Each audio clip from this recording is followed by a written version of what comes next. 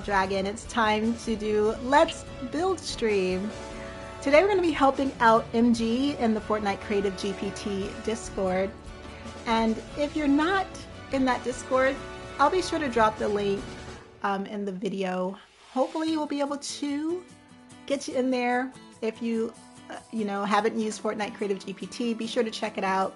You can learn so much. So join the Discord and see what you can learn. It'll be really cool. But today we're going to be building a fashion show. I'm going to take you guys through setting up the fashion show, and we're going to work on the structure of getting things going.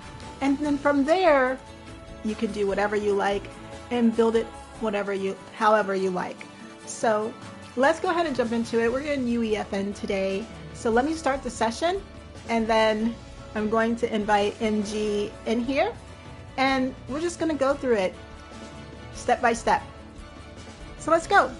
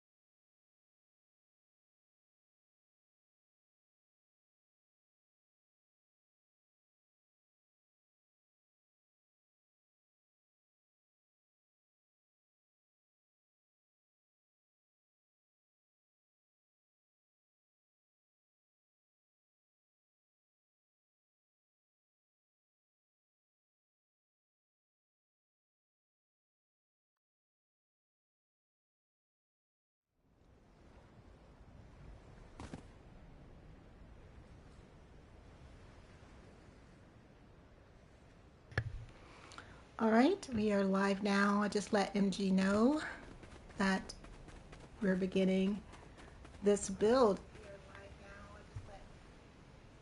All right, and I went ahead and linked it in the Discord, so if anybody wants to follow along in the Discord, be sure to do that. I also want to apologize if I do lose connection, because right now I might have some internet issues, but if I do, I'll go ahead and restart the stream and we'll just pick up where we left off. So as soon as MG joins the chat in Discord, we can get started.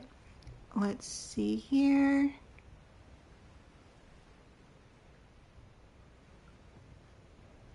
All right, so he's in. All right, cool. Welcome, MG.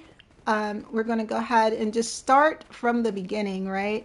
So what I'm going to do is go ahead and look over your notes. This build will just be the structure of the fashion show or talent show, right? I'm not going to build out the whole thing, but we'll go ahead and get the structure together, handle the voting part that you're taking, that you're having an issue with, and just get the whole game set up started. So if you want to, I'm not sure if you're in your project or not, you might have to start a new blank project so that you could follow along, or maybe you can update your devices. I'm not quite sure how you want to approach that, but whichever way makes it easier for you, okay? So go ahead and get that set up.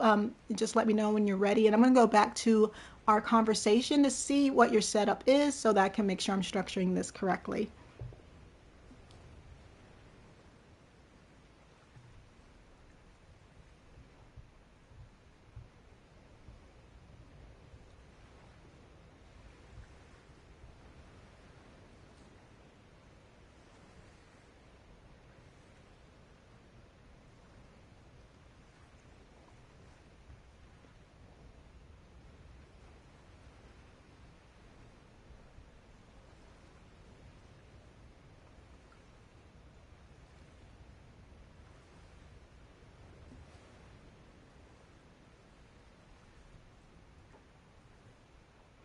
All right, so I'm just reviewing the structure here. We have, I'm going to get some primitive shapes.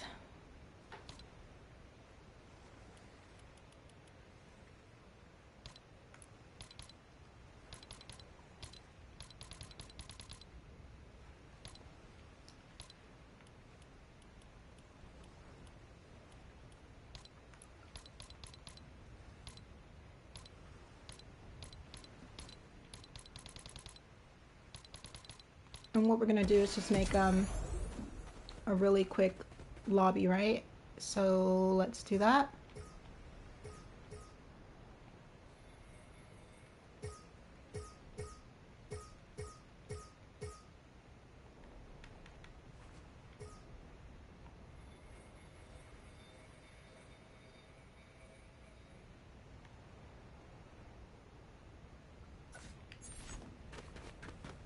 All right, so this is going to act as my lobby. Let's go ahead and add some walls. It doesn't have to be perfect. Again, this is just set up. So we'll just do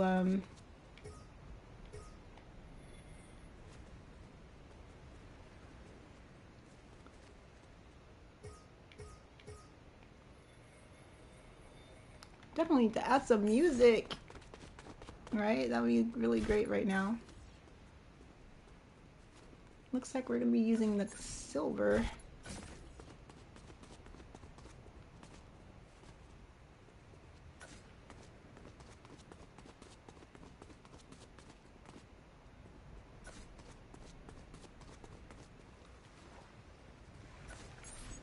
All right, so let's add some, let's do like a darker silver, right? And we're just gonna make these walls to our testing lobby here. Just putting up the structure. There we go.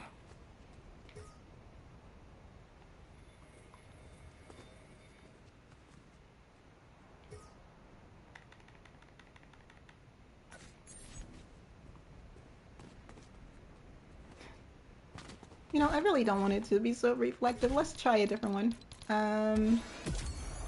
Let's see.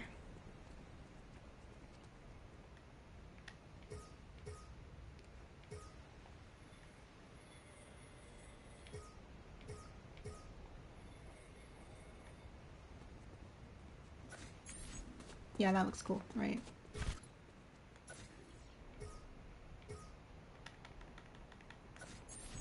And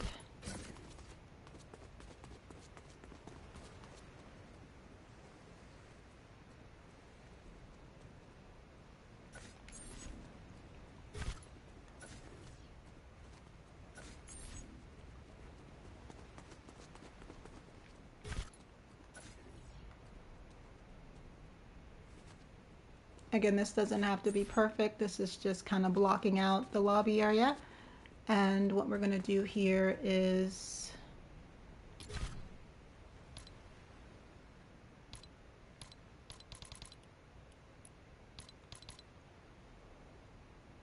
looking for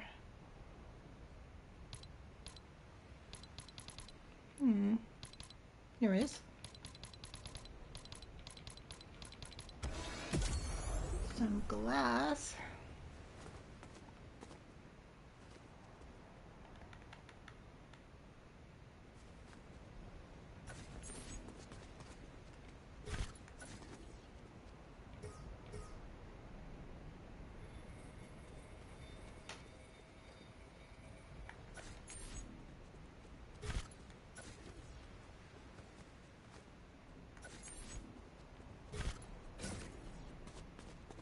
Just make it look real clean, right?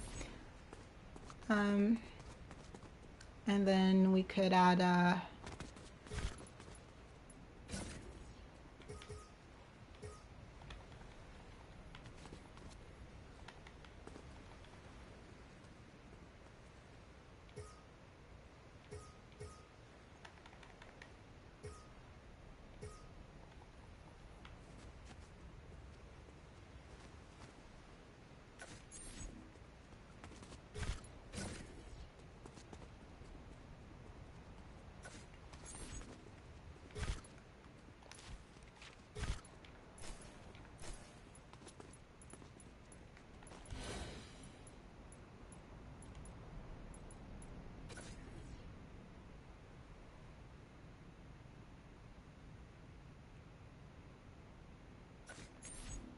So like here we have our like you know, testing lobby, right?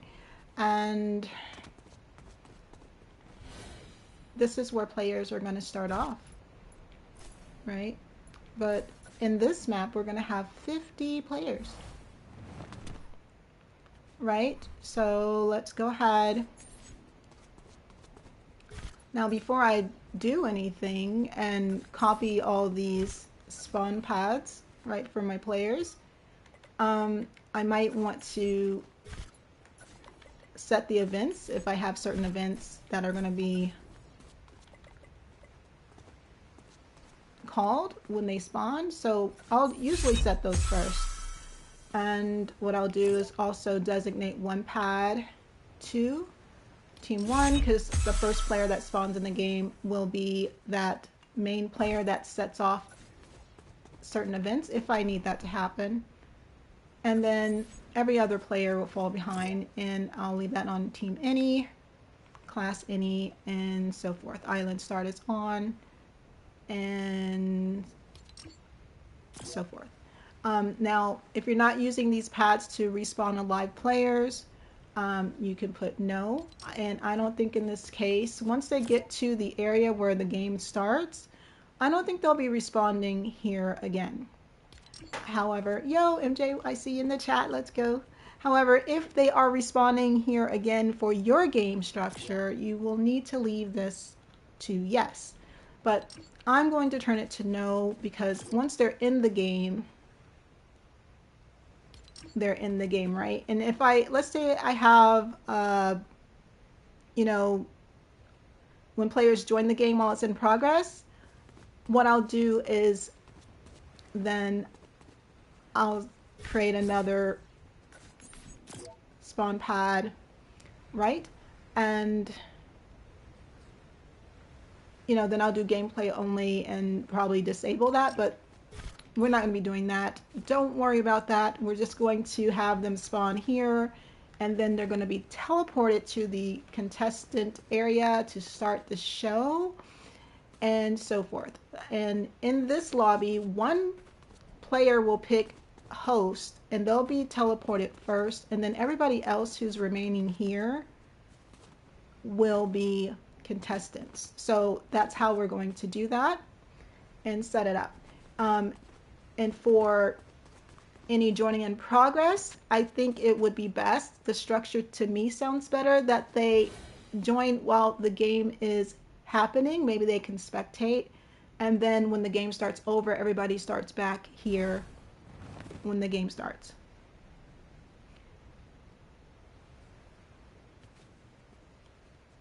All right, so show the structure of your map so far.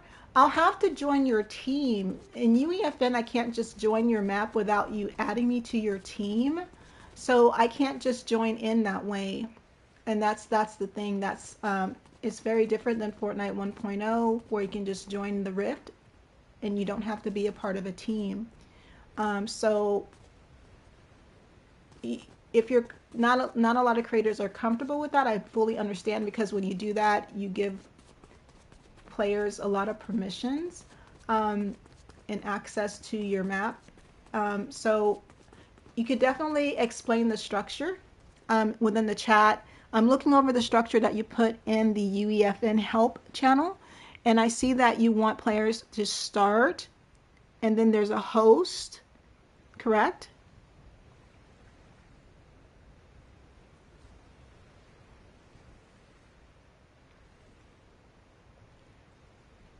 Yo, what's up, Juice World? Yeah, if you want to show me your screen, you can definitely do that. But before you do that, yo, what's up, Dodo? Long time. I hope you're doing well.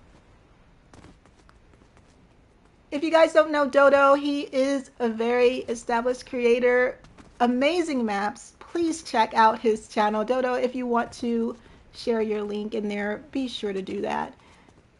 And MJ, so you said that's correct, right? You want them to start in the lobby, and then one player will choose to be host, and then the rest will be contestants. Is that correct?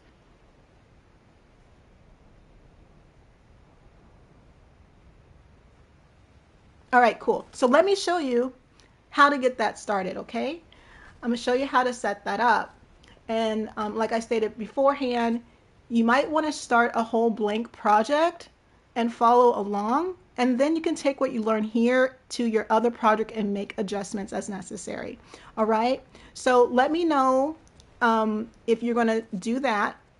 And I'll just wait for you so you can follow along because I don't want to get too far ahead of you because I know this is here to help you and everyone else who is interested in building this type of fashion show or talent show.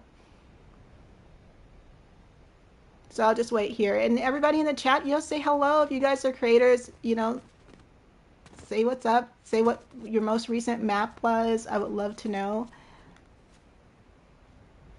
Let's talk about it.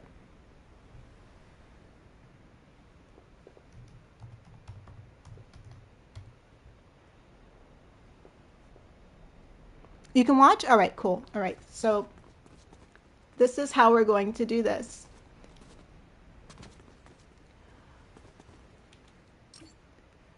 Now we can do, let's see.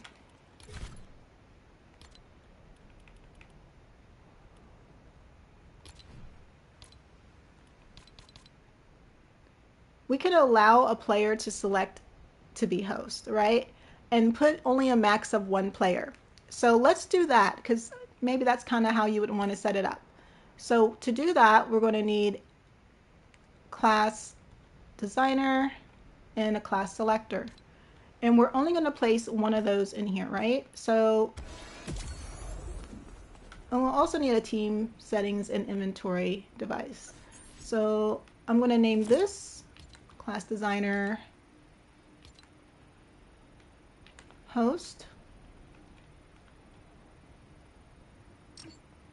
right? And let's make it a class of 1, right? And then we're going to also drop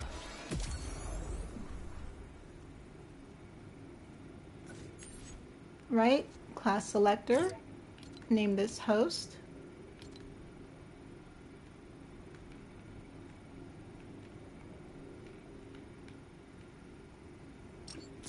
and class to switch to is 1, right? And if we're going to be doing teams, let's go ahead. Team to switch to will be 2 because I'm going to leave 1 for my global class. We're going to have a global class and team and then a contestant class and team. I'm going to do the 3 teams and you'll see why I'll do that here in a bit. I know you only want 2 teams, but I'm going to show you why that works. So team to switch to is 2, but a class of 1, right? But if you want to make it even, let's just do class of 2, right? So, and this makes it less confusing. So you'll see I'll put class 2, team 2, right? And for host, class 2, team 2. This keeps me aligned when looking at my devices and so forth, right? So class 2, team 2, that's what they're going to switch to and so forth. And class name is going to be host.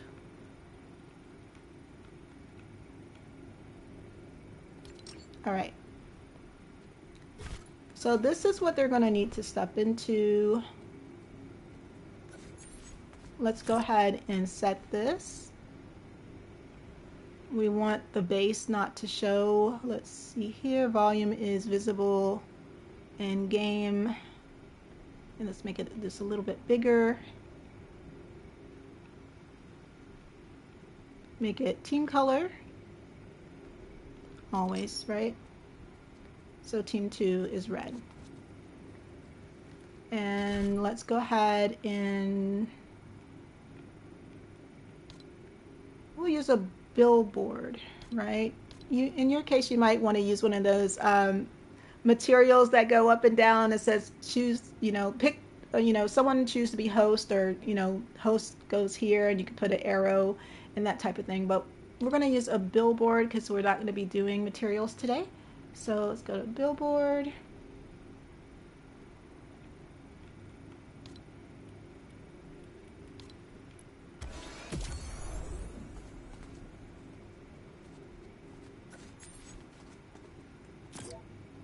And we're just going to put host.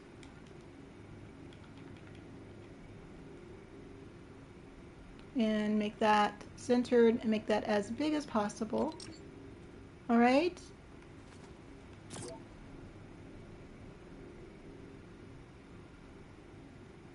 And let's make that pure white. Burbank. And to make it more visible, we'll just put an outline, right?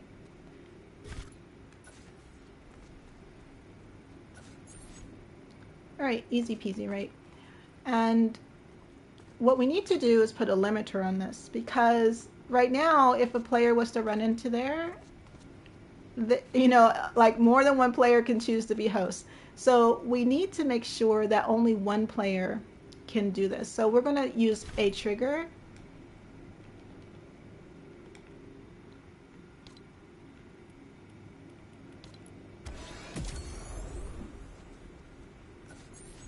And we need to name this. You can name it like host limiter, right? All right, cool. So now we have our host limiter trigger, right? What we need to do, make sure it's not visible in game. It's enabled on game start, triggered by player. Not necessarily. It's going to be triggered by device, right? Triggered by vehicles, no. Triggered by sequencers, no. Triggered by water, no, right? And it can only trigger one time, right? What this means is it's going to trigger once and disable itself. You'll need to re-enable it. Let's say your game doesn't have like a time limit, it doesn't end the round, then make sure you send an event to re-enable it. However, if you don't want to trigger it one time and disable it, there's other things that you can do, but for this tutorial, we'll just do trigger one time and then it's going to disable. And we can turn off the VFX. We can leave the sound effects on for tutorial purposes to make sure that the event is being called. We can hear that it's being triggered, right? And transmit every one trigger, right? So we want it to trigger when receiving from the class selector on, it could be either one, class or team switched. So let's do team, right? And on triggered, I'm going to send an event to the class selector to disable it.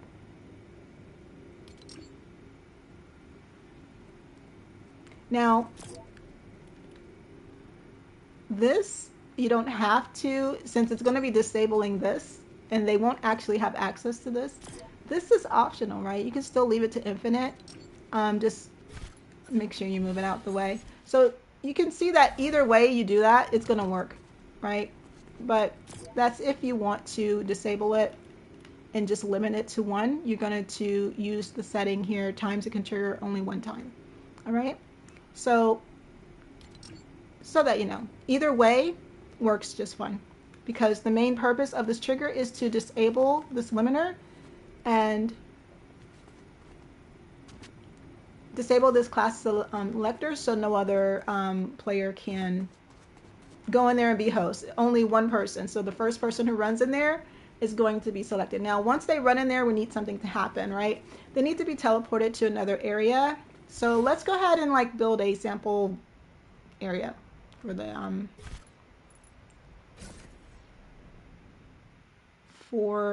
the contestants.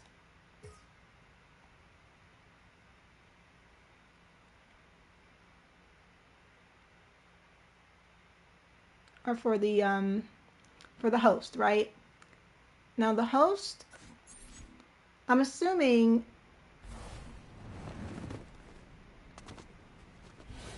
they're going to be like in a room or something.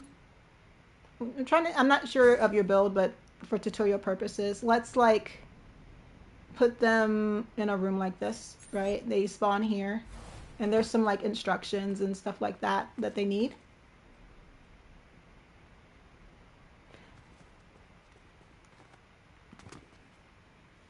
Yeah, yeah, in the Discord for sure.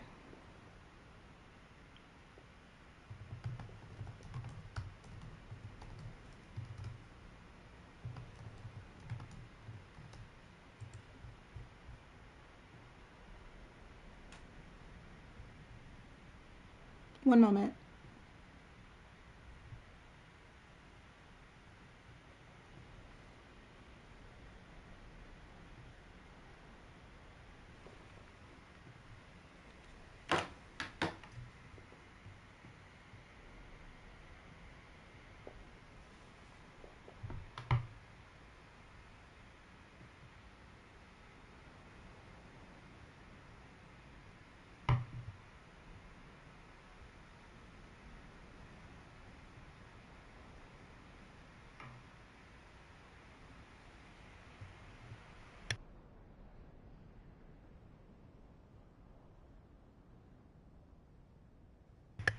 All right, you are on and on the stage. All right, you are on and on the stage.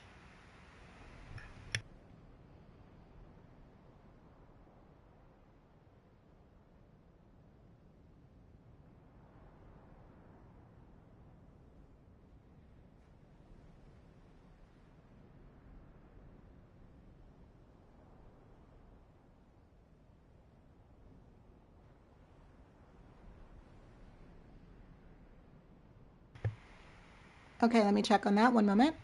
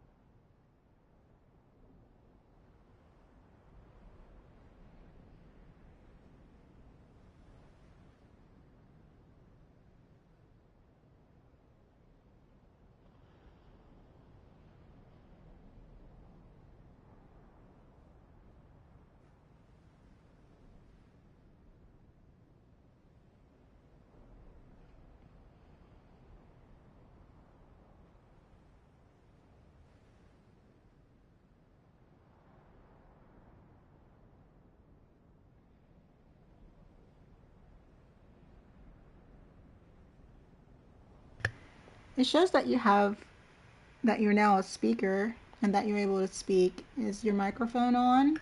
Let me just. It shows that you're now a speaker.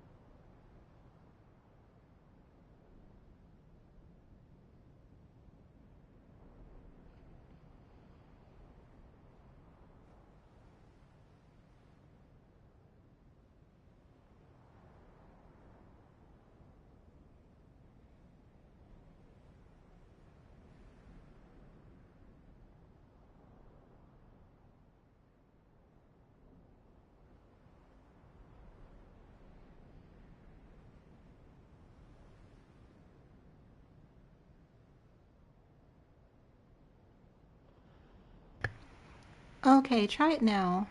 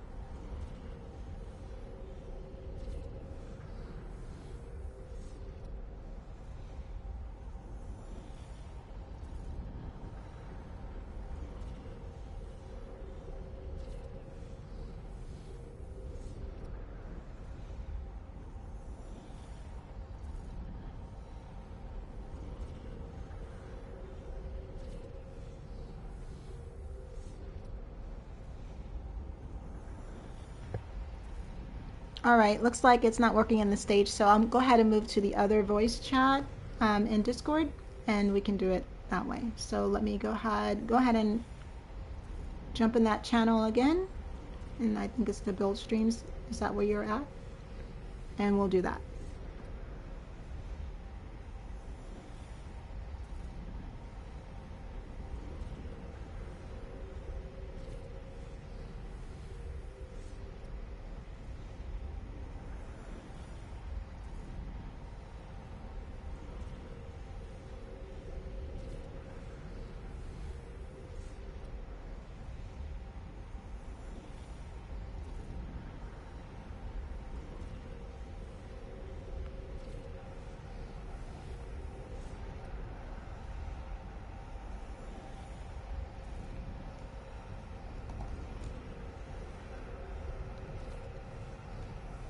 All right, so I see your screen, but I can't hear you.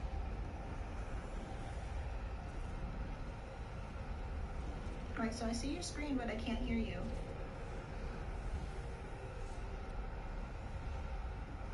All right, so I see your screen, but I can't hear you. All right, so I see your screen, but I can't hear you.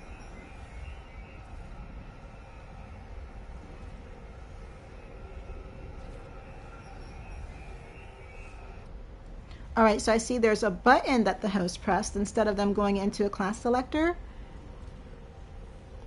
Is that the major difference?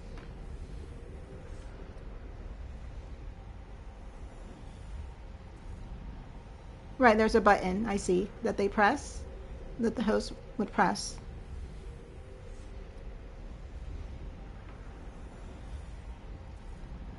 Would press.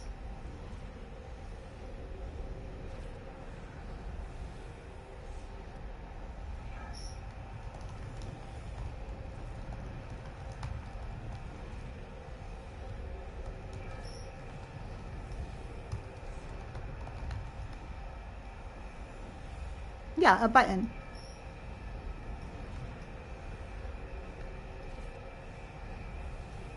Yeah, a button.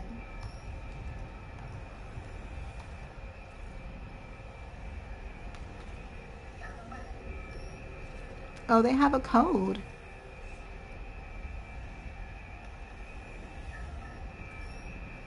Oh, they have a code. Okay, so all right, so this tutorial won't cover that, but you have that installed and that's working correctly, right? Okay, so all right, so this tutorial won't cover. And again, sorry about the echo if you guys are hearing that in stream. I'm not sure.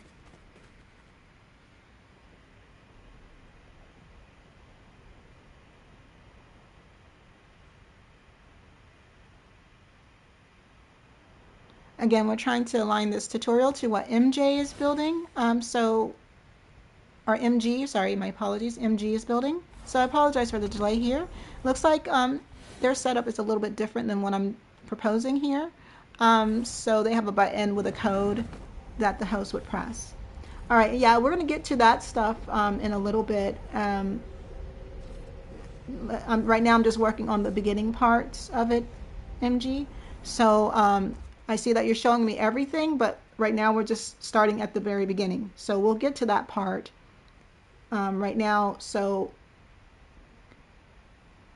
right now we're just working on the primary part, and I see that you're showing me everything. There's a backstage. I won't be doing all that right now. I'm just working on the structure and the voting part for you.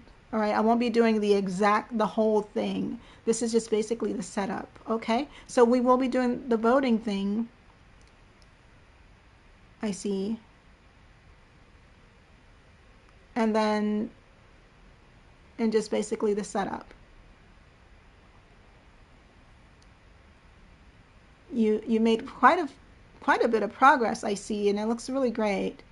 But I'm just here to address your issues because you did tell me in Discord that you're having spawning issues, and in that sense. So I'm here to streamline that process for you to help you with the spawning issues and then to help you with the damage volume because you're saying there was an issue, you wanted to add a timer with that and so forth. So I'm just streamlining that process. Everything else that you have, you can definitely keep. I'm not going to be I'm rebuilding the entire map. I'm just going through the issues that you're having and showing everyone how to set up this type of fashion show. Okay, I just wanted to let you know that.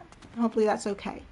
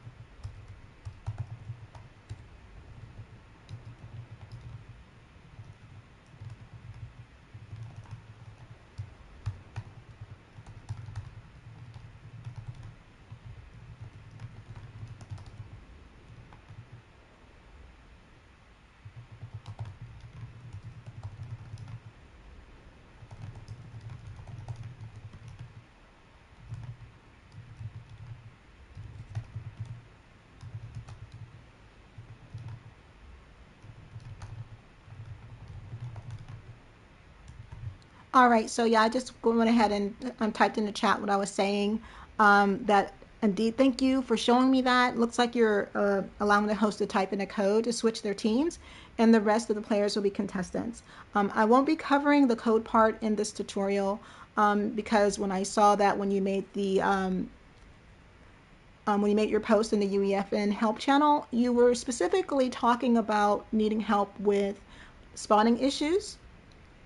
Players were not being assigned to the proper teams at game start, and you were having an issue with the voting mechanic, meaning when you receive 3 votes, you want the damage volumes to turn on only for about 2 seconds and then turn off, and you want that system to work properly, and you were having some issues with that. So those are the only things I'm going to be covering in this tutorial. Go ahead and leave your code. If that's working fine and they're switching to become hosts that way, that's fine. In this tutorial though, and while everybody's watching, it's going to have a class selector that can just run into it, and then they're going to be teleported here. It'll have some, they could put information here and whatnot, and then the host can come out and sit, and then the contestants will be there, and then they can do the show, right? And then I'll pick up there with the voting mechanic, right? So I'm just going to show that basic structure in this tutorial. This will hopefully address those issues that you had, and everyone else will also know how to set up this basic standard type of fashion show, talent show. In addition to that, they can always add additional elements. This is basically a building block, right? So if you want to add a code, you can take out this class selector and you can do that if that's what you wish to do, but this is to help everyone further understand just the basic structure of getting this type of setup together. Okay? All right, cool.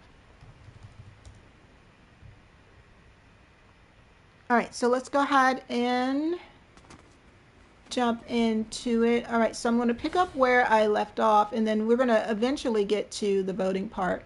So we have to first establish like the teams and how the teams are working and whatnot. You know, just imagine this is everyone spawns in, and then we're going to need some events to change everyone to contestants, right? But I'm going to use a global team, right? I'm going to use 3 teams just to show you why that works better.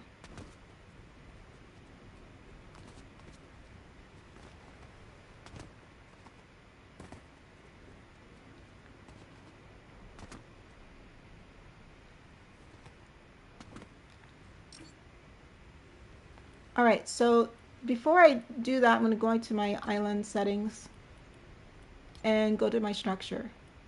Your game's going to have a maximum of 50 players, and we need 3 teams, right? And dynamic, because we're going to use devices to set teams.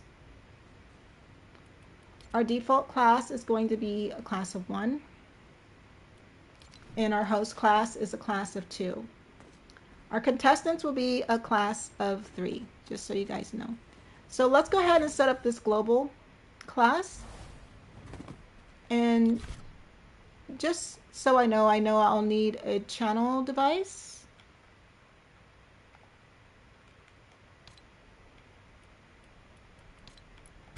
And this is why it's good to have like 3 classes. Let's say you want someone, when someone joins in the game and they're not a contestant, they don't need to have a contestant class. They need to be, you know, a waiting player or something like that. They need to be a global class because that would help not affect your other systems, right? So this channel device is going to be, I'm going to name it Spawn Events. And I'm going to put what it's going to do. So it's going to do global. And we're going to say new players in game. Our new players arrived. That's going to be the broadcast event name. You don't have to put that there, but this is good if you're using channel devices to send events based upon event names. So you can see this listens for a specific name, this will broadcast this name, and so forth. So, and this is going to transmit when receiving from player spawner pads. And this is where you'll add all player spawner pads, right? Well, when you copy and paste these, it's going to add these automatically. So that's really cool. You don't have to worry about putting them in individually because that could take a lot of time. Now we're going to go to class selectors, right? We're going to go back to that.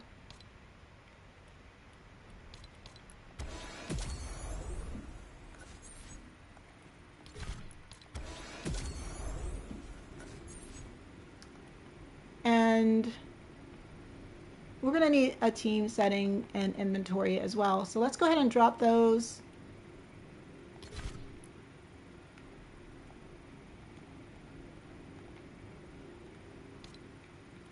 And we're going to need one for each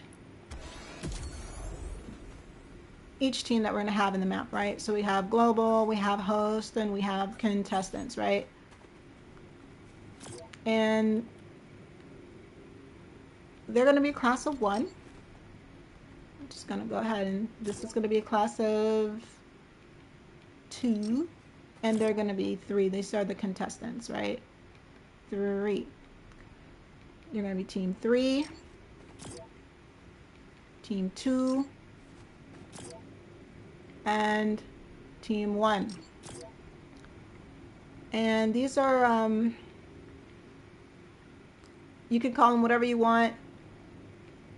New players, new player team, and give them an icon if you want to do all that, right? Just make sure everything kind of lines up.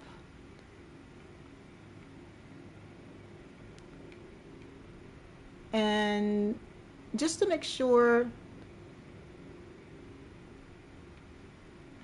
we have them on the right class, we want to set invincibility on, right? And then for the host, we want to set invincibility on as well. But for the contestants, definitely you want to make sure you leave that off. All right, so we're just going to go to off, right? And let's go ahead and name these devices.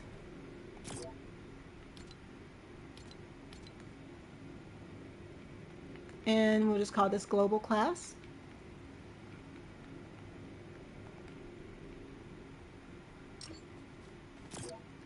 And this is host.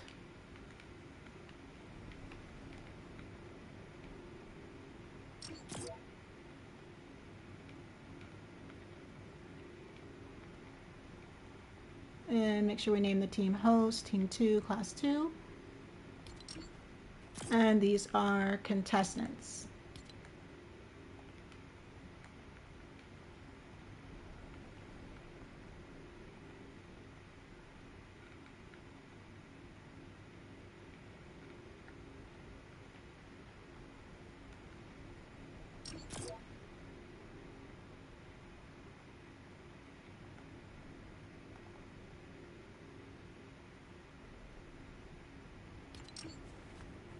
All right, now we need to connect this and this, right?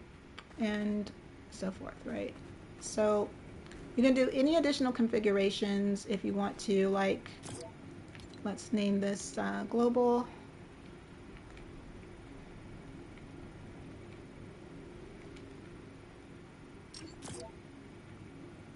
And global class is 1, right? And new players, just name it the same as the team.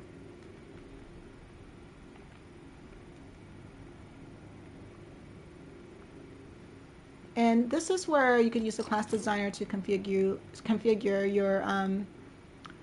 your any class that you want, right? So if you want them to start I'm just going to put invincibility on. As new players, they come in, they can be invincible. Start with pickaxe, doesn't matter.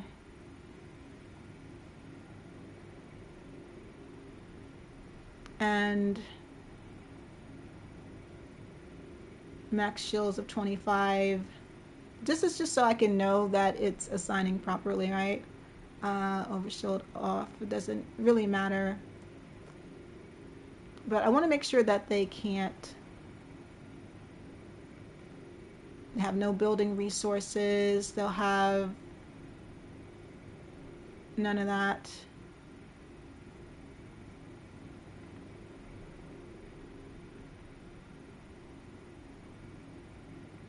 None of that.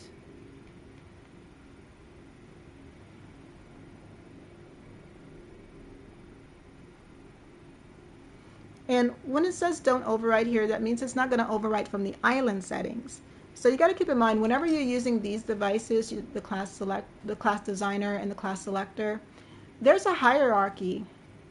And depending on what you put here, it might override your island settings. So keep that in mind. I'll post that hierarchy in the Discord so you can see what it is.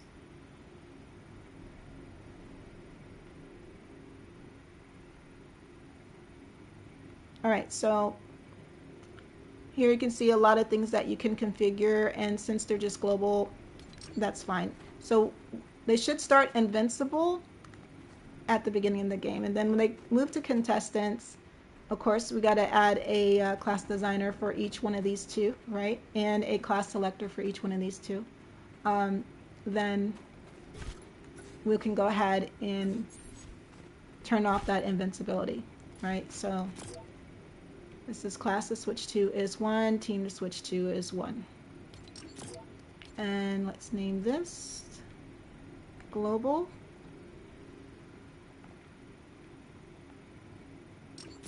All right. And we want it to switch instantly and so forth. So I'm just going through this so you guys can see the settings.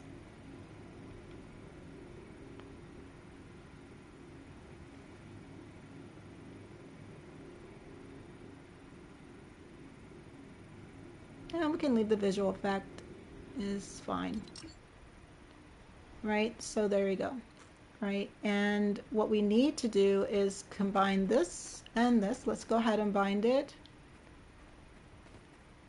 So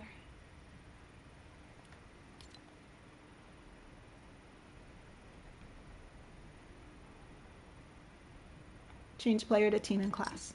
There. So now, and we'll add the other class selectors for the other teams here in a bit. We'll just need one for team 3. Now when I do this, right, this is already binded. Perfect.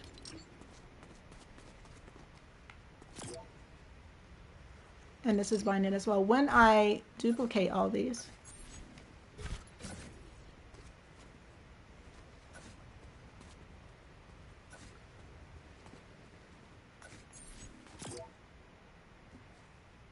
you see how it's already binded. And you can go here, and this is, of course, you see how it adds them all? Already binded. It's a good thing to also rename these two. Make sure, you know, player 1, player 2, player 3, player 4, player 5. That's a good thing to do as well. However, I'm not going to do that. It'll take a bit of time, just trying to take you guys through this process. So if you have 50 players, you're going to put 49 of these spawn pads, right? Be sure to duplicate that, but before you duplicate, set up your settings first. This will save you so much time, right? And save you a big headache. All right, so there we go. Now when we spawn into the game, we're going to be team 1. We're going to be on that global team. So let's go ahead and save and then run that test, right? just to, oh yeah, I need to save through. I'm in UEFN, so I completely forget sometimes that I have to save through here. So let me go ahead and check in changes.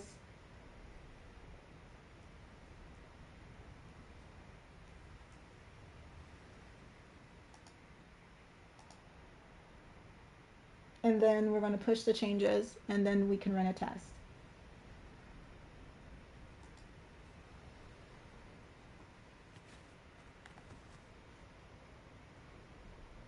That's one thing I miss about, Fortnite 1.0. It was so fast. Like you could just literally make a change and go straight into testing without having to push.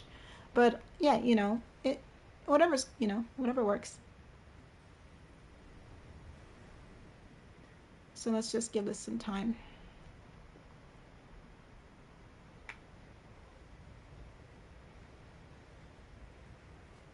Yeah, I missed that speedy process because it really like sped up the process. I could do mechanics so fast that way.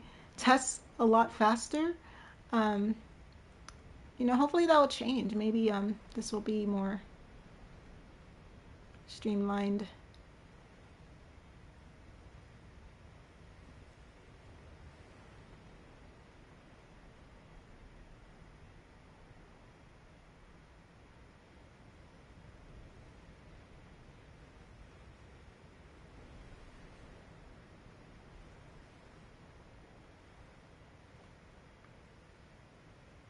Hopefully this doesn't take too long. Sorry, you guys.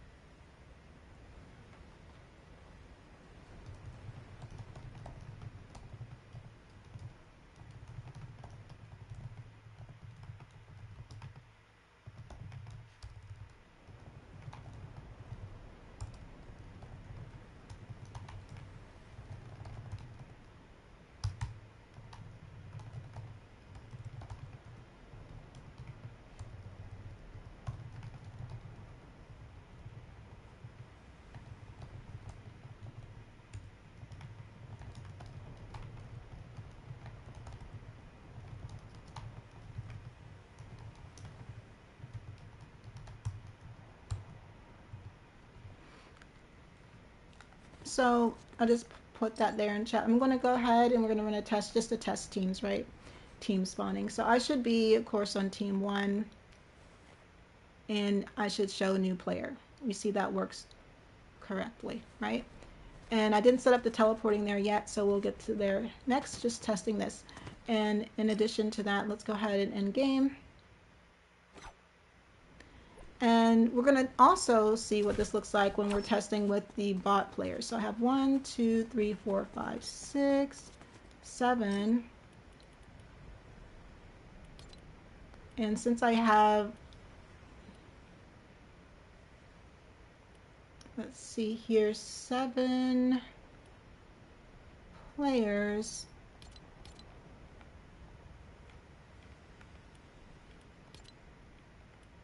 I'm going to bring this down because what it's going to do is it's going to fill, right? We're going to go to debug. We're going to turn this on. And we're going to go to fill. And that's going to fill just these spawn pads. So again, let's continue on, and we're going to test that here because we have to run another push change. Let's go ahead and just connect this teleporter, and let's just assume they put in the code, right? So let's see here, and then we also want teleport.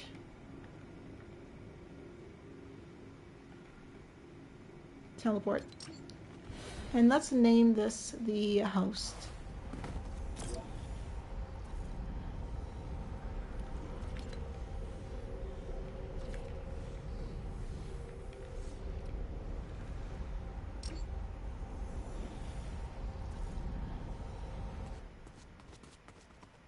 So the host will come around here and there'll be the table with the buttons, right?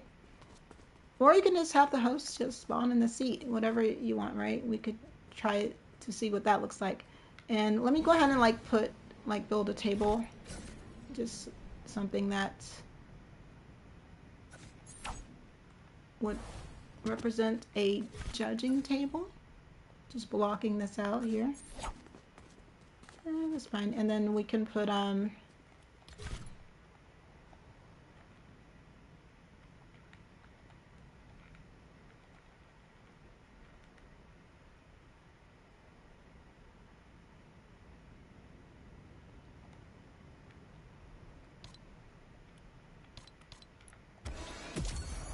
I mean, you could put a chair here.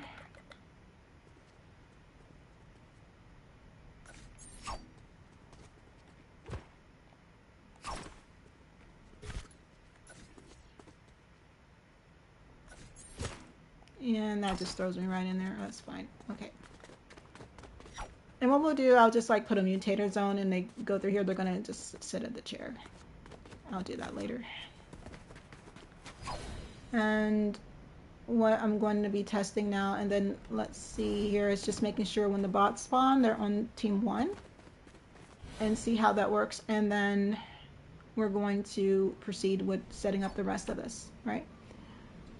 So let's go ahead, again, taking it one step at a time. Save.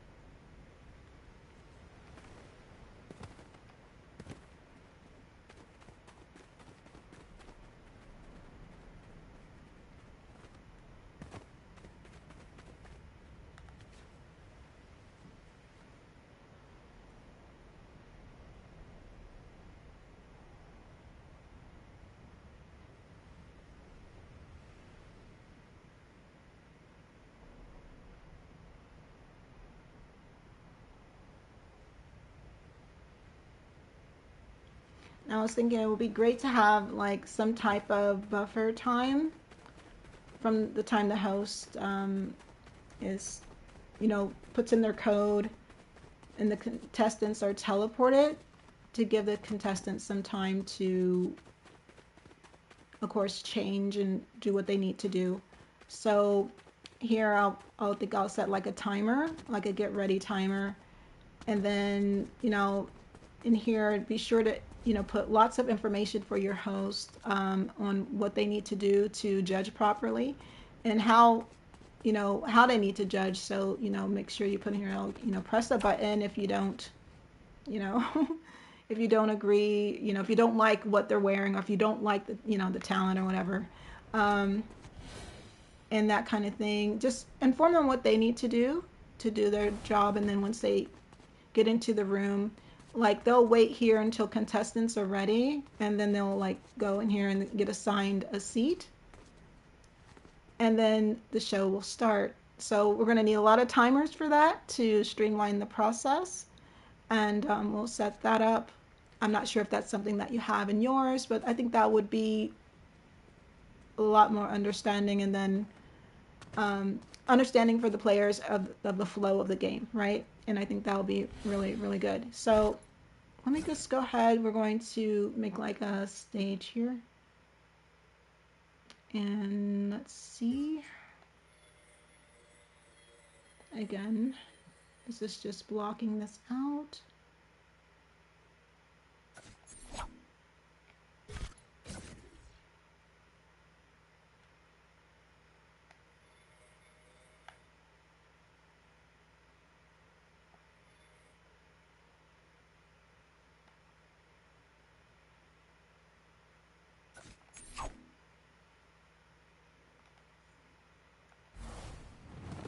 And that's kind of high enough, I guess.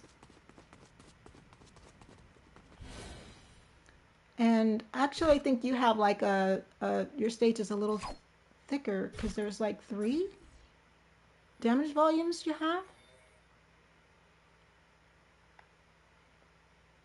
I think. So, um,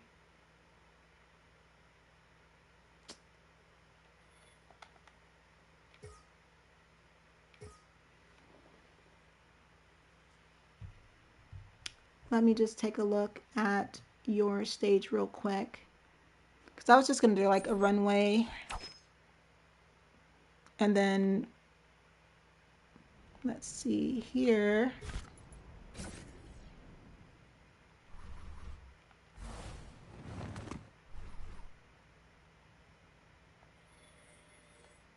We'll put our X's, right? But again, this is just a mock-up. You can still do this based off of how you have it. This will be like there where the X's will go. As an example. They won't be able to see it while they're here though, doing whatever they're doing. And you can just take the same process, and once the 3 X's are on here, it's going to turn on that damage volume and they'll be gone, right? So just getting that set up.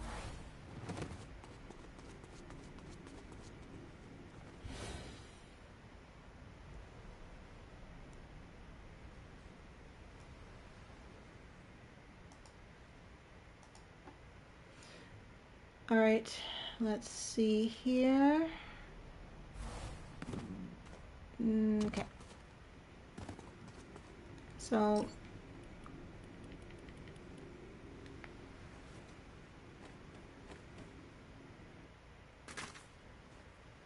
all right, we had one. He's in the sky. We have one player that's missing. No worries.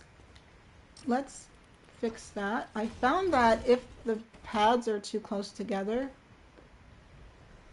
they spawn in the sky when it comes to the bots. So let's just do this, see if this fixes that issue.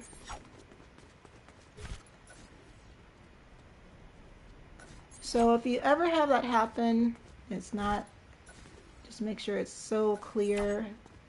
It's probably a collision issue with the bots. It's not your settings. Players would normally spawn here.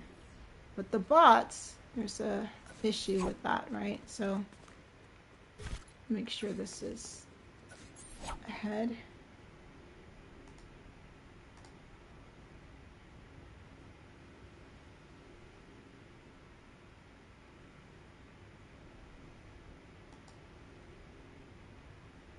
And then we have to push changes again. Sorry.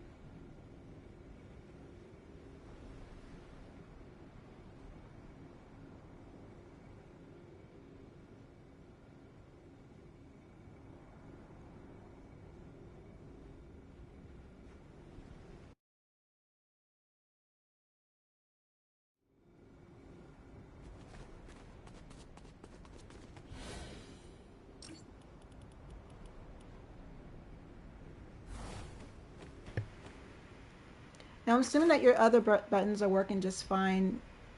Oh no, they didn't. They still draw this guy. How odd. But you see, they're all on the same team.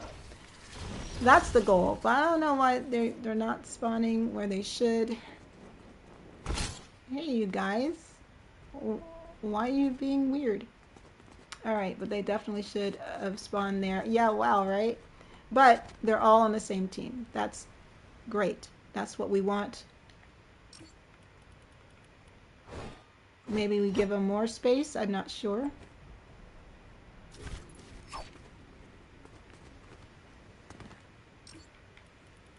What we can do is see what the system's doing here. I'm gonna do. This is weird for these bots. I'm just curious here, so just respect the process, I guess. We're gonna try something. Oh, I gotta save and those changes.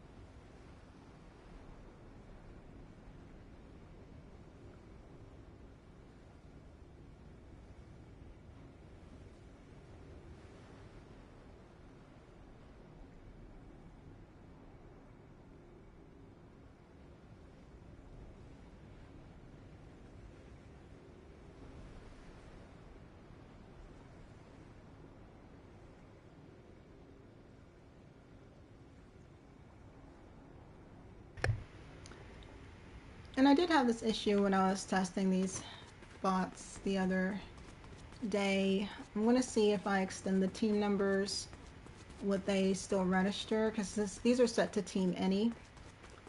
And see if that works. But in a normal situation, players would still spawn there. So if you're having that issue and you're like, oh no, everything's broken. No, no, no, no. See, look at that. They all spawn there now.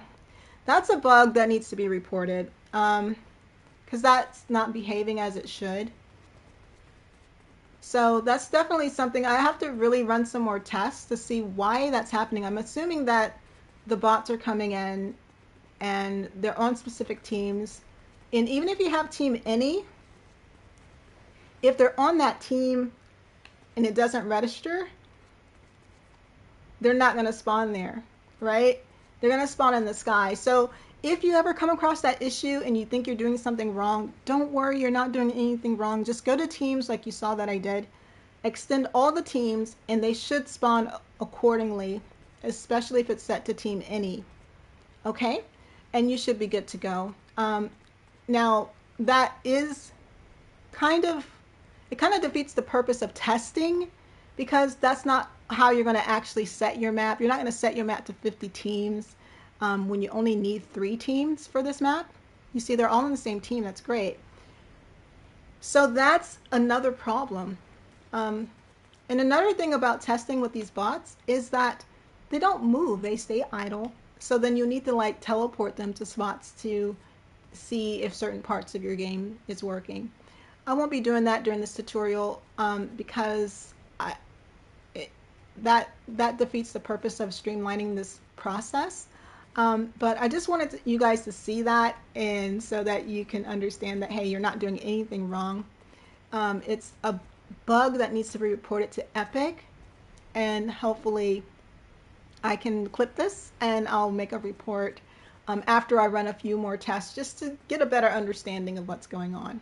So let's just jump right back into it. All right, so all our players are here. We're all on the same team. Perfect, right? And when I run through here, I should be host and everyone else is still new player, right? When I run through here, I'm going to set a timer. It's going to set everyone else to contestants and then teleport them to the contestant area. And then here I'm going to be like, there's going to be a barrier. I'm going to be waiting or whatever. And we'll go ahead and get that set up. So we see this part of the structure is working just fine. And let's go ahead and end the game.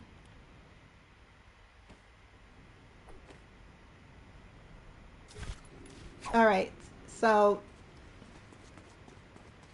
that everyone knows, this island settings should not be a max of 50 teams, but we have to set it that way because of the bots, okay?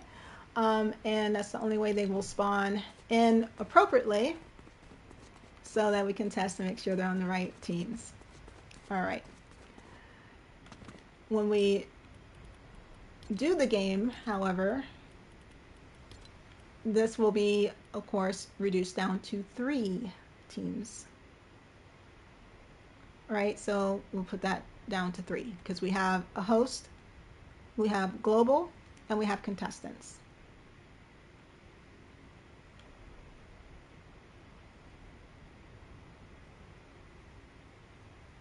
Yeah, no problem. And thanks for being here. I'll go ahead and continue and you can just watch back.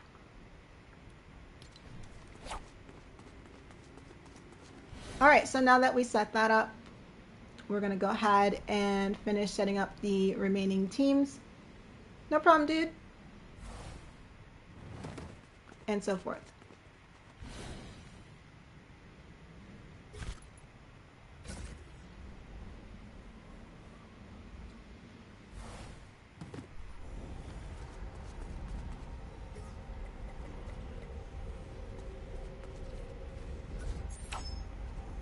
So this is going to be our contestant teleporter.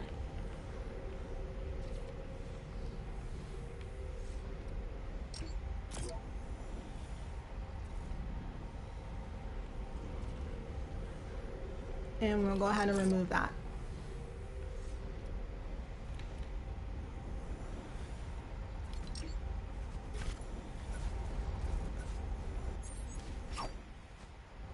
And this is where all the bots should teleport to, right?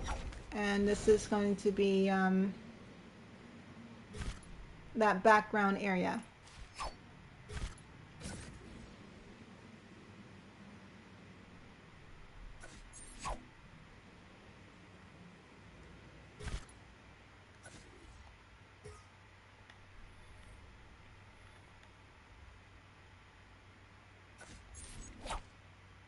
Right?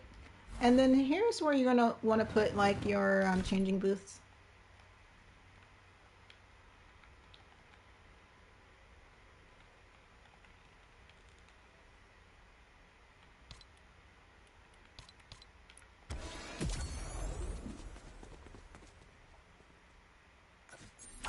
And so they can change and whatnot.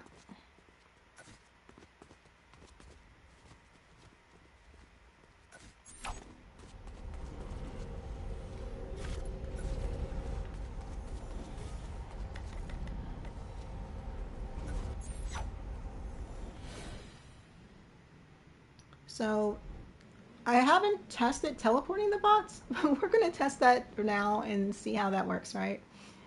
And what we're checking for is when they are teleported, they're switched to contestants, right? So to set that up, we're going to use a timer mutator zone that will enable and teleport them here.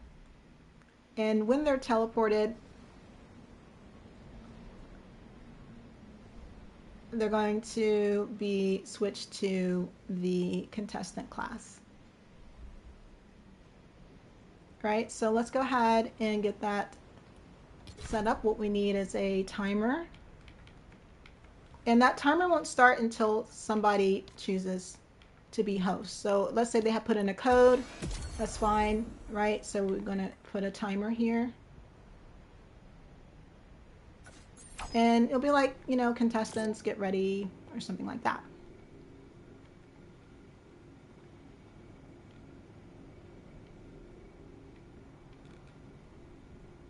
And let's make it like 7 seconds. Well, for tutorial purpose, 3 seconds, right? And we don't want it to start at game start. Cannot interact. On completion behavior, you can put reset. That's fine. Nobody should be in the room at that time anyway. And then contestants get ready.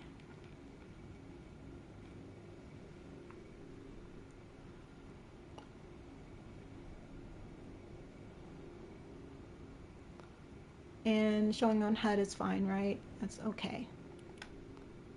And we're going to start when receiving from class selector host on team switched. Let's make it 7 seconds.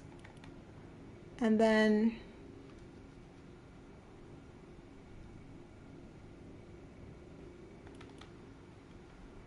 I'll make it 10 because I'm going to have to fly over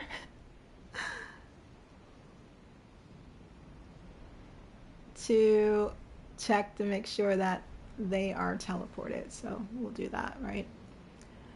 And then what we need here is on success. So we're going to do a mutator zone.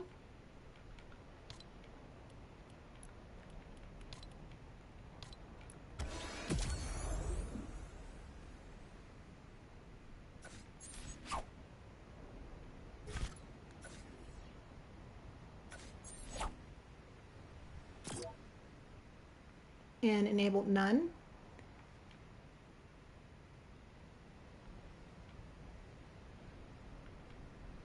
And just kind of guesstimate here. That's not bad. Just make sure it covers the entire area. That's good. And then on the clock here, or timer, sorry, we're going to, on success, mute, enable, right? So let's name this mutator zone. This is going to be contestant teleporter.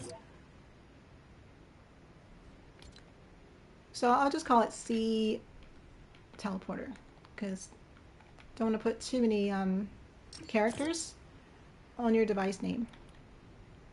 So we have that automatically binded, and then what we need is on player entering zone, we're going to send an event to teleporter.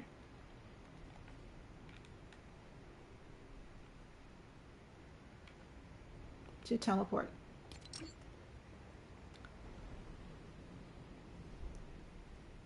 Next, we need a class selector for our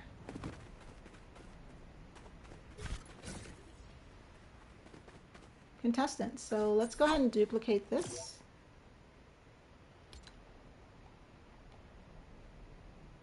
Name it contestants.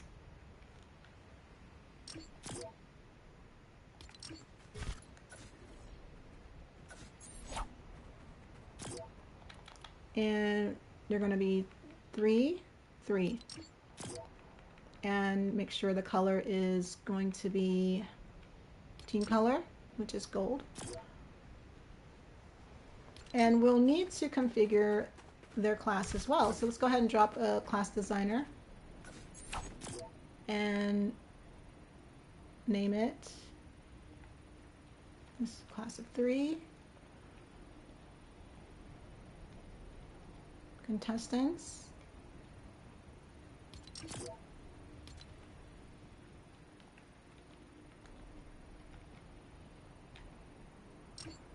Right, and then we can configure their class here. We don't want them to have any invincibility. So let's turn it off, right? And maybe you want them to have low health because they have to be eliminated. So max health of 25, starting health percentage. don't override, right? So they're going to have a max health of 50%. Yeah, that's fine. And they don't need all these things, right?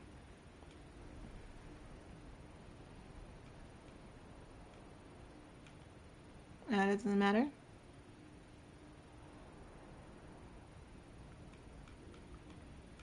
But it's stuck. I'm like, why isn't it moving? Okay. All right, so that really doesn't matter.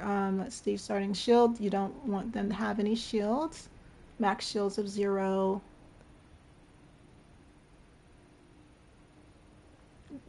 They don't need overshield. Do you want them to move faster? This is where you'll set their movement multiplier. I think, no, that's fine. They don't need sprinting. Unless you want them to have that, it's up to you.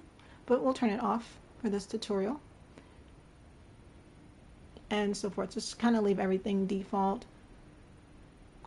They don't need any ammo.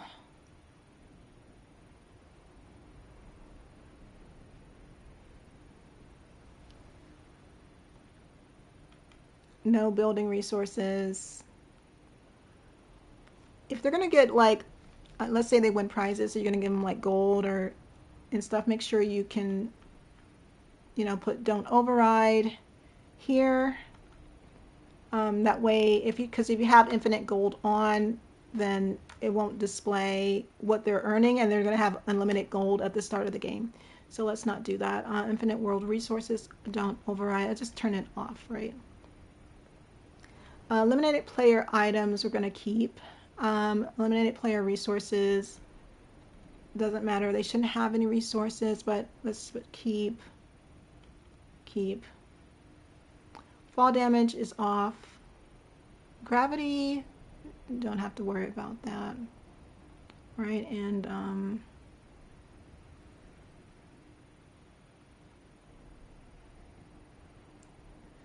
just kind of leave everything standard, right? Cool, right? And I always kind of go here to echo what I put in there because of the hierarchy. So keep that in mind as well if you're going to be doing that. So I'll just kind of go through here. They will not have pickaxe. Make sure they're not invincible. Starting health percentage, max health 25.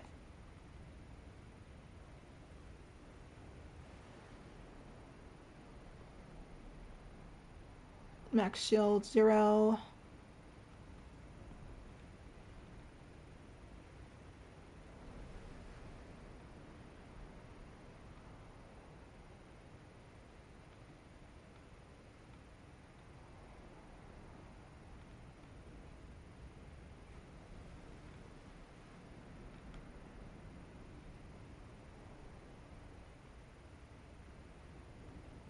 Again, you can configure this however you want to. This is just tutorial purposes, so I'm kind of keeping all this default, right?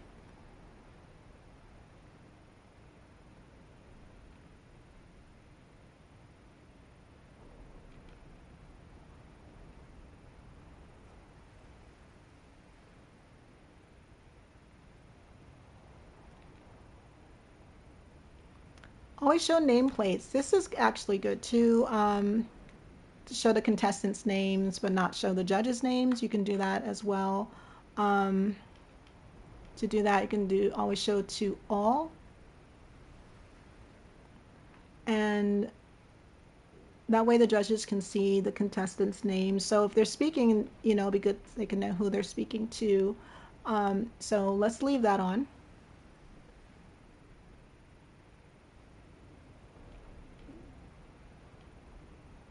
And hide behind obstacles, that's fine. And again, you can set this however way you want to, right? And go through that to configure the player.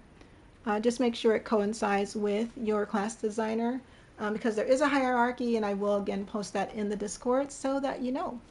Right, so that is our contestant class. We need this to switch. when they're teleported, right? So since we duplicated this, let's go ahead and remove that. And we want to change on teleport, right? So teleporter.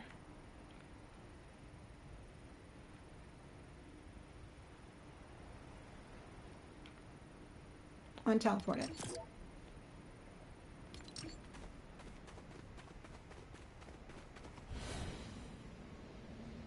All right, so what we'll do here,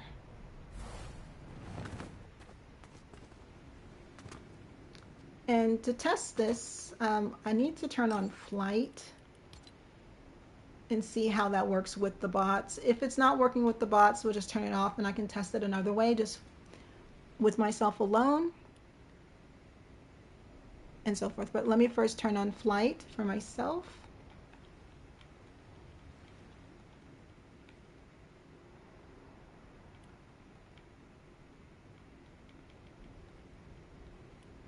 And let's save this and run a test.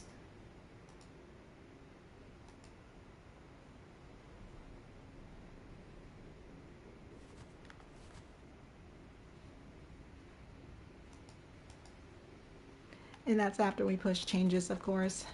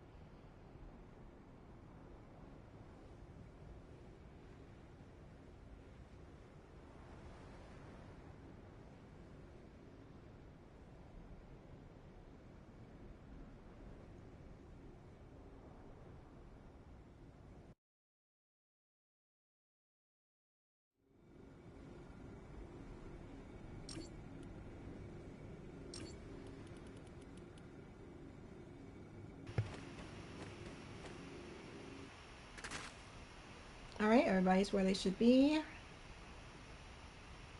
Everybody's new player. Timer doesn't start. Can I fly? All right, cool. Timer should start. Let's see if these bots teleport. They don't. All right, so bots don't teleport. But I do. All right, so I should be contestant. So that works, right? Yeah, there's definitely a lot of updates that need to be made with the bots. I think it's, from what I'm seeing, oh, I can't fly anymore.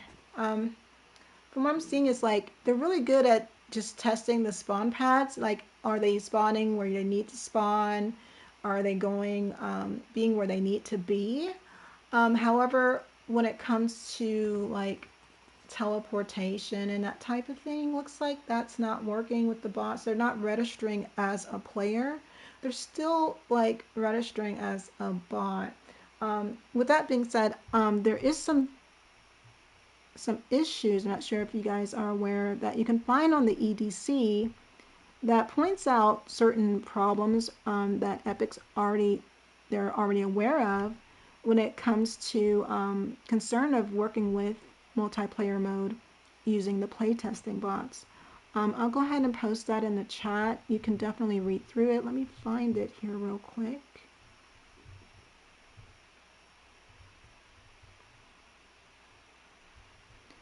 So I'll go ahead and post the link, and what you'll have to do is scroll down to test player known issues, right? And you can see that list of issues that Epic's already aware of with the bots.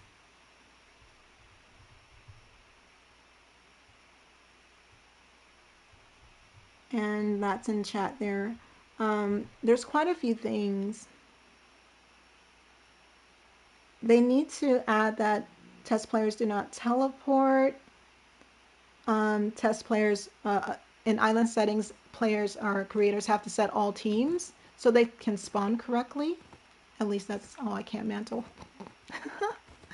All right, I forgot about that. All right, and so forth. There's a few things that needs to be added there. So I'll definitely, like I said, I'm going to run some more tests, and then I'll make a report on the EDC of what I find. But we see there that everything is working good and being assigned appropriately. So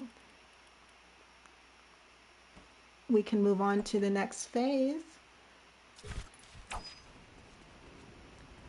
And while we do that, we're going to go ahead and, since the bots don't teleport and they won't be primarily assisting in this, we won't really need to use them. So let's just go ahead and turn them off.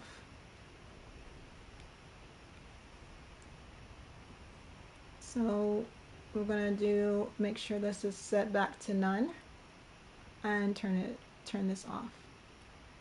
Because they're not really contributing in the way that I would want to have them. So that's okay. All right, so we see that the timer works, the teleportation works. The classes and teams are being assigned correctly. What we need to do here next is create a barrier here and here. Now, when that barrier is placed,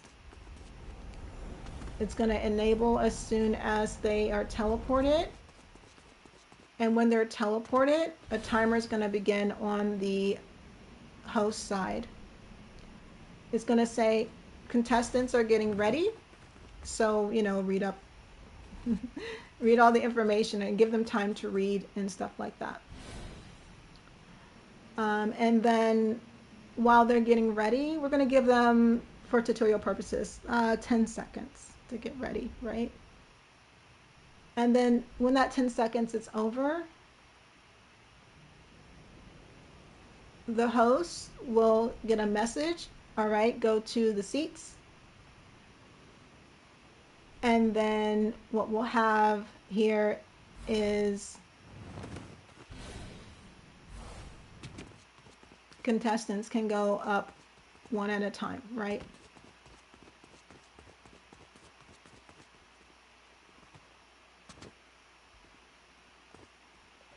Now, I believe with MG, he has a system where they're connected to a player reference device. So everyone who spawns is connected to a player reference device, and that gives the host the opportunity to see all the contestants when they're back here in the back room. I won't be covering that in this tutorial. He already has that set up, and he didn't say that he had an issue with that. He just had an issue with making sure their teams are assigned correctly and spawning correctly, and he had an issue with the damage volume, and he's wanting it to be so that when the judges all press the red button and there's 3 X's at the top, kind of like, you know, that TV show, America's Got Talent. When 3 X's show at the top, then a damage volume will enable for a certain amount of time, and then they can see the next contestant. He didn't say, or they didn't say that they had any issues with the other buttons, so we'll just do the red buttons for now, right? And we'll do that setup.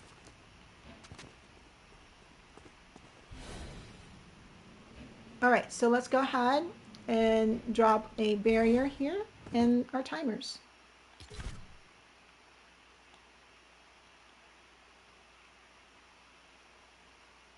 Of course, their setup might be different, but there's some similar elements here, hopefully that he'll be able to use to help him with the issues that he's having. So let's go ahead and size this barrier.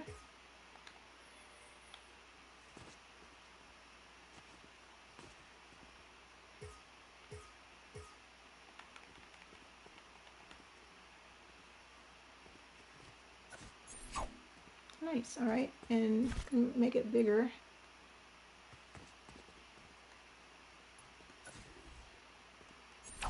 Looks like I can't select it again. There we go.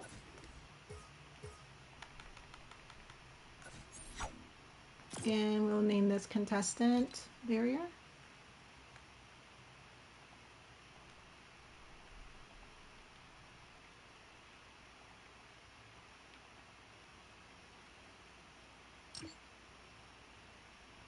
And we'll just duplicate this and put this over here and name it host.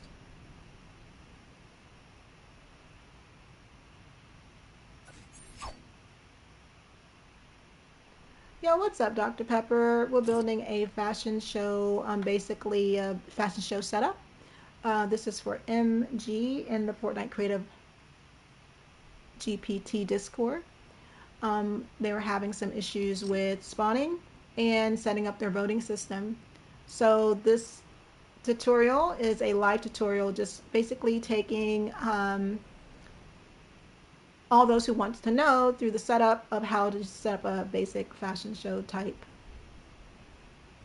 fashion show / talent show type of game.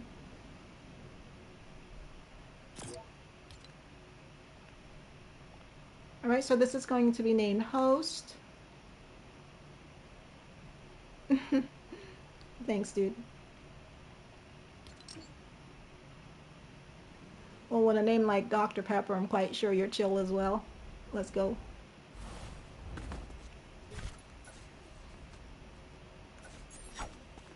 You know, I haven't had soda in a long time, but I have to say Dr. Pepper is quite in that top 5.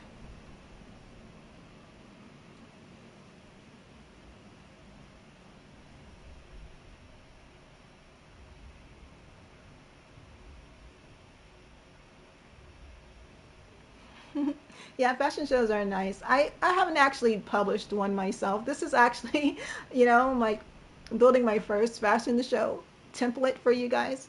Um, but yeah, they're pretty fun when done correctly.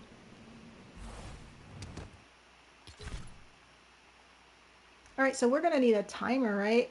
Because as soon as these contestants come into this room, we need a timer to start for both them and the host. So this is going to be displayed to everyone, right? And we'll just go ahead and you can put it whatever you want. I'm just going to put it here for now because it's going to be displayed on HUD anyway. And we're going to name this contestants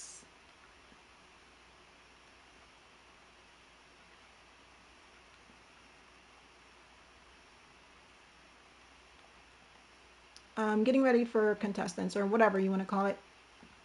Let's see, getting ready for contestants.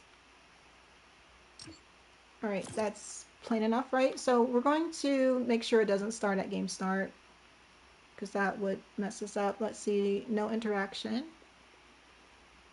And echo the name, getting ready for contestants.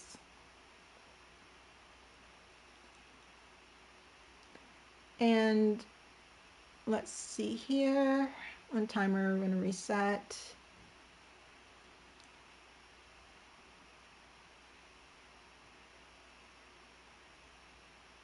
And let's see here, it applies to everyone. Now you can do like specific team timers if you want. You can actually add one here that says, you know, wait for contestants. That's just assigned to the host team. And then here there can be like get ready for the show and that kind of thing, right? Let's do something, I'm like, maybe I could do like a player reference device that would like show here and here, like the names. That would be something that, you know, but I know MG's his isn't exactly like this, but I think that would look pretty cool. So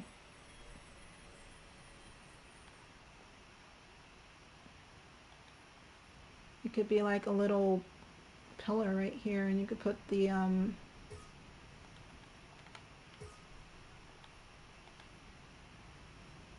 player reference on here, and when they walk out, it'll show their name and stuff like that.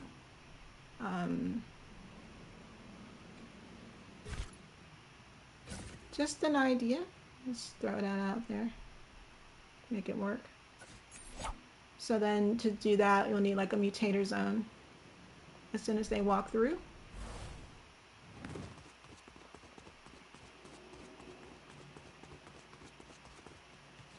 And we need to also make sure that we have a bunch of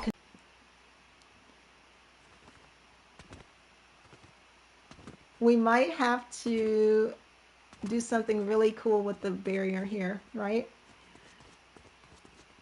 That when a person steps into an area, like probably in like a mutator zone here, it'll switch them to a particular class. But we'll have to put a limiter on it, and until they're judged, right? So it'll be enabled once, and then they're judged, and then it'll re-enable for the next person to come out, because we have to do some type of traffic control. So that would be kind of cool. Let's implement that as well, because that's going to be needed. Because if we leave it like this, yo, thanks for the subscribe. Thanks for joining, dude. I really appreciate the subscription. I really do. Thanks, man. Because if we leave it like this, you're gonna get like an instance where everybody's running to like the front of the stage, and that's not gonna be kind of cool, you know. Like players like this map is bugged, and it's not streamlined. So let's definitely implement that.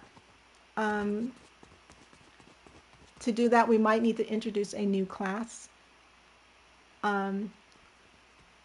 So we'll implement a judging class, because what you can do here is set on this barrier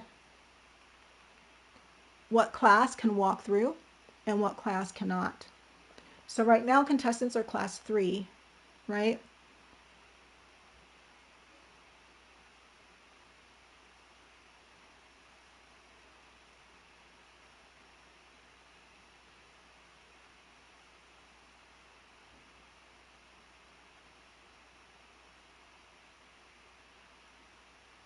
So we want it to ignore class.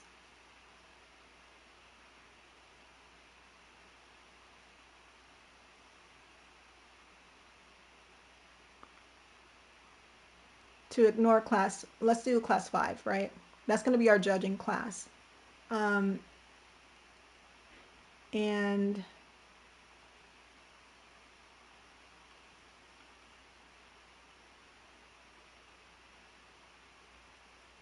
that way it's not going to ignore team 3 in class 3, right? So what'll happen here, let's see, I'll just go ahead and put my mutator zone.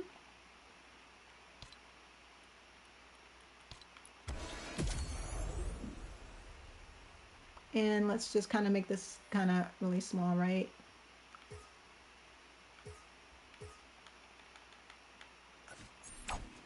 Like it's gonna be just like a little, can't grab it.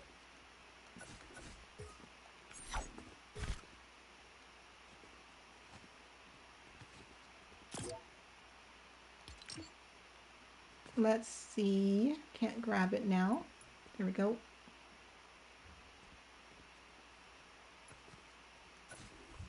Let me just go ahead and reset this to the normal size.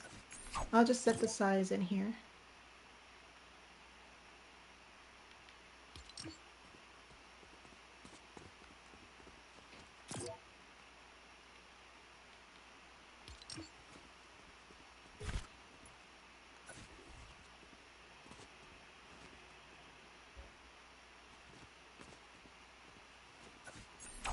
Right, so there'll be this section here, and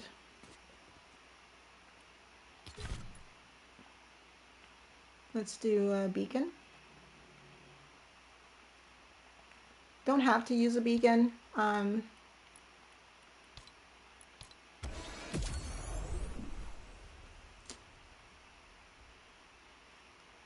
Let's just use a billboard since this tutorial is a lot simpler. I'm just going to grab it from here.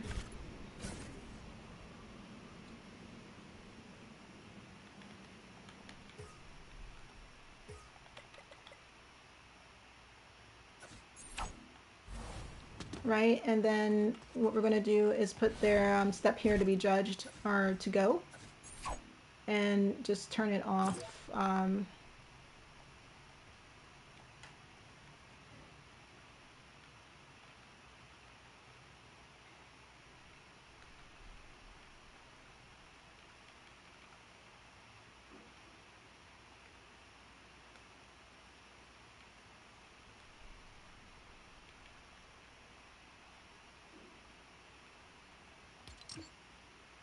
Right, step here to be judged or whatever. And then we need one behind it that says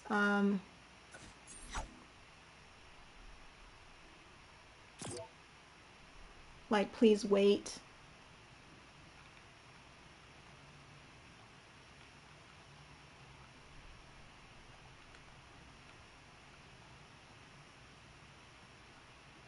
Please wait your turn or something like that.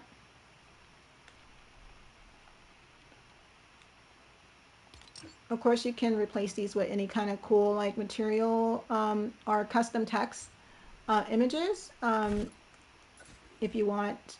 So keep that in mind. Right now we're just doing the basic setup. So what we'll do here is when this one behind,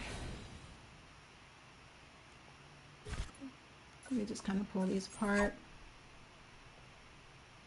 And then let me also name these so I can know what they are. Just wait your turn.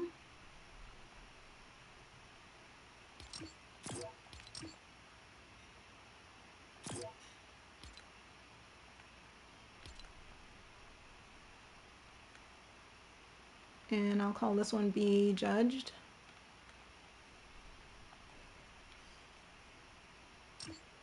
So that way I know, right? So this needs to be hidden. So we're going to do enable on phase none.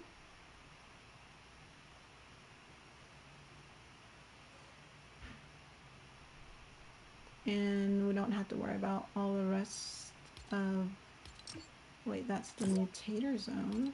My bad. Well, that's fine because we don't want it to enable until the timer is done anyway. But please wait your turn. This should be also enabled on phase none so that it doesn't show, right? We don't want it to show until they cross the barrier. We'll have like another mutator zone or something like that, or a volume. And then no matter what they do, because as soon as they cross this barrier and they're switched to the right class to do so, it's going to disable the mutator zone. And it's going to show, please wait your turn. And then they're going to try to run out anyway, but they won't be able to because the barrier is going to be there. All right. So that will help you with crowd control in your fashion map. So let's see here. This is going to also be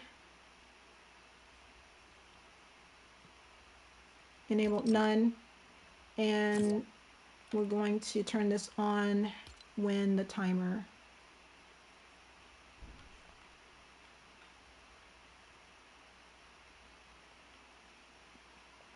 is successful, which is this timer right here, getting ready for contestants. We won't be doing 1 minute though. Let's go ahead and reduce that for tutorial purposes. But make sure you give your contestants an adequate amount of time to get ready.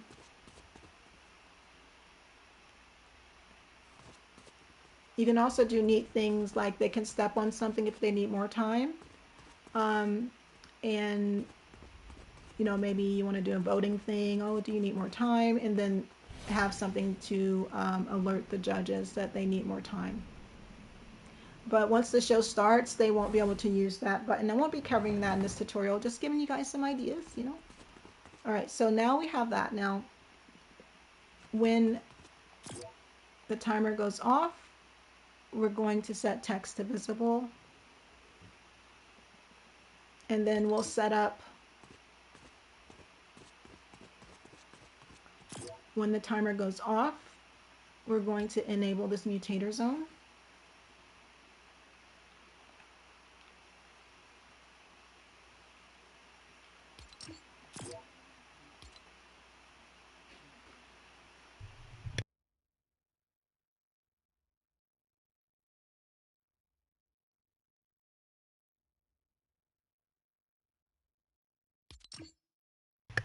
All right, so there we go with that, right? So now we have those two events taken care of. Next, we need to add a class designer and a class selector and a team inventory and settings for the contestant being judged. All right, so let's go ahead and do that.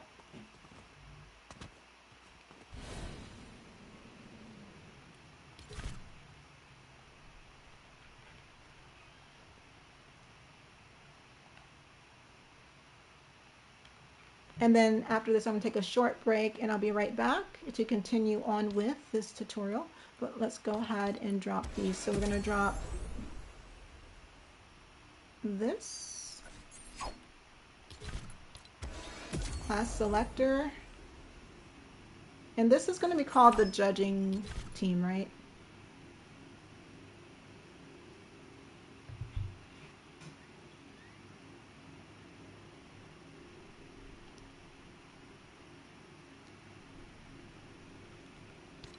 Or you can even just leave it to class if you want to, if you don't want to like do a whole team switch, because you can still do this just by classes. You do have that flexibility. You can make that choice and it'll be kind of, you know, really cool. So we're doing what, class of 5, so let's just kind of sync it up, team of 5. This is judging.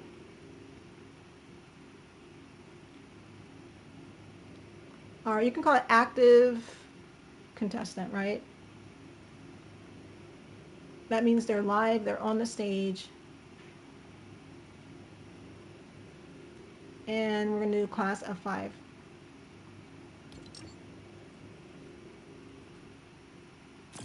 You know, so, and then this is also going to be class 5. And team 5, again, like I said, team is optional. Run some tests without it if you like. If it's not necessary for your game, it's not necessary. You're good. Make sure this is always on in team color, which should be purple. And then here we want to do class of 5. And this is going to be active contestant. So this should only have a team player of 1 at a time, right? When they're eliminated, or hopefully they don't get eliminated, right? Then their class is gonna change back to contestant. Or if you want to have like an eliminated team, like they sit on the eliminated side, and then the people who are chosen sits on the chosen side, and then you can run around another round of the chosen, and then, you know, kind of do your finals, right? that would be kind of cool to set that up here, but we'll just do a first round and you guys can take it from there. Just throwing out some ideas. So we have that set up. What we need to do is when they step into this, it's going to switch them to this class. So first we need to name these devices. This is active contestant. Or name these devices, I apologize. So let's do that. It's really important.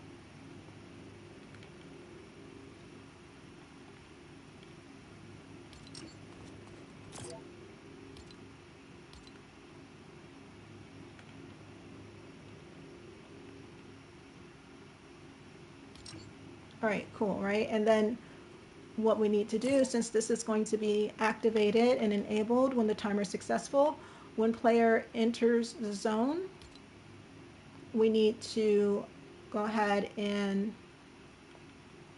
switch their class.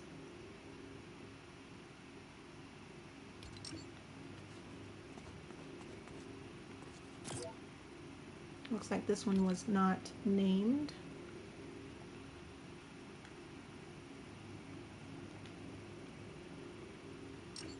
Okay.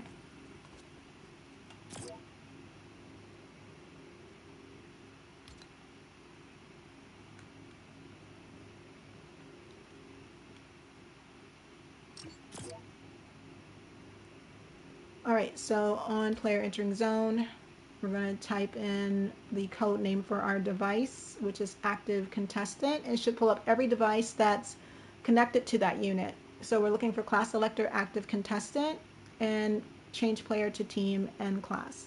If you're just using class, just change player to class and they can stay on the same contestant team, right? Your choice, right? And then let's see here.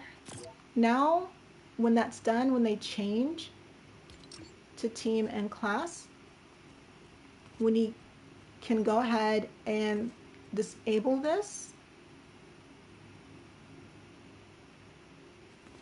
and give them, like, I don't know, prompt like an arrow to go or something like that.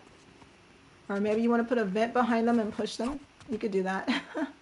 Whatever you guys like. Definitely you can do that with verse. You know, attach a vent that would activate as soon as they, you know, choose their class and push them through the barrier. That would be kind of cool. But we're not going to do that in this tutorial. But that's just an idea. What we need to do is disable this, right? So that it can only be used one time. So disable when receiving from class selector active on team switched, right? Or we can just do on class switch, right? So as soon as they switch, this is going to disable, and then this is going to be enabled, right? So class selector active on class switched. This is going to enable, and then this is going to hide.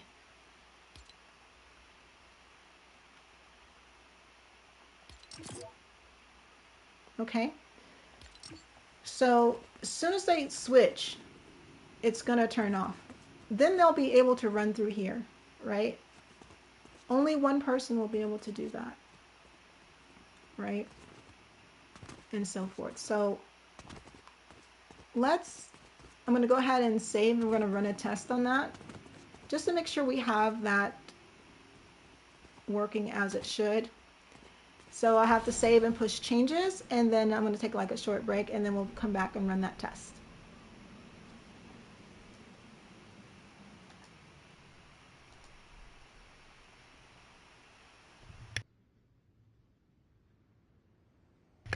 And I see you, is it Cayetano?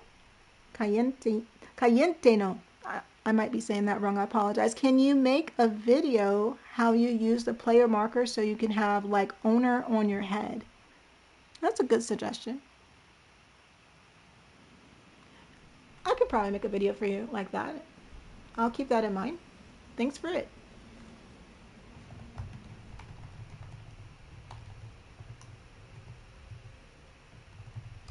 I will consider it. All right, you guys, I'm going to go ahead and push these changes. And like I said, I'm going to take a short break. So I apologize for the delay. This is a live tutorial, so I have to step out and do something real quick. But I'll be right back. We're going to run that test, just to test to make sure that this is turned off and this is turned on. Let me actually move this here. There, and it doesn't have to be too perfect.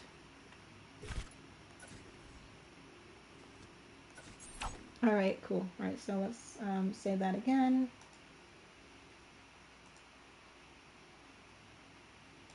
All right, pushing changes.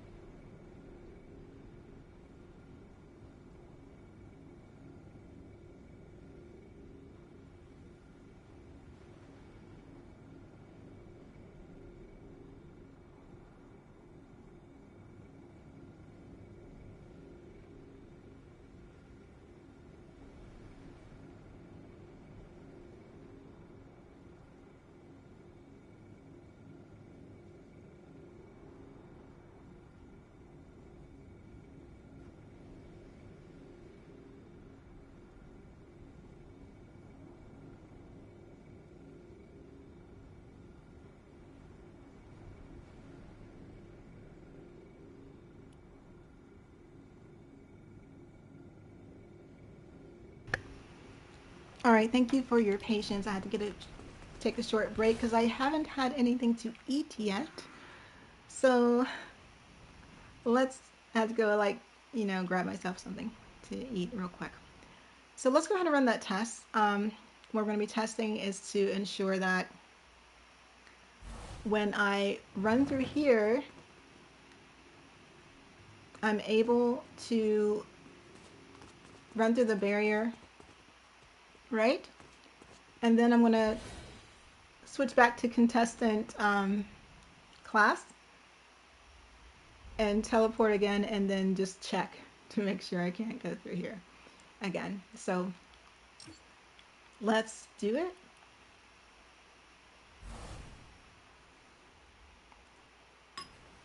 All right, so I should be new player. This is my global class. And then the timer won't start until someone chooses to be host. So let me go ahead and do that. Now host. And you can see I'm host now. That's fine. That's working great. Let me stand here. I'm going to be teleported to contestant. All right, now I'm contestant. All right, cool. So that's working great. I shouldn't be able to go through here. Perfect. Right? And looks like I didn't set the timer to start. My bad. And then it's good that the mutator zone is also disabled like it should be. And you don't see anything as far as the billboard. So that's working great. Let me connect this timer because the system won't work without the timer. So let's go ahead and do that. The timer should start as soon as the contestants are teleported. Start when receiving from teleporter. And I should only have 2 teleporter, right? Contestants and on teleported. Right, that'll go ahead and start our system so that everything can be in motion. Again, saved and so forth. I do have to check in changes sometime here. I think I'll do that on my next save in a bit.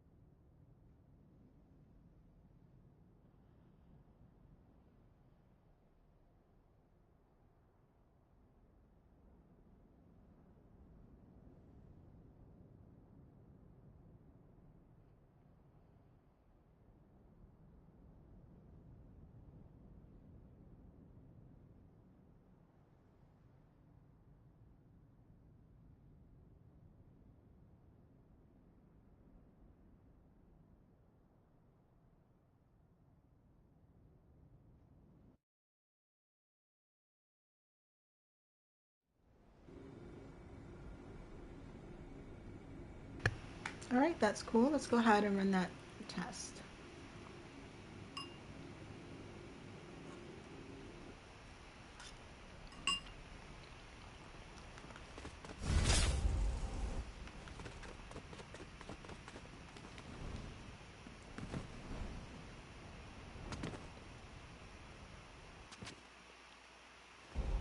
All right, contestants. All right, got timer started. And when the timer is done, we should be able to see that sign on that billboard.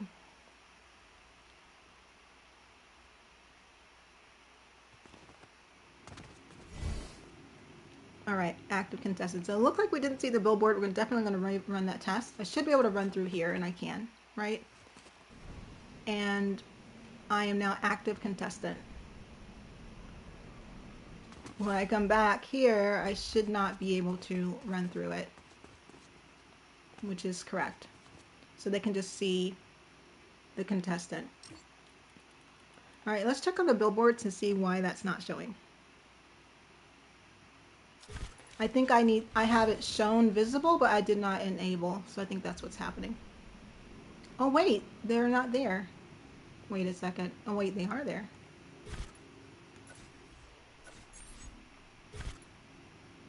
All right, cool.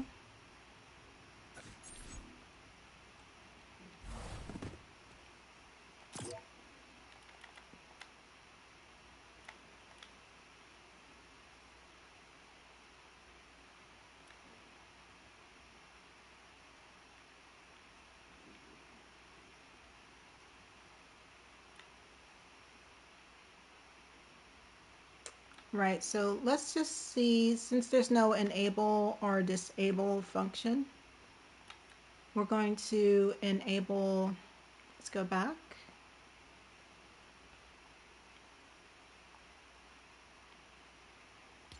Right, let's just do enable always, and then we're going to,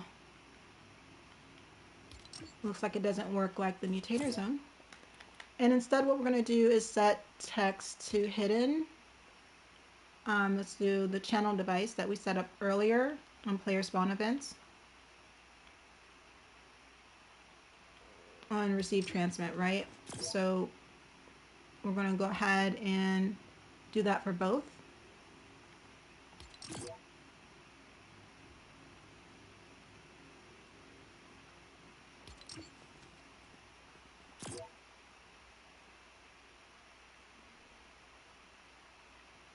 All right, and let's test that.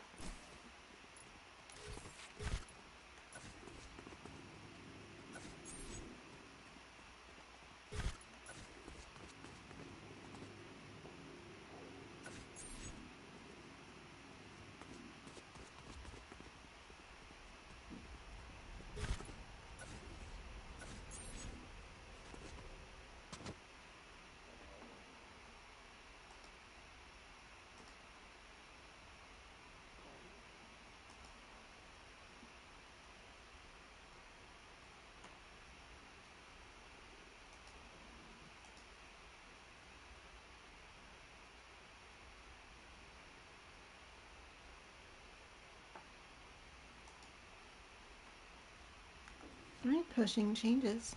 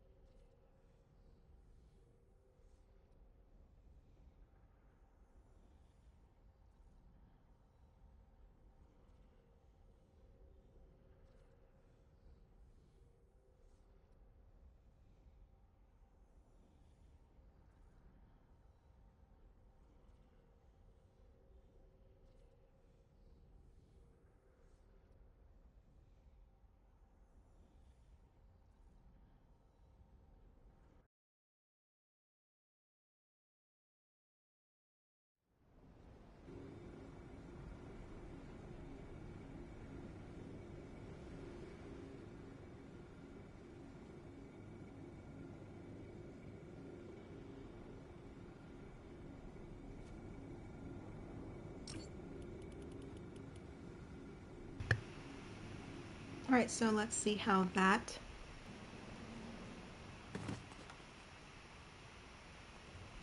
And then I should become contestant. Now I am contestant. All right, cool. And I can't go through. Great.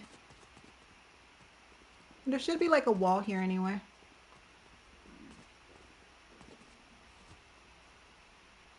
All right, step here to be judged. Great, I turn to active contestant. Active contestant can go through, but if I'm just a regular contestant, right? Which, oh no. Right, I wasn't supposed to land there, but I did. And I can't mantle because I turned it off. Oh, nice. Well,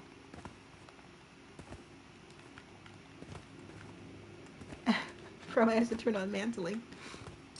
All right, let's see here. Contestants can't mantle or nothing like. They shouldn't have to do that anyway.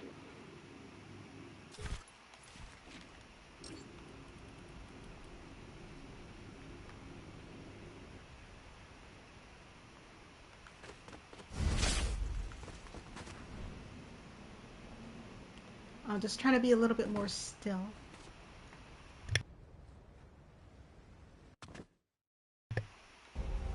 All right. Can't do anything.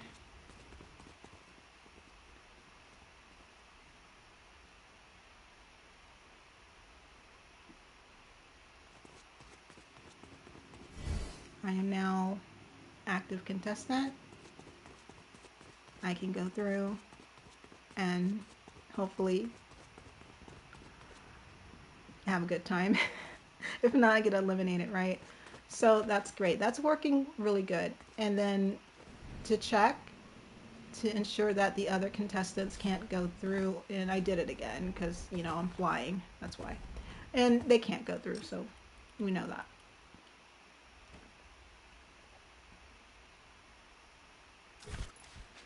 All right.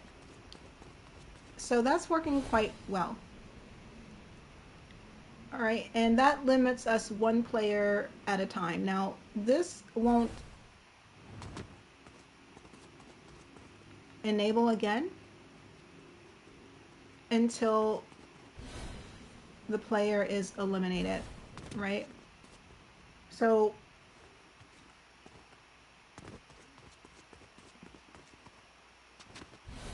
we have to also coincide these events with the host side.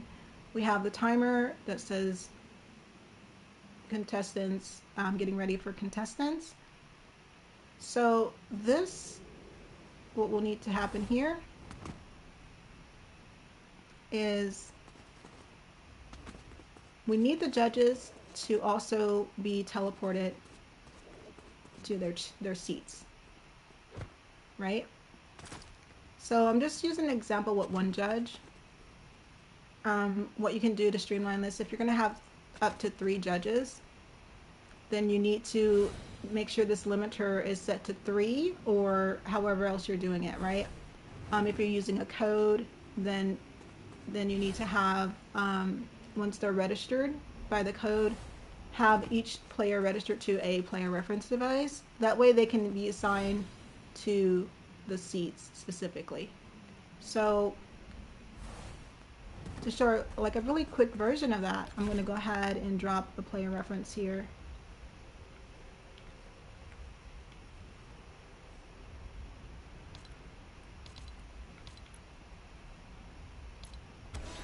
Which is the coolest device ever. I hope they never get rid of this one. But maybe they will introduce something even better. Who knows, right? And this is going to be Judge 1. So let's just name that Judge 1. There we go. And register player when receiving from the teleporter.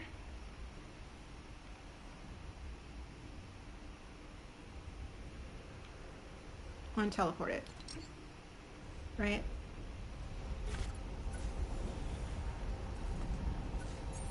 And there we go. If you have more than one judge, again, you have to decide when you want those events to fire to register them to the player reference device. Some examples can include perhaps you want them to just step into, you know, the step here and then they register themselves. That's fine. That makes it a lot easier for players to understand, and it reduces your amount of mechanics. So that's something to keep in mind. So that's one option. Another option is to automatically assign, and that would involve something a little bit more complicated, and perhaps it would involve, let's say, when they walk through, a trigger will assign them to the player reference device. So you'll enable a trigger, one trigger will be enabled that will assign them to that player reference device, and then once they're registered disabled, right, so it'll only trigger once, and then enable the next trigger, so when the next host comes through, it'll assign them to that particular player reference device, and so far on and go down the line. That way they're each registered separately, and then they can be each assigned a seat. So like, for example, this judge would sit here, and then and so forth. So if I had 3 seats here, oops, sorry, same button, it would be like this, you know.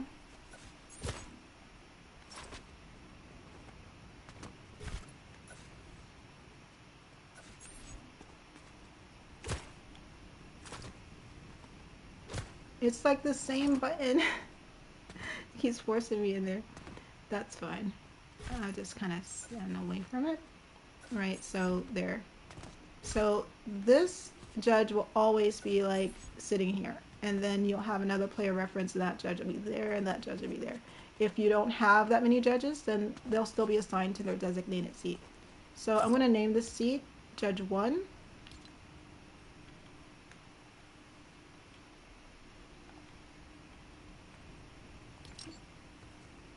And this will be like Judge 2.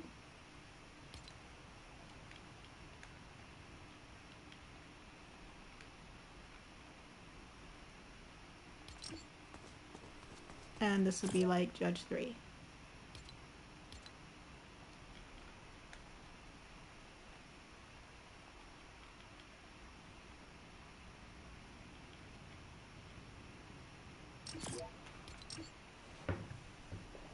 All right, so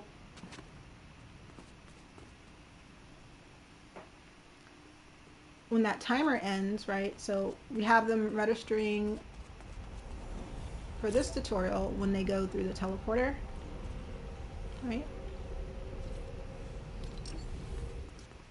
And again, this is assigned to Judge 6, this should be Judge 1.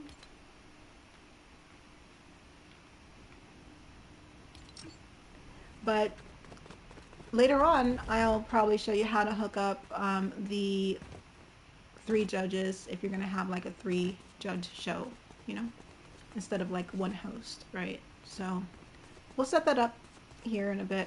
Let's just do this one first so you can just understand how that is, and then we'll just go ahead and reassign the events to do that. All right, so let's see here.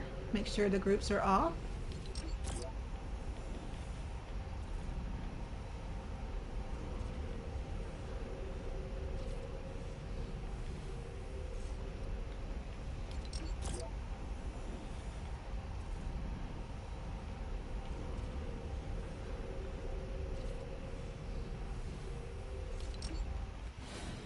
And I want to turn off the momentum here as well, because that was throwing me.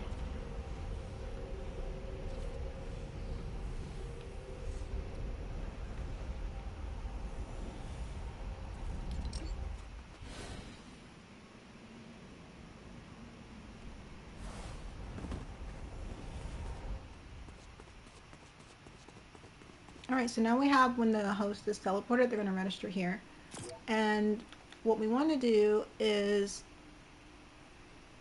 activate when receiving from the timer on the contestant side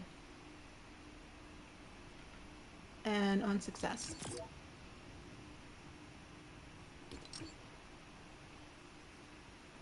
And when it's activated, they're going to be assigned a chair. Again, this is optional. You don't have to do this. And we're going to type in Judge 1 or just Judge. It should pull up all the player reference devices. All right, judge 1 and on activated.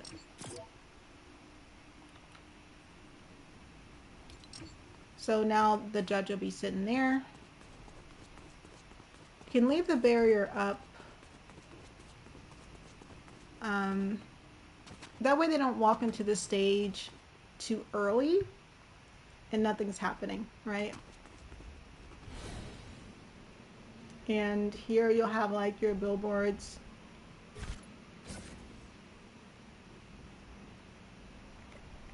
With info, and if you have like MG has it set up so that when the hosts get in here they can see all the contestants, just assign each player spawn pad to a player reference device and register them, and then you'll be able to see all the contestants here if you want to set it up that way. But I won't be doing that for this tutorial. This is just basically showing you guys the setup and how to get the layout started. Alright, so here, let's just go ahead and remove this, remove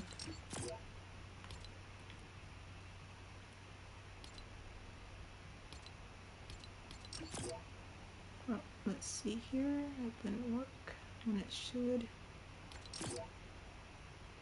Alright, cool, right? So we're gonna remove that. And we're just gonna put like info here because this is where you should put all the info for your judges. Right? So info will go here and they'll wait and stuff like that. And then when that timer goes off, they're gonna be assigned a seat. Now, we're going to have a button here, right? A big red button. And I know, I put red. Let's just use switch.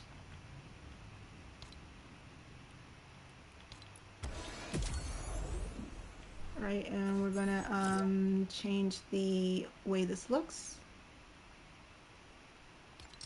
There we go.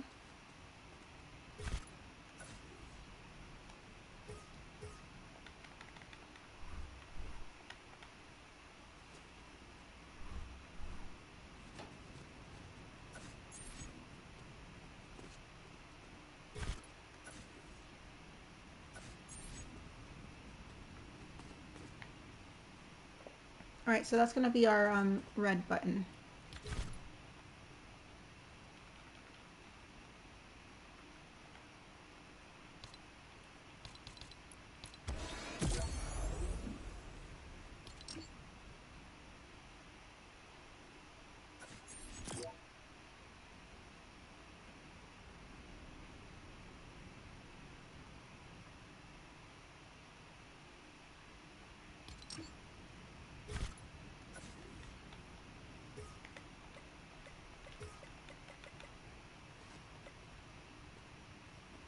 Let's make it shiny, right? So that it stands out on its own. So we have our, and we'll just call it, yeah, switch. Let's just switch, and this is going to be vote no.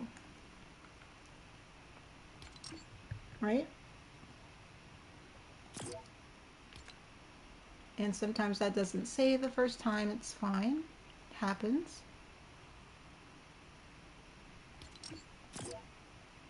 And let's try it this way.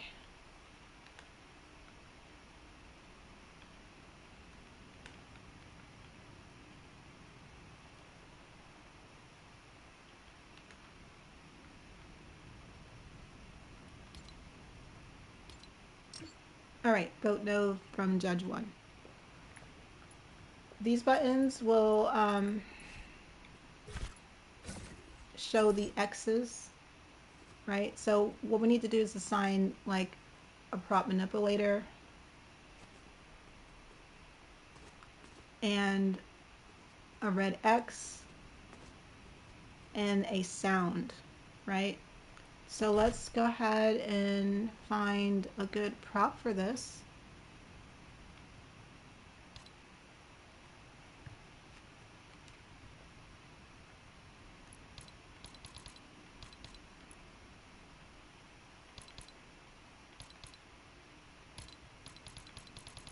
which we'll use this. And then we need to change the color. Let's just go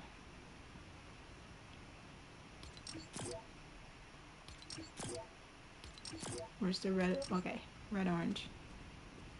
I wish we had like a true red.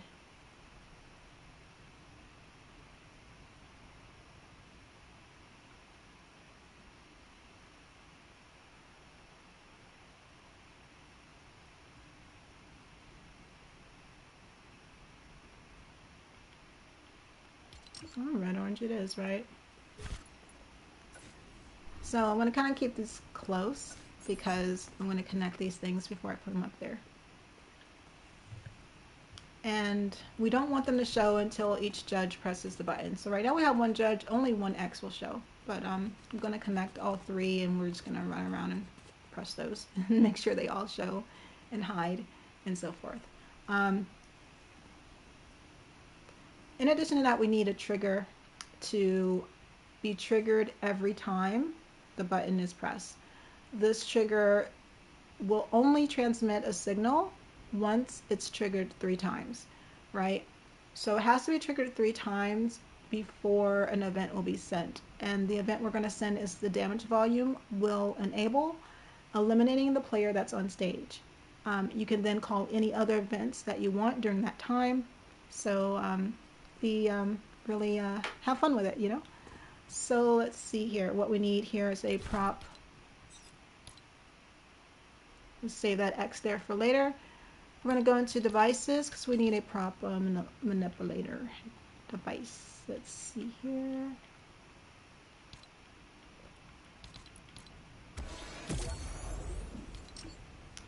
All right, so this has to you have to make sure it is touching the prop. You'll see that it's active when you see those lines like that, right? That means it's touching the prop. And we need to also name this correctly. So this is no from judge 1. All right, cool.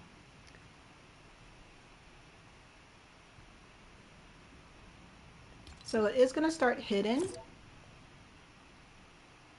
And everything else is basic. You see, I kind of leave everything else the same. What we're wanting to do is when that switch is pressed, right? I'm going to go to switch.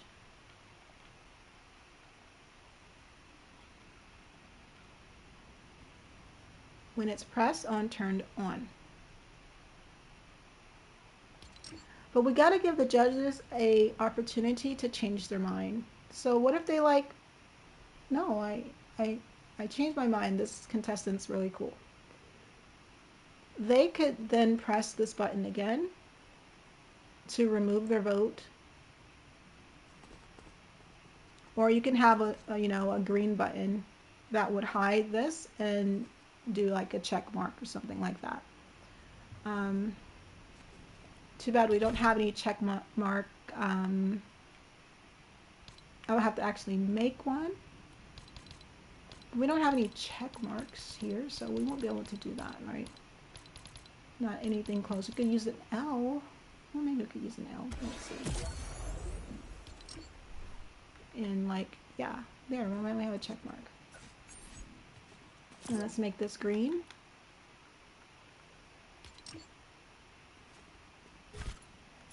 So we'll have like another button. Hey, you know, we got 3 checks, you pass.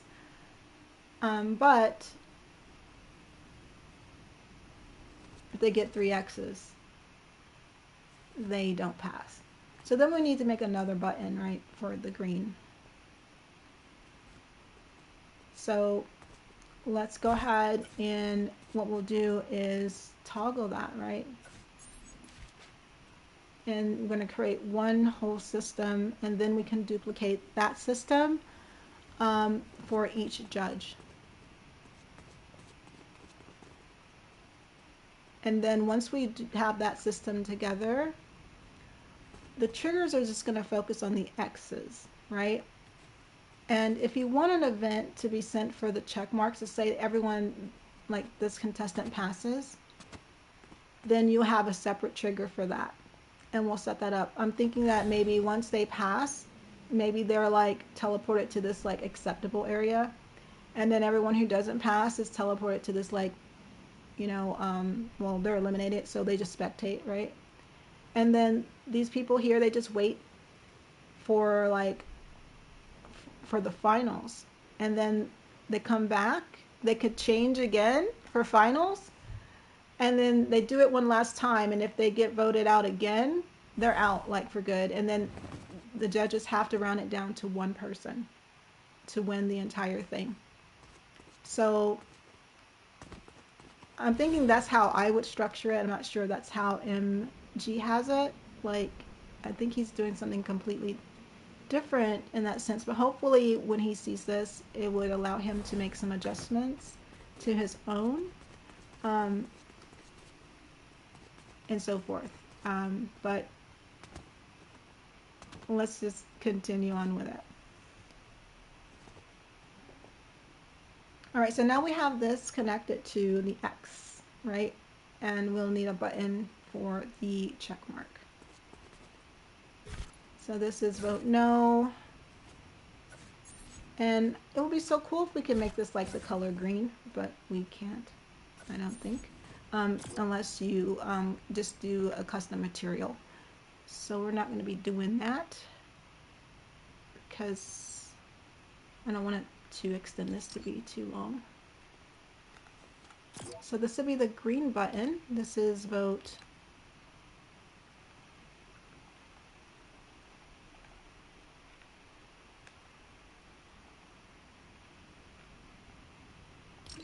yes, right?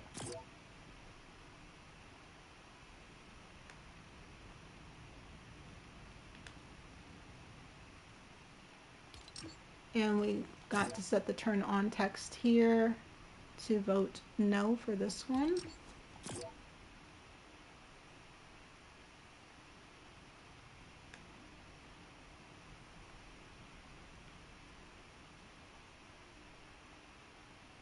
And then for turn off is going to be remove vote.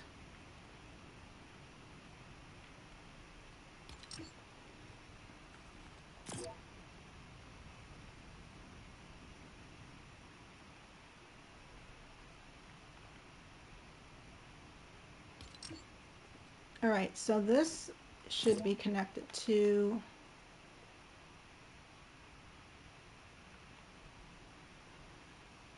the switch for vote no.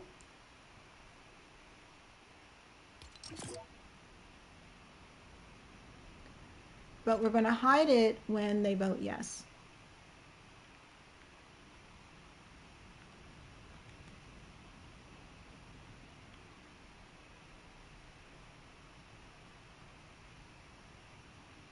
We're also going to hide it when they remove their vote.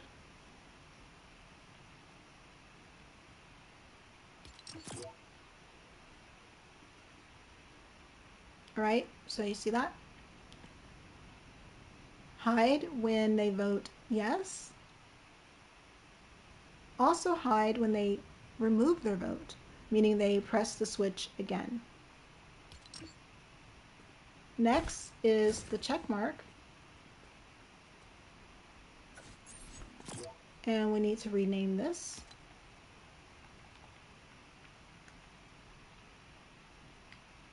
Yes for judge 1.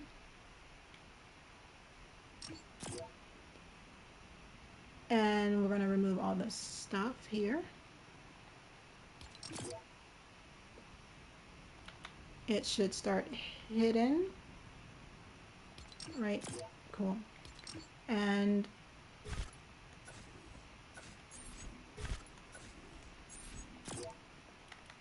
what we want is show when vote yes.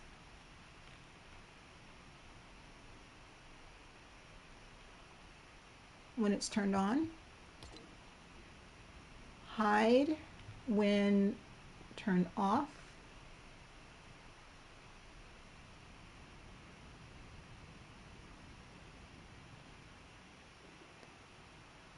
And hide when vote.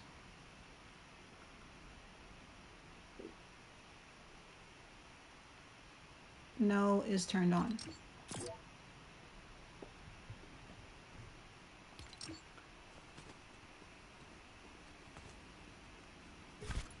So before we place those props up there, we're gonna just kind of test them.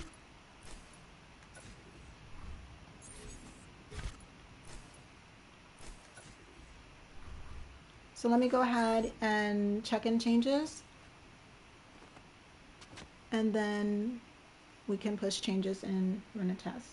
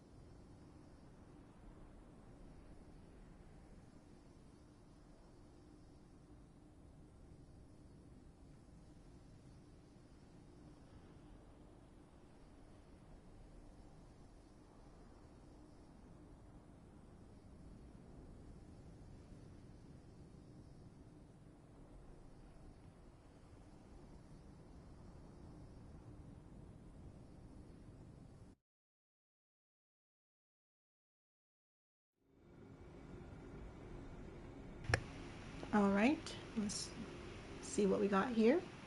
Run a test.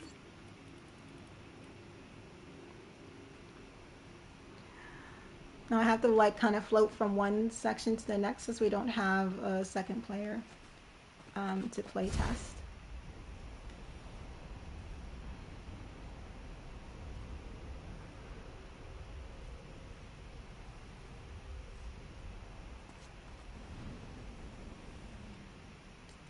So that timer won't start until a contestant is there.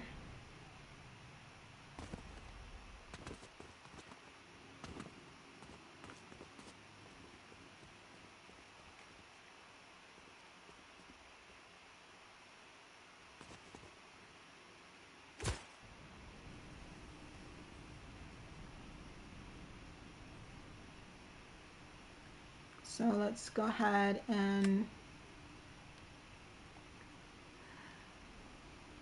I don't know if we can press the button on the seat. Okay, so looks like they'll have a problem. Let me see if they'll have a problem pressing this. Well, that's working great.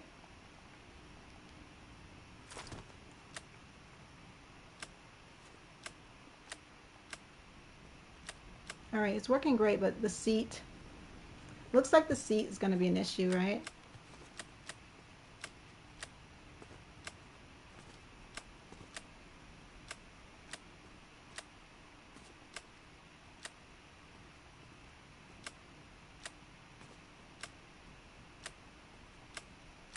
All right, that's cool.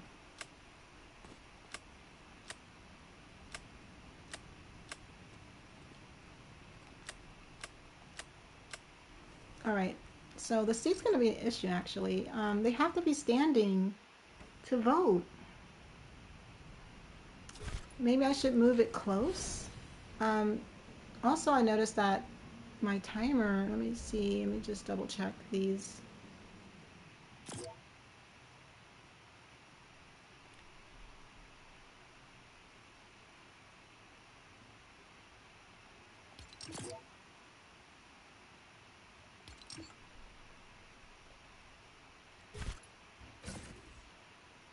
I'm going to actually make a separate timer. And this will only be shown to the contestant class. So let's make that update right now because I realized that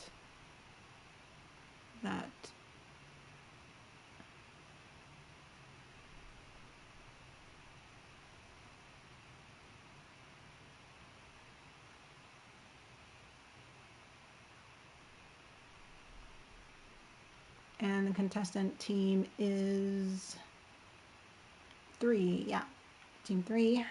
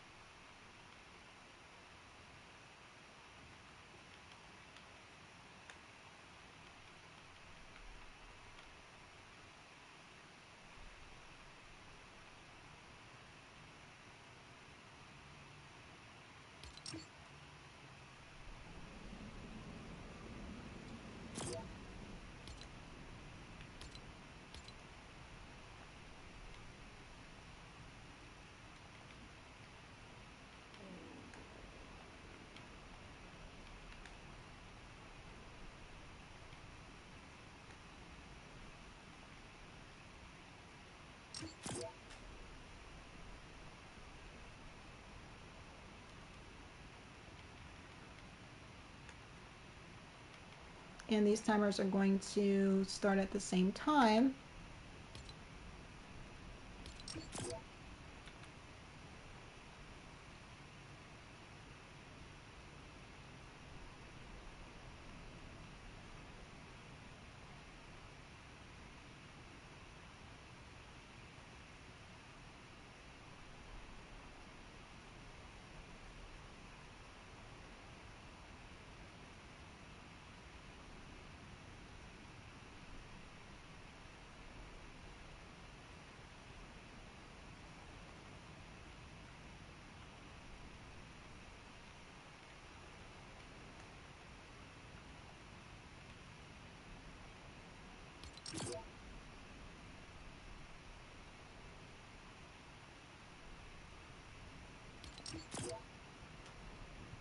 All right, and then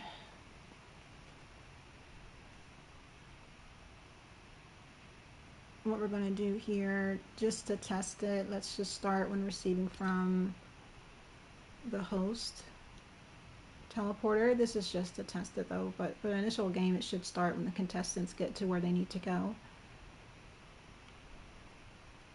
All right, so we'll go ahead and do that again, just for testing purposes. And what I'm testing is to ensure that player reference device, the host is teleported.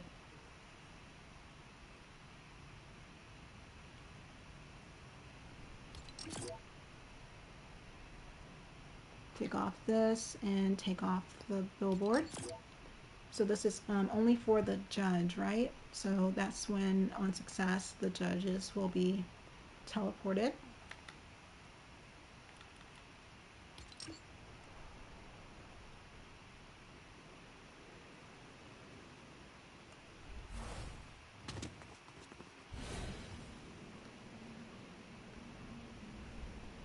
And so forth. And then we know that the X's and the checkers, they're working just fine. The thing is, this chair, like they can't press the button while they're sitting on the chair. That's weird. So I had to be like so far away from it. I'm gonna try to move the chair a little bit closer. Maybe that would work. If not, I'll probably just like, oh yeah, I gotta push changes. If that doesn't work, and if that'll make the like situation confusing, I'll probably just remove the chairs entirely because they need to be able to press this button. So let's go ahead and just test that out.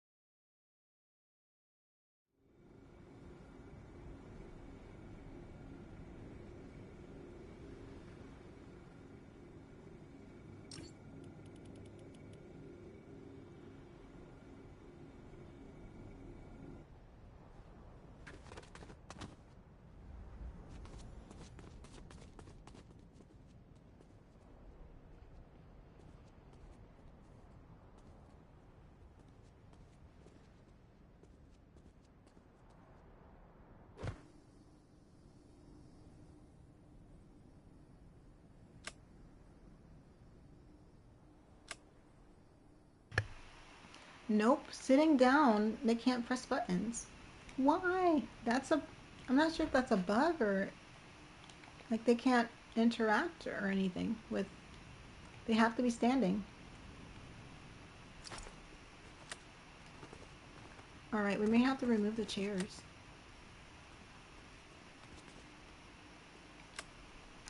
That's something, I wonder if Epic knows that you can't interact with devices if you're sitting down. Well, that it would be so much better if we're able to do that, right? Let me double check settings, see if maybe there's something I missed. If not, definitely that needs to be suggested in the Epic developer forum. Interact radius. This is, please, determines the distance a player can enter the chair from. So that's not what we're looking for.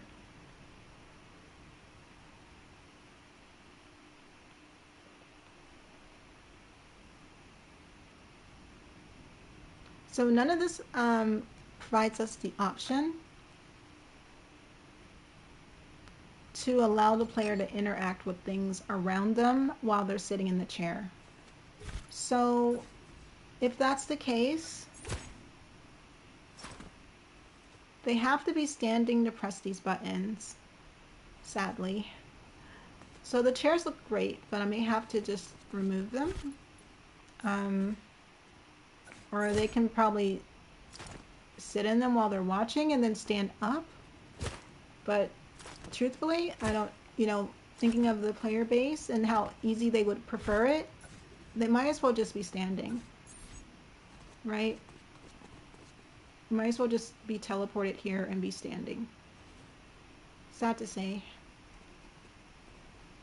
Because they may like get in the chair and then they might get confused. They're like, well, I can't press the buttons, and then they'll think the map is bugged, but it's not. It's just because they can't interact while they're sitting in the chair. So we're going to go ahead and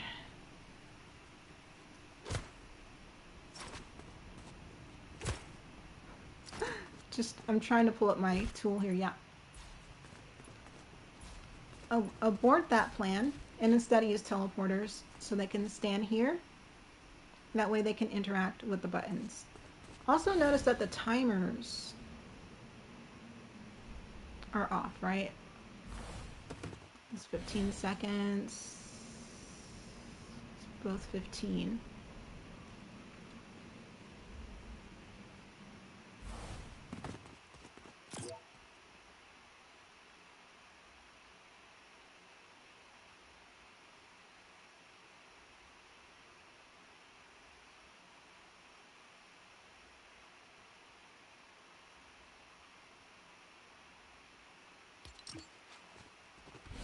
So that was interesting too. All the timers were off and how that timer started still when being teleported here. Let me check on the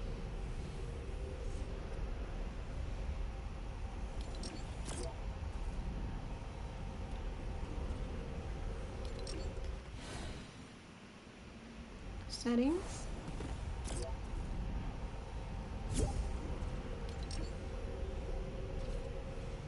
Hello, Christine.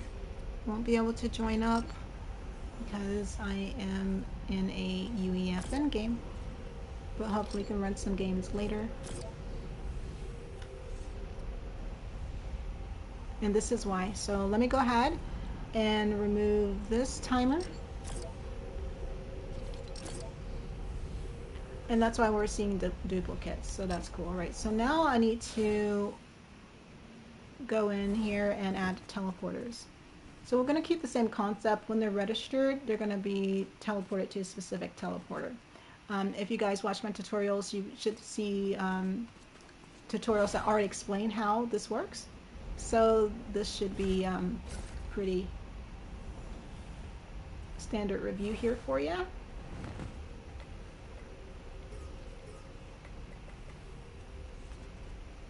And basically what we're going to do is when this player reference is activated, and that's the one that's assigned to the judge will be teleported here. So judge 1 here, judge 2 here, and judge 3 here.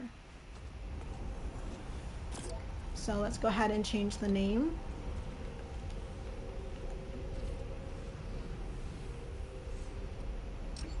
And remove the events.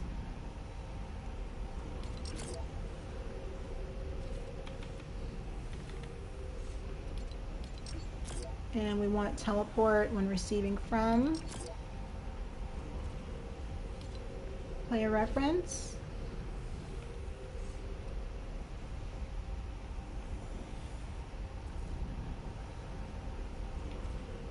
Unactivated, right? And again, this is going to be activated when the timer device for the judge, get ready to judge, is successful. And that will put them right here. So I'm going to go ahead and save and rerun that test to ensure that the buttons can be pressed. Looks like that was working perfectly. And then what we're going to do after that is add some sounds, right? We need a positive sound and we need a negative sound. So let's go ahead and do that.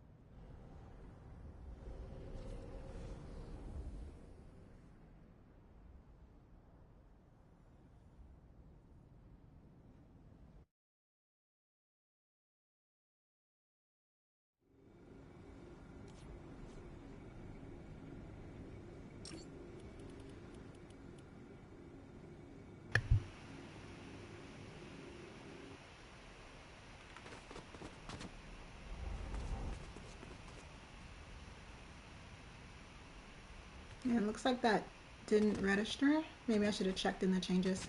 I didn't do that.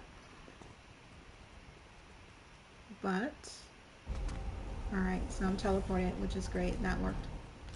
And this is working fine. Yeah, they have to stand up. So let me go ahead and check in the changes so that the clocks aren't doing what they're doing.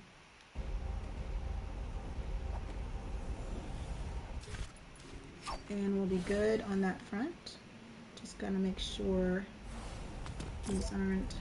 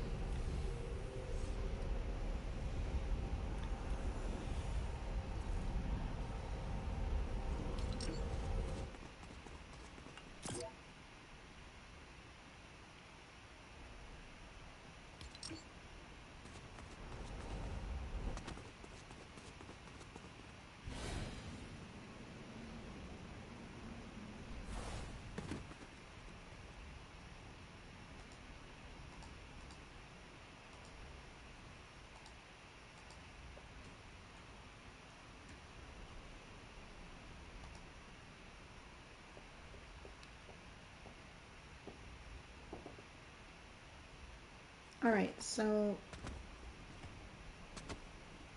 everything looks like it's binded correctly.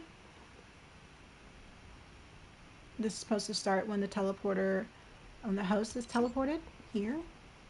There's nothing else making it start. And then I want to ensure that this only starts for this teleporter here, which is contestants.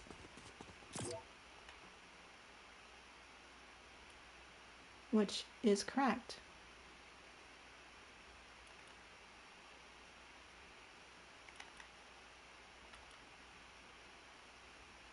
Start on game start is off.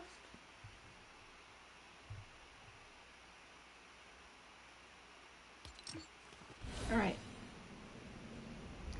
Let's add sound. So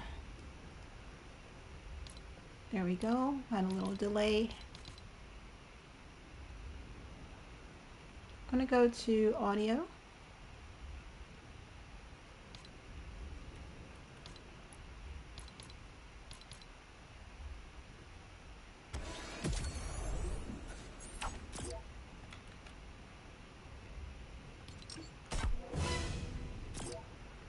And let's find something. Something good. Failure, right? No, that's not good enough. No, we need something that's really bad. Game over. No. Let's see here. Let's find something. Threat. What is this one? Yeah, 3 of those is kind of bad.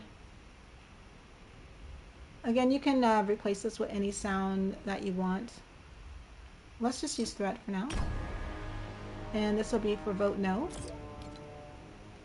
So let's go ahead and name that vote no.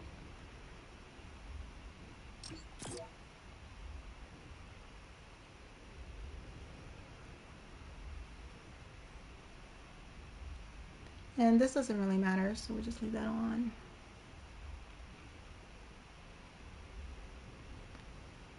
And we can do play at device, that's fine.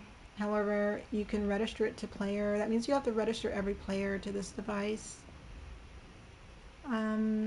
That's up to you if you want to do that.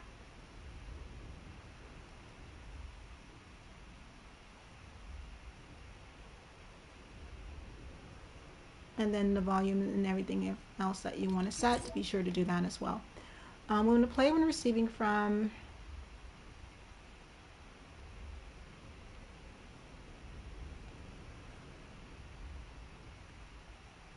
vote no switch when turned on. And we can stop it when receiving from, let's say they vote yes.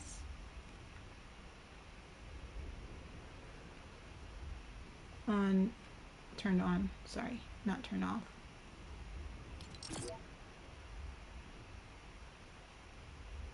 And also stop when they turn off, let's say they remove their vote when turned off. And then we're going to do the same thing in reverse for the check mark, except we're going to select like a different sound.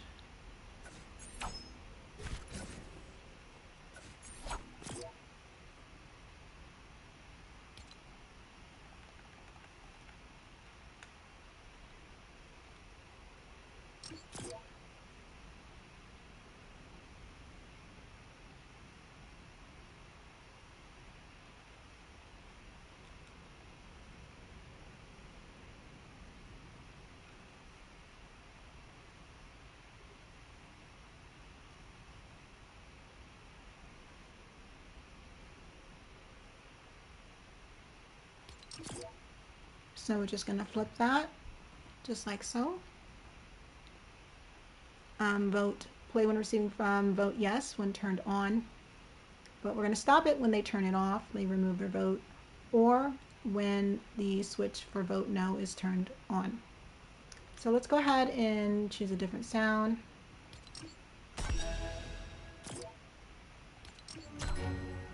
That's fine. I'm cool with that. So now we have that system, right, in place. And that's great. Just gotta make sure it's heard throughout the entire island.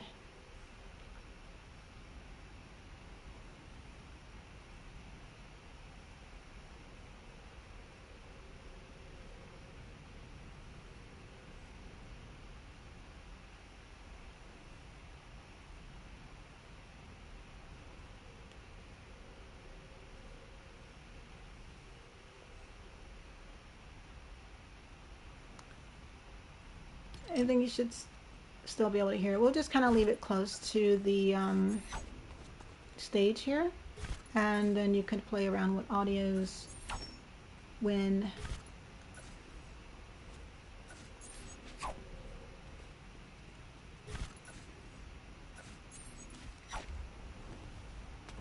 and if you want to, right? Keep in mind that you can use the same audio player for each judge and their buttons, right? You'll just have to copy these units here and then reassign them to the buttons as so. And let me go ahead and do that, because then we can set up the trigger system where it needs to detect 3 X's before it will turn on a damaged volume device. So what I'll do here,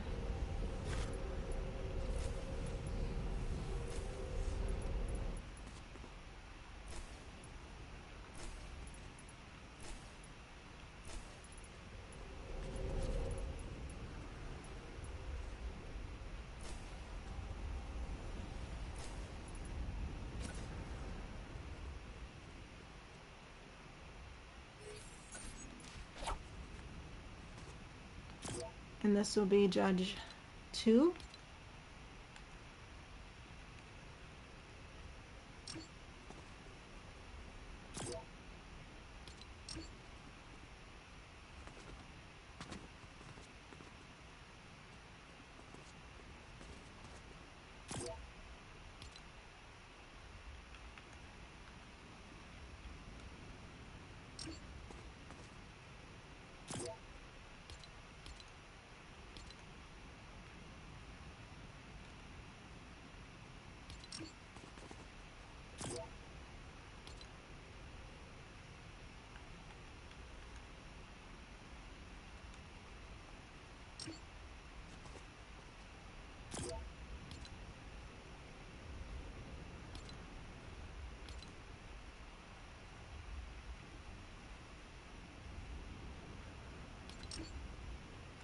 All right, so that's Judge 2, and I didn't actually name those, but that's fine. You make sure you name those Judge 1 or J1. right? And I want to make sure everything is still binded correctly. So I'm going to go judge 2, okay. Judge 2, cool. And this should also show judge 2.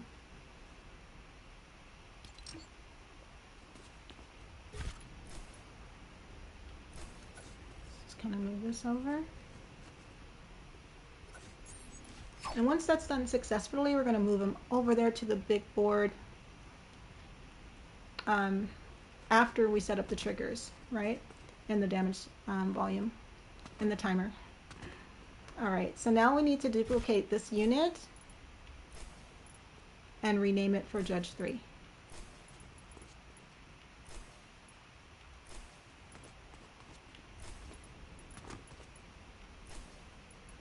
Should be 8. All right.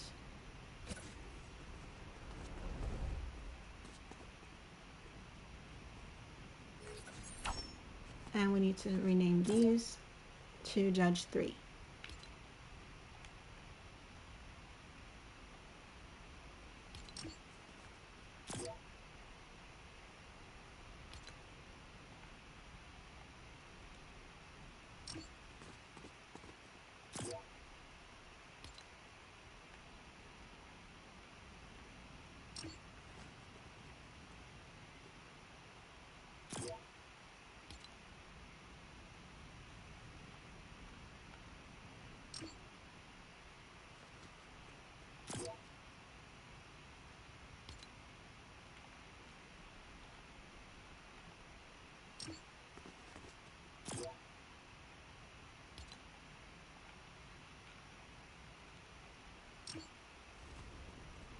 All right, let's make sure they're binded.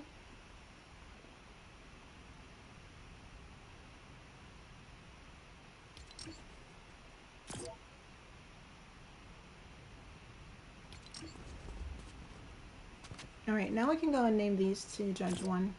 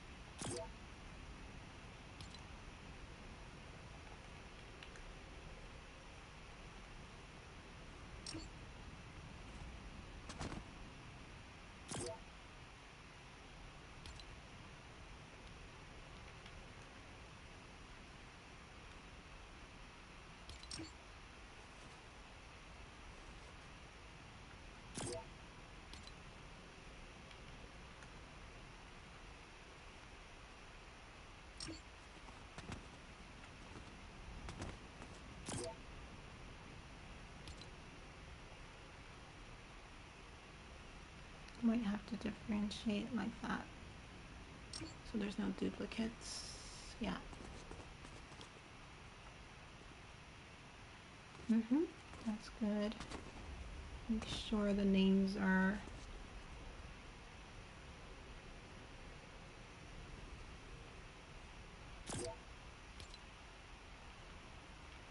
like that so that it registers. Okay.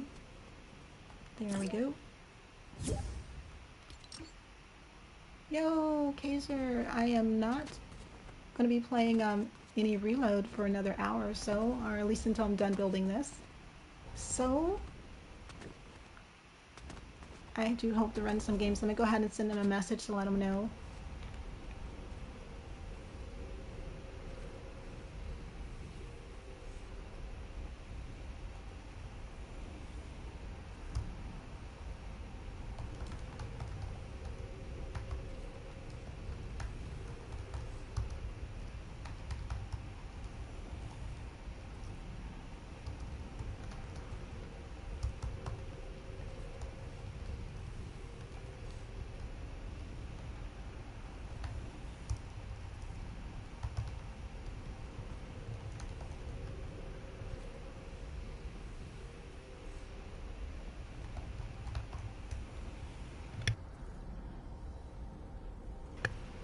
Alright, so I just let them know I'm doing a live tutorial here on YouTube and run some games and reload it once I'm done with this right now. So now everything should be named correctly and named according to its unit. So this is Judge 3, and that includes the prop manipulators as well as the letters. Judge 1,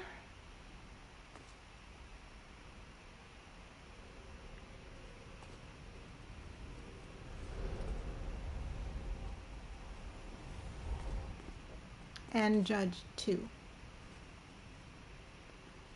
Okay, so again, you guys should have like 3, this would be Judge 2.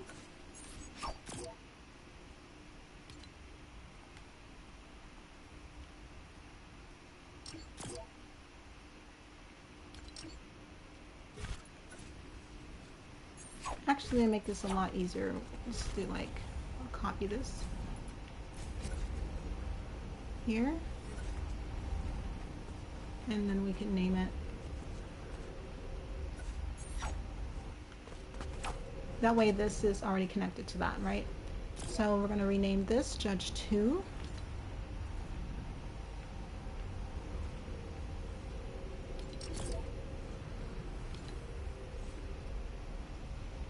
And sometimes it doesn't register, it does that.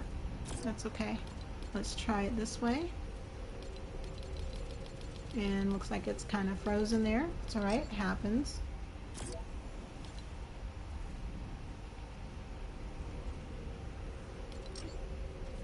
And if it does that, I'll just name it through the outliner. So give me a moment to do that. Let me just save.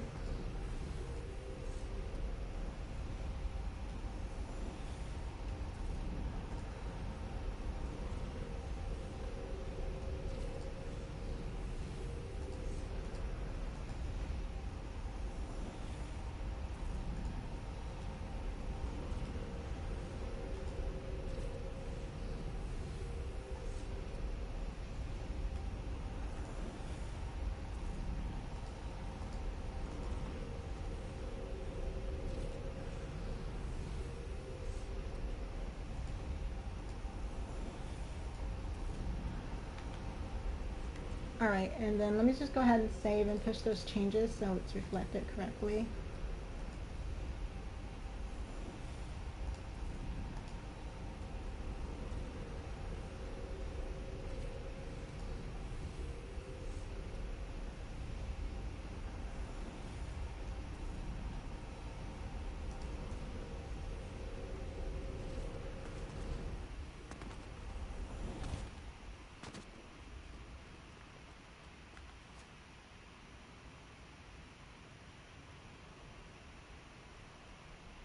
And what we'll do here is, you know, I'll just put 3 mutator zones so that the other judges can just get their places, right? So they'll go through a mutator zone, and that way they can be assigned their seats.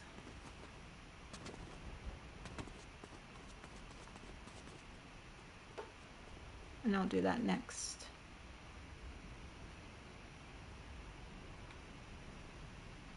So I'll have like mutator zone, assign your seat 1, 2, and 3, right? And they just run through here, and they can only run through once, and it's going to disable itself.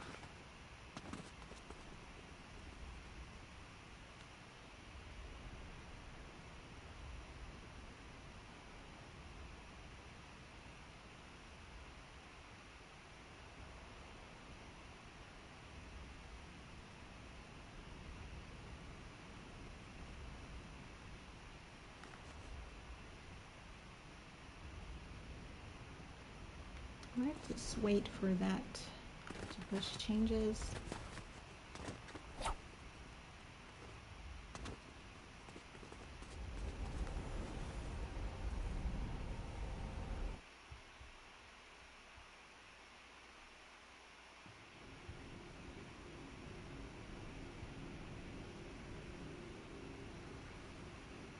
All right, we're 3 hours in and we're setting up the judges. Not bad, not bad.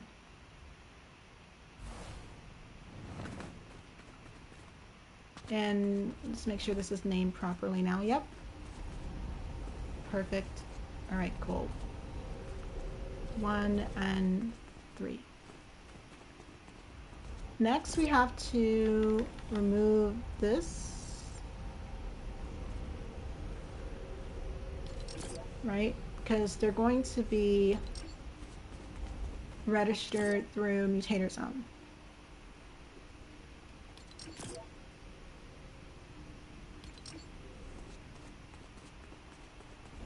Right, and then might as well make it fair for Judge 1 too, so let's do that. And what we can do is instead when they come through the teleporter, have a message, please assign your seat, right? So to do that, we'll use a mutator zone that when one, I'm trying to think, we can do either a lineup, like when one player runs through one, the next one will show up, and then when the other player runs through the other, the next one will show up. That way they can just assign their seats one at a time.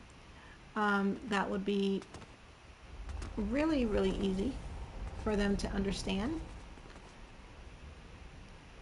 Or you can have all three volumes up, but you run the risk of them just kind of like running through all of them or something. I don't know. You can space it out however you like. Just depends on your setup. I'm going to extend this a bit here.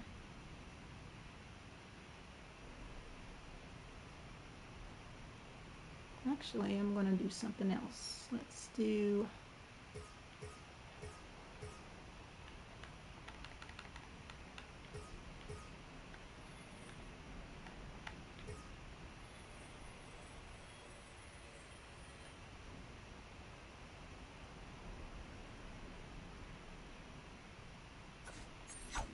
Right, like a little step way. Move this up here.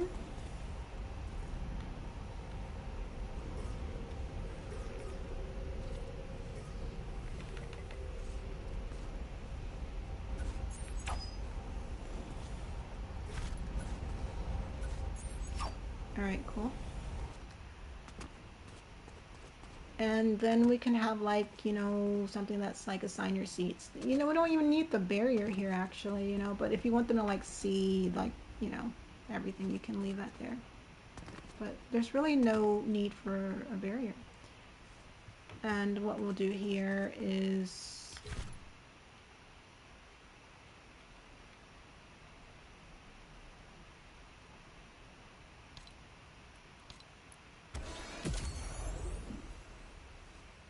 we can even use triggers and an arrow or something to make it just more cleaner. I'm trying to think how to do it to make it cleaner. I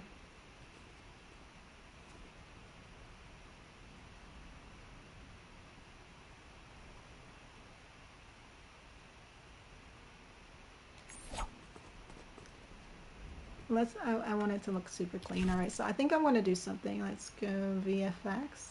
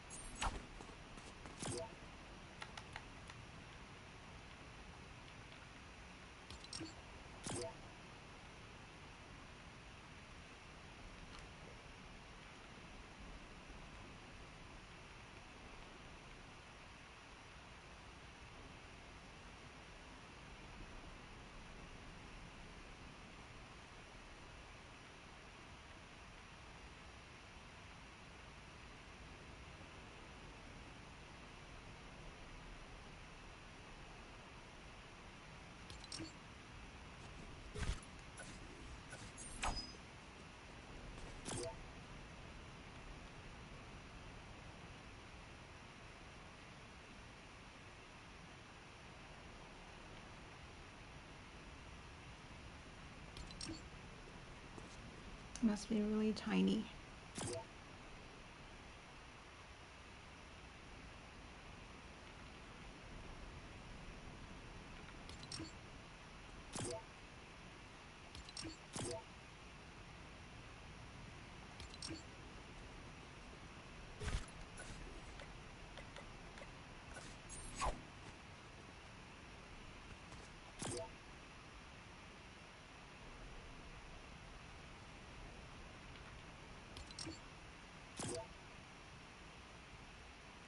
Been a while since I used this thing.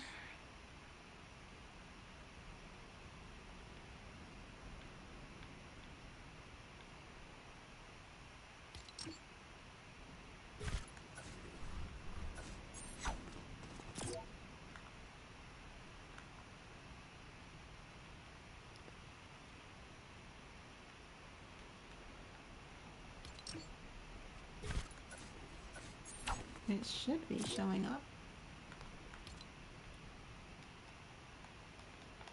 And it's not resetting either. How weird.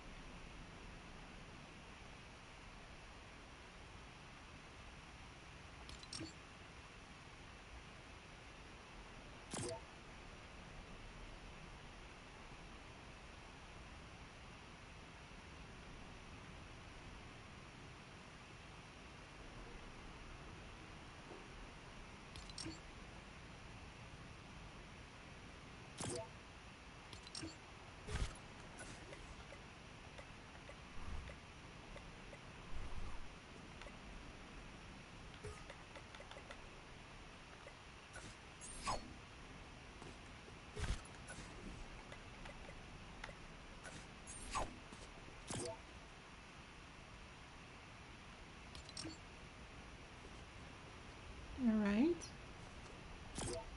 Need it to be a bit bigger. And okay. Maybe a bit bigger.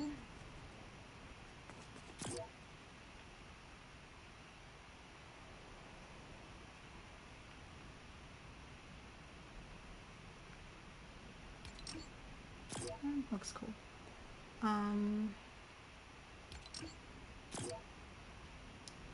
But we're keeping this really simple here. Let's reduce the gravity.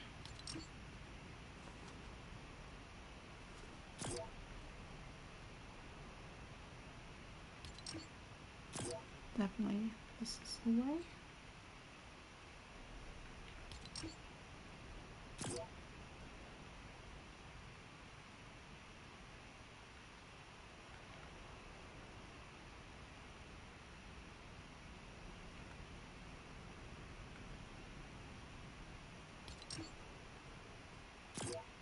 Let's reduce that randomness.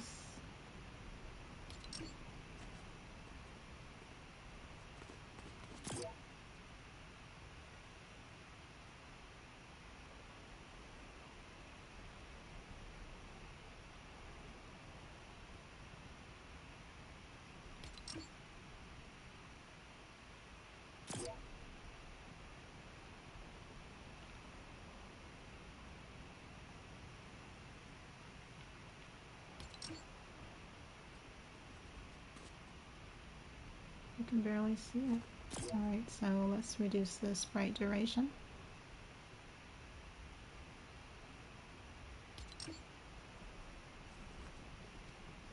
You can still barely see it. Alright, let's see here.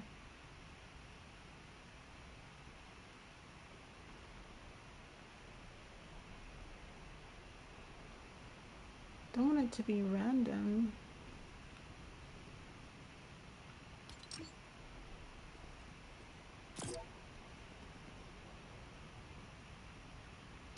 I'm just trying to create kind of like step here kind of thing, right?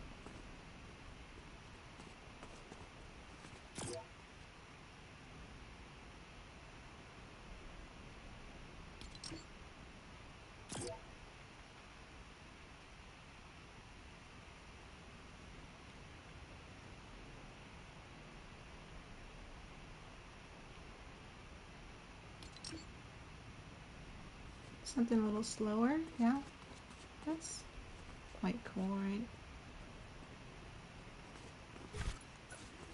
And then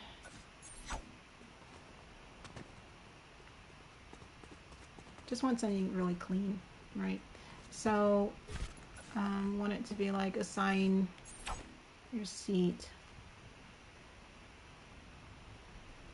So I'm going to put a trigger here.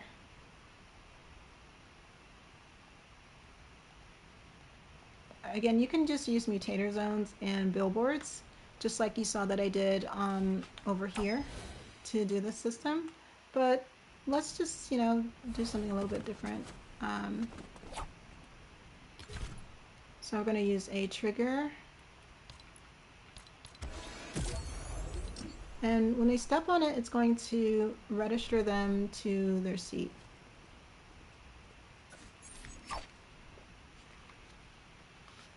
So it's going to register them as like Judge 1, Judge 2, and Judge 3.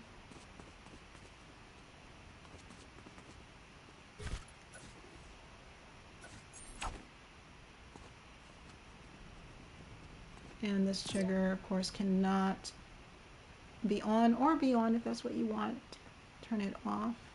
Triggered by player, right? And this will be trigger Judge 1. And on triggered send event to reference. You're going to search for that real quick to pull them up and register player. Now they'll have to register before the timer runs out for this to work, so maybe having an alert up there would be great. And then when it's activated, it's just going to do that. So once they register and they trigger this, I want this trigger to, let's see here, only be triggered one time. Well, basically, let's just disable it, right?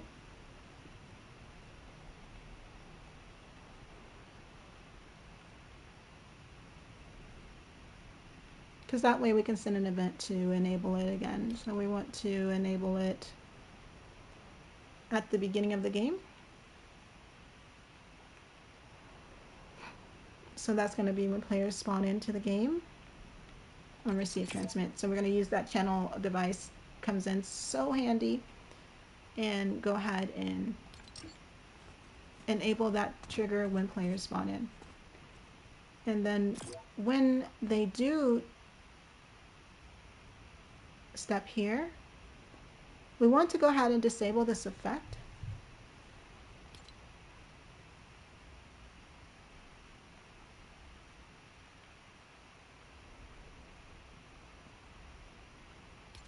That way, and then we want it to enable this effect when the game starts, right? So when they come in here, they'll see that it's active.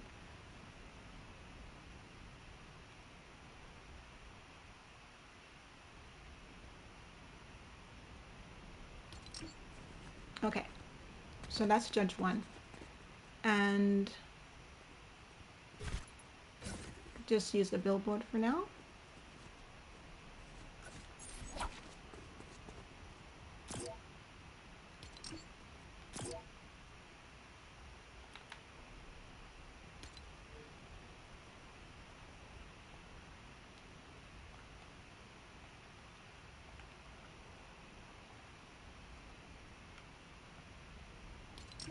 All right, Judge 1, right?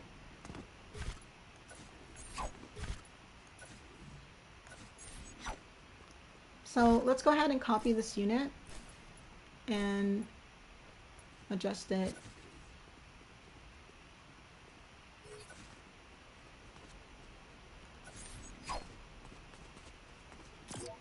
accordingly. So this would be Judge 2.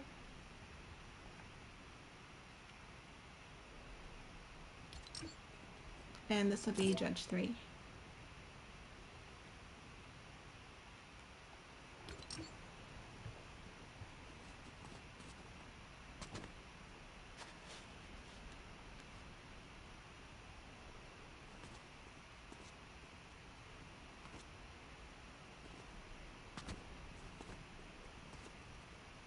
And we need to, let's see here, that's trigger Judge 2 and trigger Judge 3, right? And let's take a look at the bindings.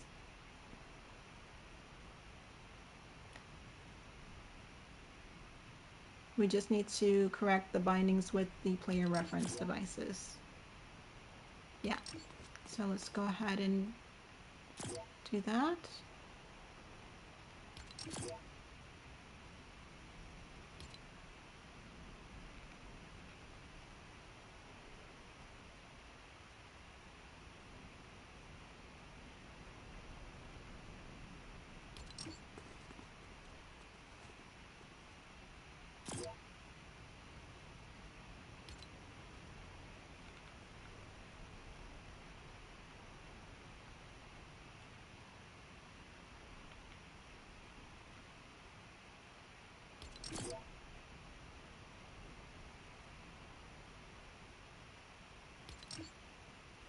Okay, so when they run and they step on that, it's going to disable. So what we need to do though is just prevent them, let's say a player goes and they run through everything, right?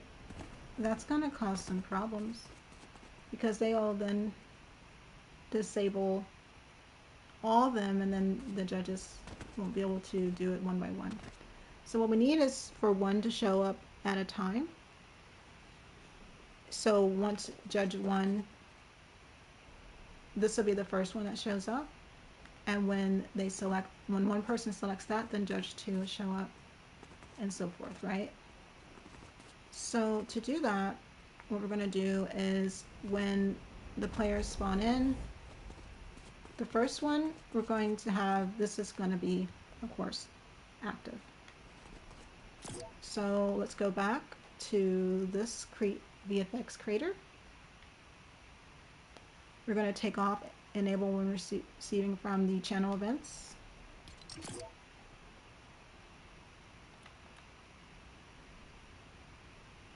You're going to do the same for this as well.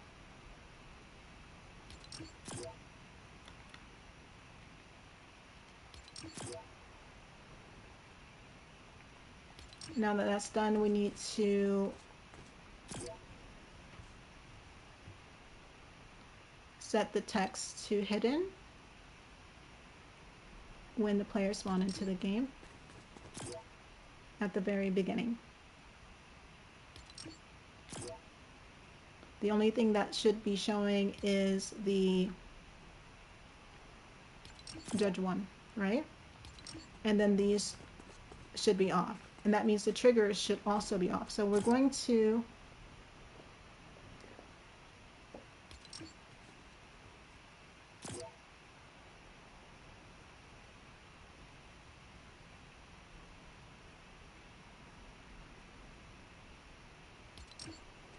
take off the enables when the players start the game for both of those triggers, right?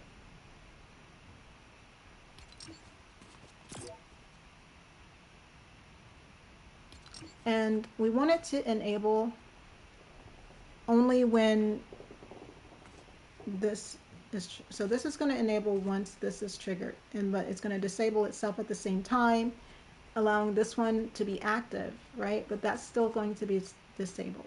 So what we'll do here,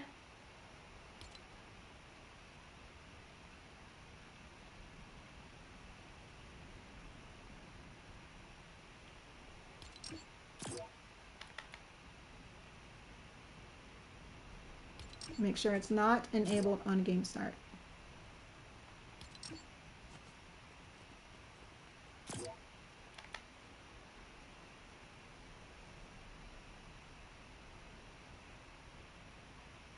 All right, so there we go. This is going to enable when trigger for judge one has been triggered, and then disable itself when it is triggered.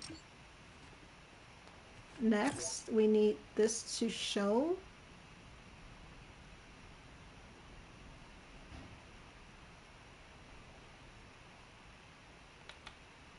So, all right, so we're going to enable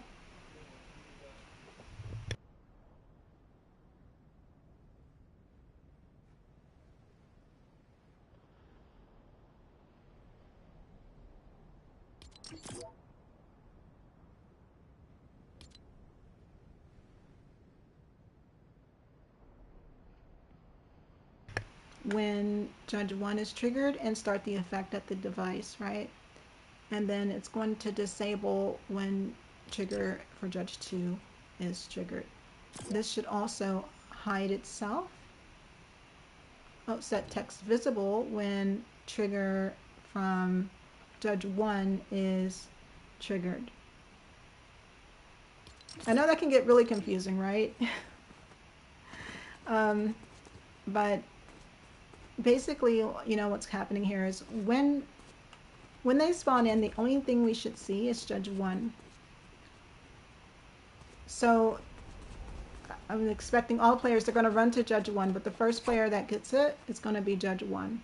Then they're going to see judge 2. So then they'll run to judge 2, and then the next player could run to judge 3 because judge 2 would be taken. So this will control the instance in which you get a player that will just run through all the triggers. They see all the circles and they'll do that. And that would cause your game to be like a little kind of weird. You'll have unexpected results, and you don't want that. You have to be sure you try your best to predict player behavior, and try to control that as best as you can with proper structure. So that's what we're doing here.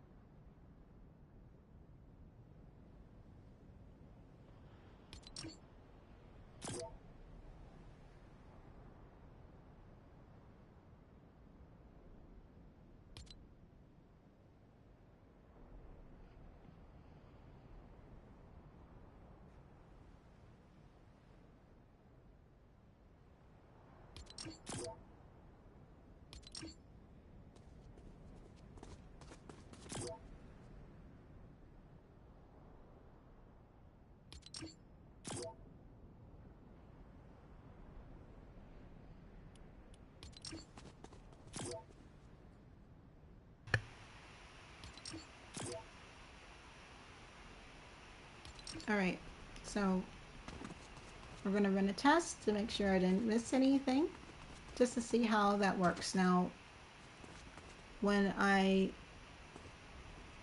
run through here, then this should be enabled, and then this should be enabled when I run through here.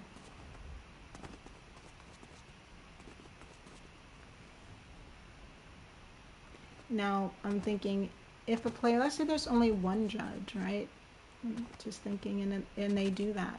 You say, oh wow, I'm judge one, and then they see judge two, they run there. They would rather they would register themselves to all these devices, right? So that's how classes come in handy, because we have to prevent that. Like, we can't have that happen either. That's definitely a case. And what I'll do is I'll save that and I'll show you guys what I mean. I'm just thinking like ahead of the game. That's definitely player behavior. You know, play enough games and I'm like, they definitely would probably do that, you know. So let's run a test and I'll show you what I'm talking about, and then I can introduce a way to control that again with the use of classes.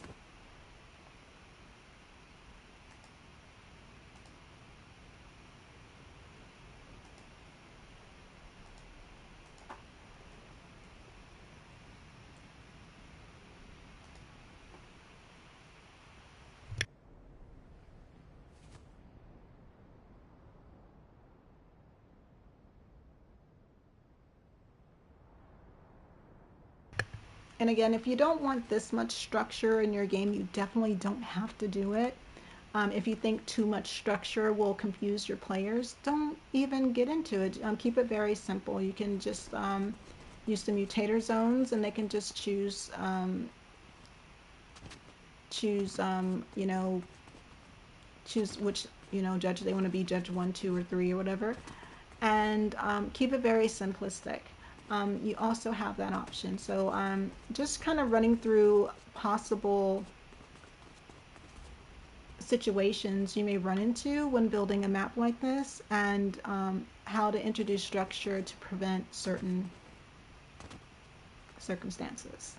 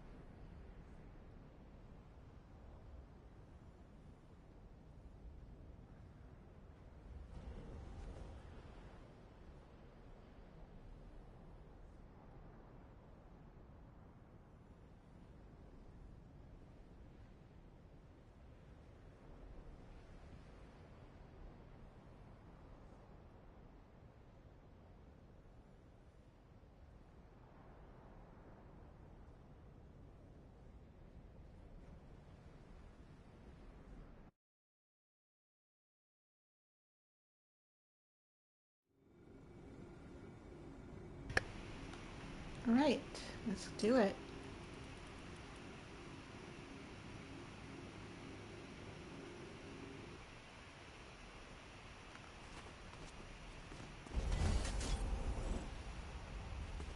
So you see only the first judge shows, and we can go here and see no one's registered. All right, now judge 2 shows. and I'm teleported because the time is out, right? So players have so much time to select. Definitely give them more time. This is a tutorial just to make sure everything is working. No! Yay! Okay, so that's working too as well. Let's check judges 1 and 2 and 3, sorry.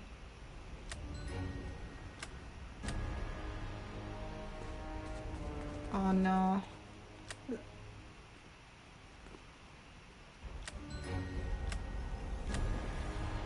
Alright, that person's about to get eliminated. Alright, this is going to be really cool. Alright, so all that's working fine. And we can see that, let's just kind of go around here, that it's just going to go down the line like that.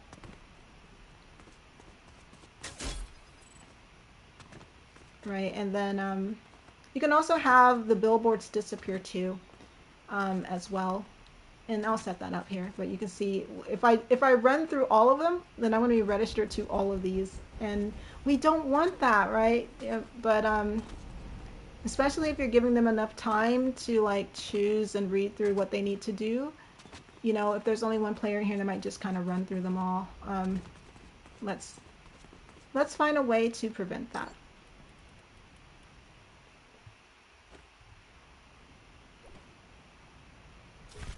All right, so how will we prevent that, right? Well, we can use classes. Again, and we don't even have to use teams, right? So right now we're using class 5, I think, right? So we can actually pull from there, right?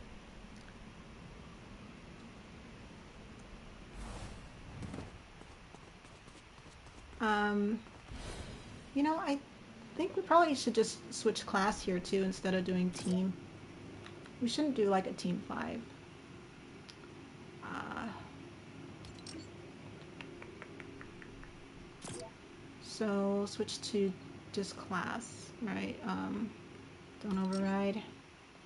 So they can stay contestants but switch to the active contestant class. Um,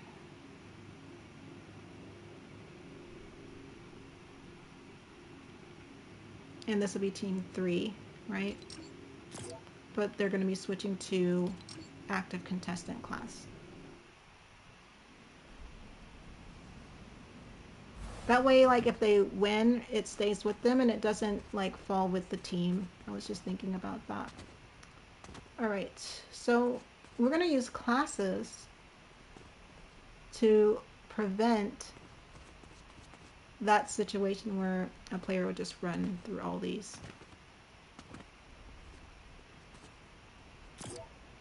And you can see activating class is important, right?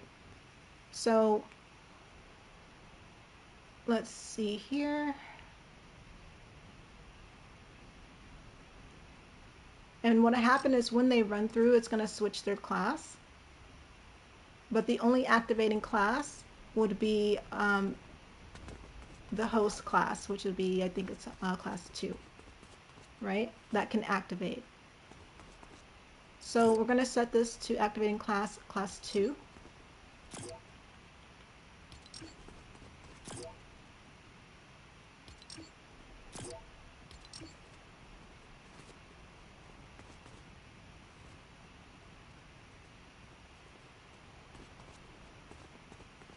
Ooh, oh, I can't grab it. Let's see here. Let's just kind of scoot that up. All right, cool. And 2. But what we need to do is drop some additional class designers and class selectors to switch them to like class 6, 7, and 8. They'll stay on the same team, but their classes will change. So let's just do that. That would keep it cleaner, and then one judge can't just trigger all of these player reference devices. All right, so let's do that.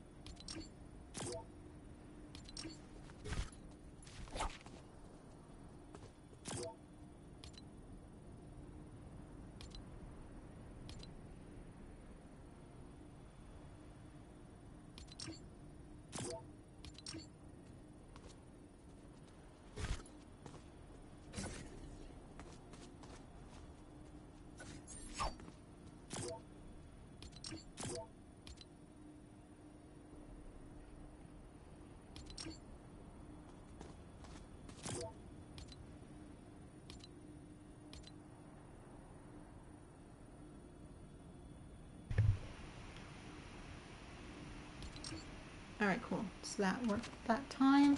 So now we have class 6, 7, and 8. We have to have class selectors for each of these, so let's go ahead and drop those as well.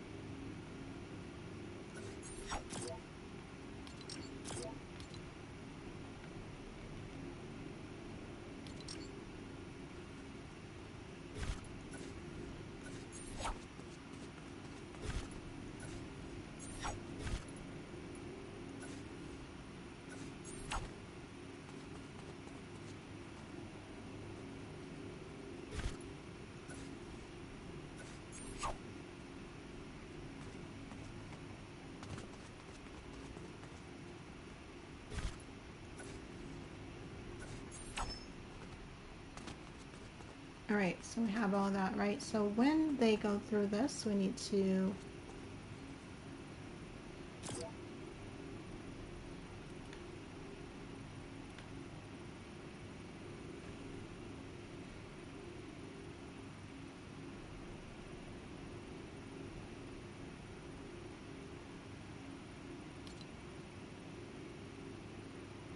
go to class 6.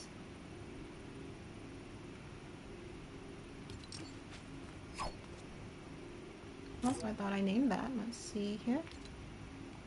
Class 6. Okay.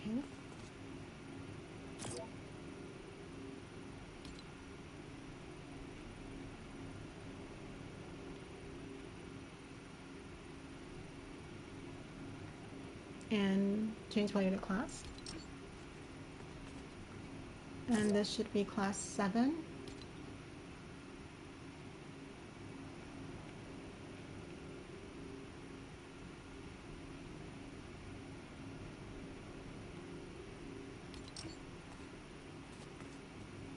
Oh, okay. Thought I named that one as well, but it's reverting back. That's fine.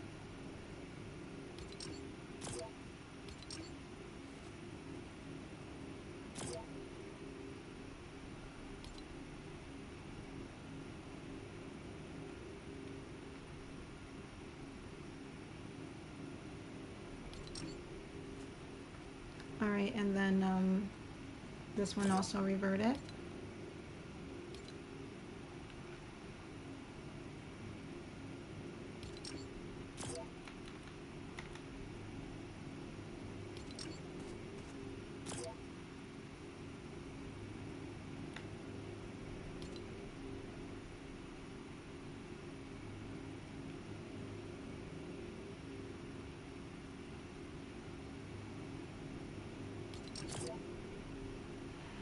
All right, so let me double check all these.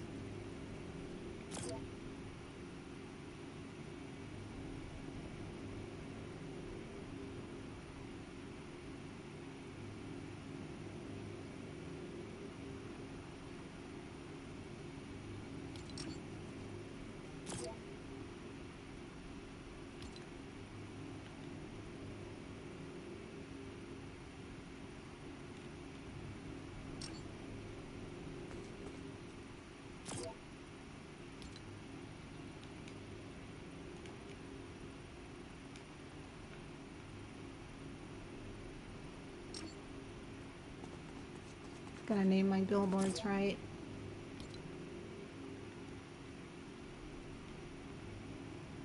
All right, cool.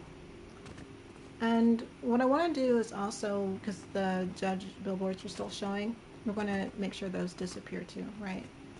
So this needs to disappear.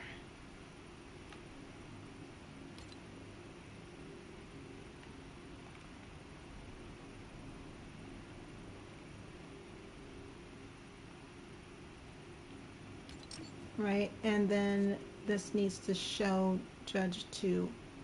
So let's see. Judge 2 should not be shown at start. All right, so should be shown and then shown. All right. And then this needs to, all right, so that should be good, right? And then we all have the classes binded as well.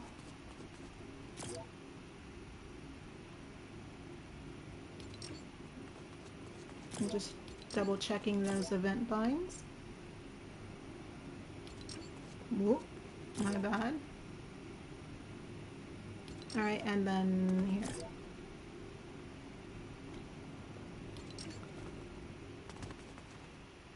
So let's go ahead and save that.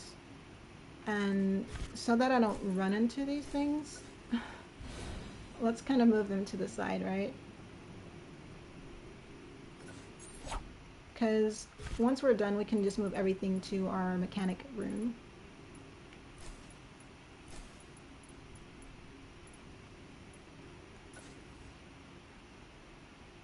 Two and three.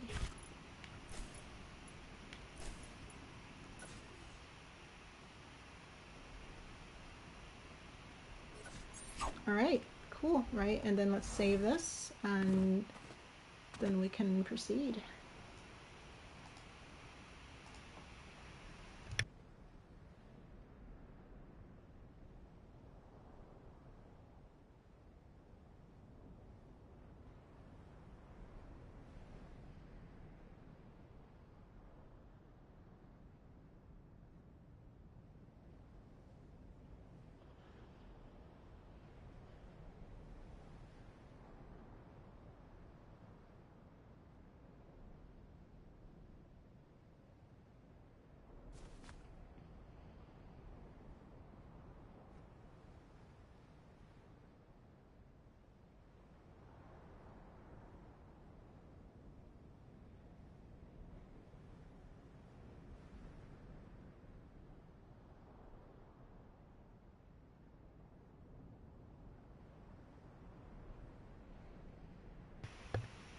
Again, thank you for the new subs. I really appreciate you. Welcome to the community. I do see you all. If you do have any questions or suggestions, be sure to drop them under the videos. I do my best to answer as many as I can. In addition, check the links for Discords if you need to connect with me. If you have questions, I'll do my best to help. Or at least provide you a good guide on where you can go to get help. So feel free.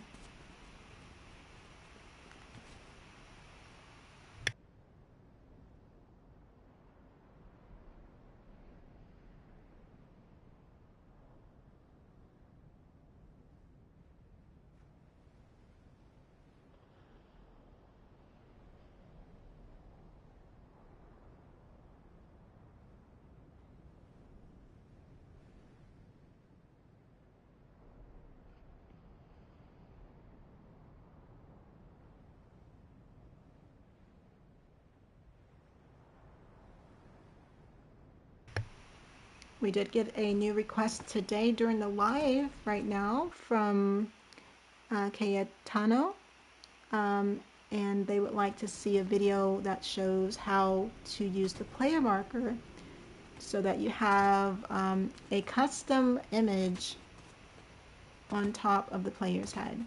So that'll be really fun to look into as well. So that might be coming along here in a bit.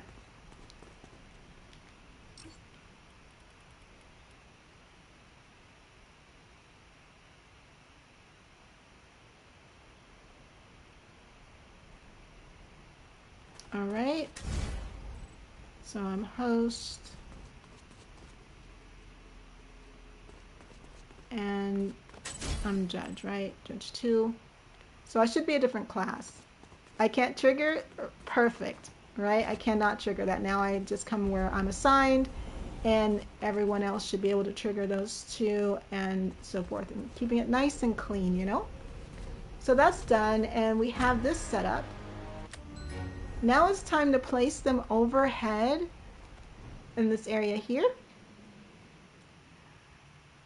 But before we do that, we have to set the triggers, right? The triggers that set up the elimination votes. So if we get 3 X's, we need a damage volume to appear and eliminate the contestants who don't do so well. And then we also need to have a zone place to show up if they all get check marks. So if a contestant all gets check marks, we need something to happen. Maybe they get XP. Maybe you want to teleport them to a specific area. I'm not quite sure. It's up to you, but yeah, we do need to figure out how and what we want to happen when they get a successful vote. In addition to that, there should be a golden button too, I think.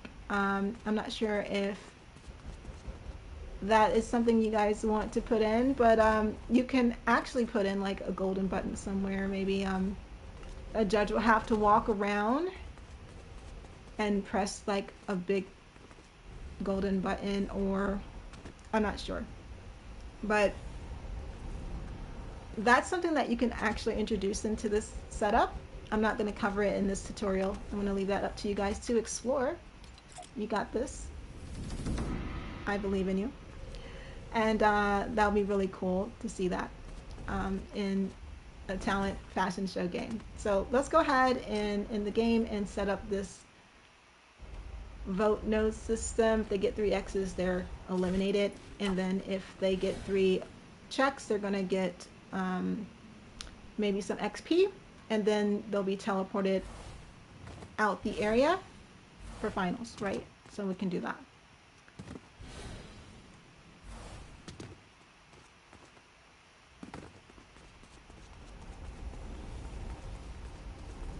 All right, so to do that, we're going to need 2 checks.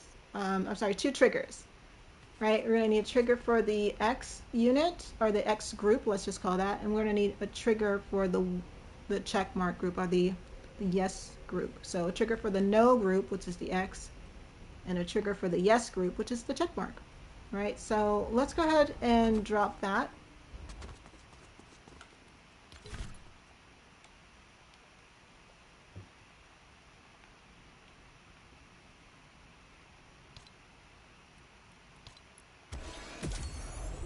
All right, so this is going to be trigger no, and we'll just call it disqualified.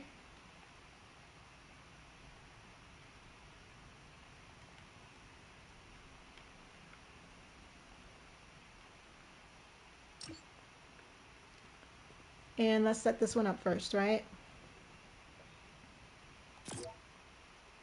So what we need here is it has to be triggered a certain amount of times before it transmits. So we need it to be set to 3 times. If it doesn't receive 3 triggers, the player is going to be eliminated. Well, I mean, sorry, if it doesn't receive 3 triggers, the player will not be eliminated. However, if it does receive 3 triggers, the player will be eliminated. They'll be disqualified. They're going into spectate mode. They can't do anything else, right? So that's why it's important to go ahead and set transmit every X triggers to the amount of times, and it's going to be 3 in this case. We can turn off the sound and virtual effects.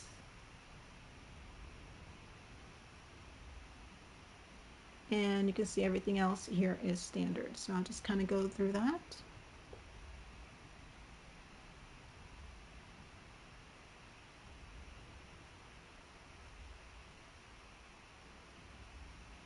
All right, cool. And then what we need here is trigger when receiving from.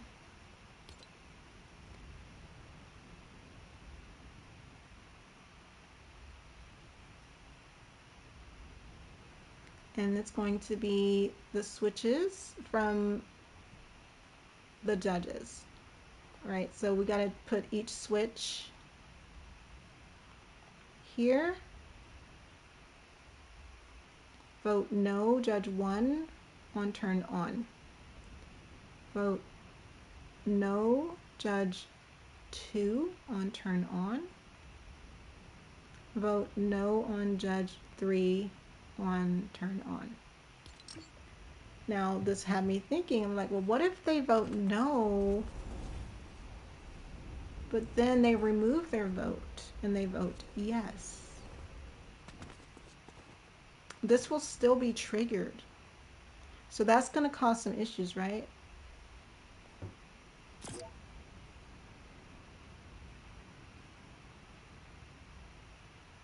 So that's when you have to let your players know if you remove your vote,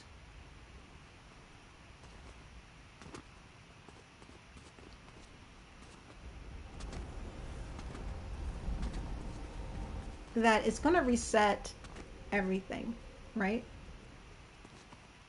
They'll still need to get 3 X's down the line to trigger this. So you can use reset times triggered, right?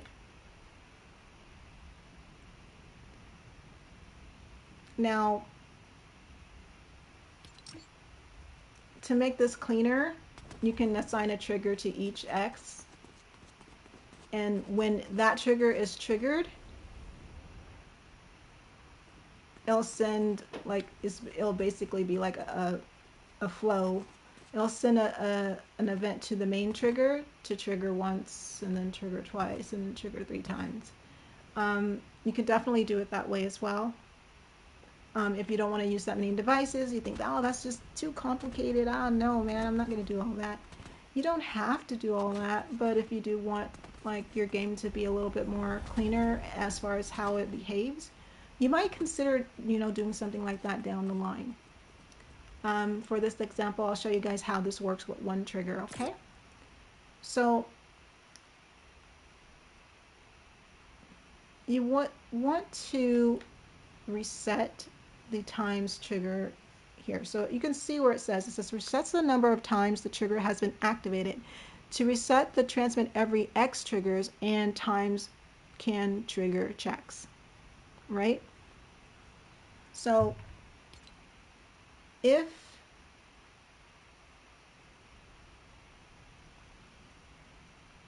Judge 1 removes their vote,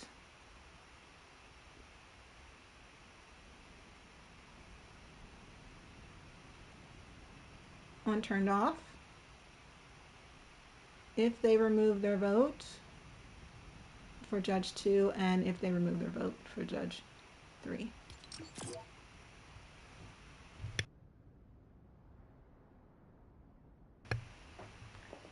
This is going to reset it back to the beginning. They'll have to all 3 trigger that for it to be successful.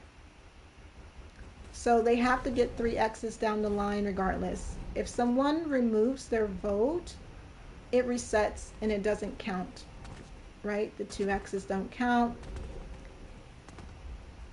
So that's how this system's going to work. And when it does reach all 3,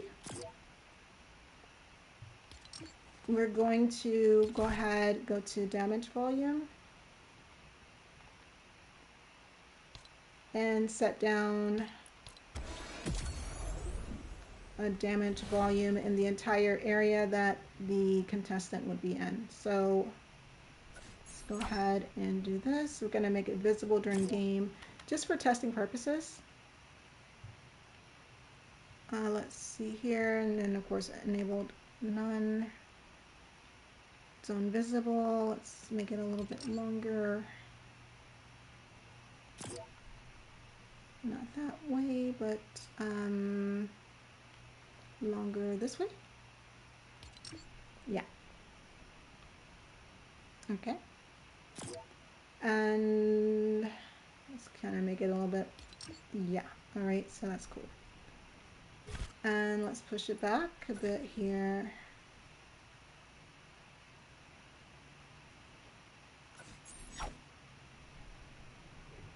right? And then you can probably like extend it, add 2 more in this area if they're like over here or whatever. But for tutorial purposes, we'll just put it here. And we want to enable when receiving from trigger disqualified. And that's going to, yeah, untriggered, right? Just like that. In addition, we need to set this to elimination.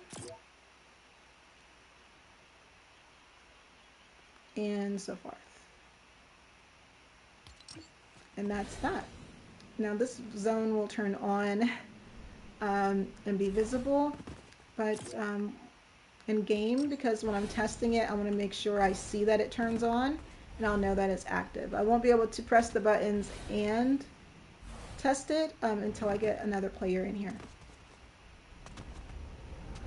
So let's see, that's set for that. Now for the check marks, we're going to do the same.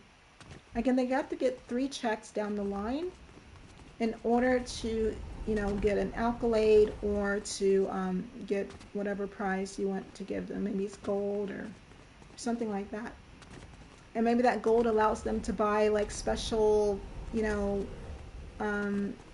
items that you like models that you have in the back that they can, you know, put on that would help them dress better for the finals, right? So the better they do in the first round, the second round they get like, you know, the more gold they earn up into the finals, and they can use it to, you know, buy stuff in the back. I think that'll be kind of cool. So what we'll do here is we're going to copy this, and we're going to name this yes, qualified.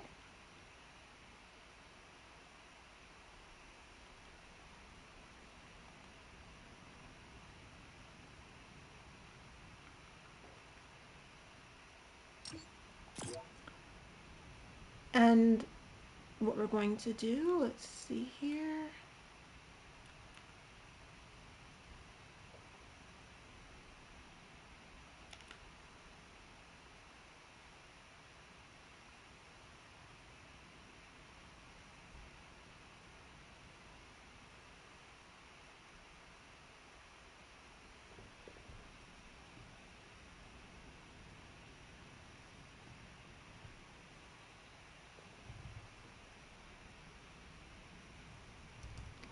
Yo, little faded, what's up? I'm not doing a skin giveaways today, dude, but I do them on my Twitch channel. I do have a giveaway right now once we reach 2,000 followers. And I'll be having one here on my YouTube too, so be sure to check it out. Gotta be here to catch that, so hope to see you. And then we're going to go ahead and remove these as well, so we're going to basically be replacing them with the vote yes.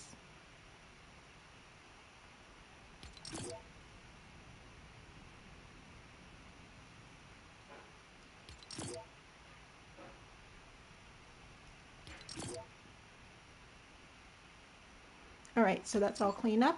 Cool. And remove the damage volume as well. Alright, so trigger when receiving from, switch yes.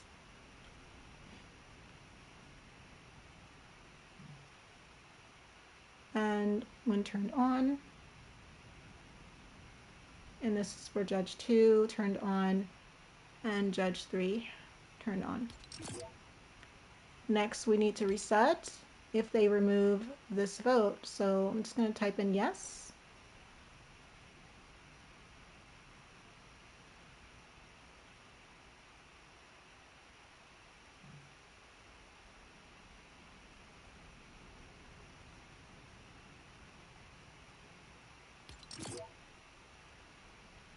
All right, cool, right? So now it's going to reset all the way. We need 3 of those as well. If they remove their vote and they vote no. So we got a simplistic checks and balance system here. Now we need something to happen when they get 3 yeses. So for this tutorial, we'll just, grant them some XP through an alkylate device and teleport them in an area or something to wait or something like that. So this is going to be like stage area, whatever. And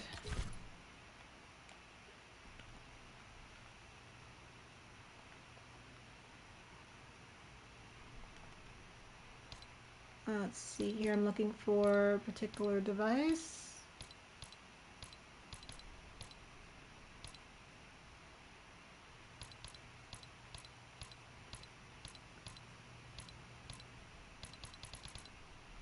Yep, that, right? Let's just put them in here with the people. And yeah, let's kind of like spread them out or something, I guess. I don't know.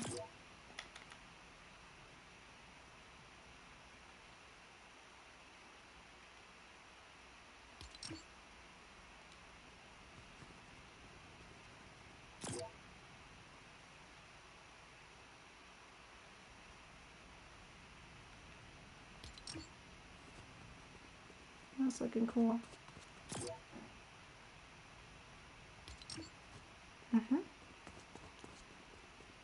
Yeah, so like, let's go ahead and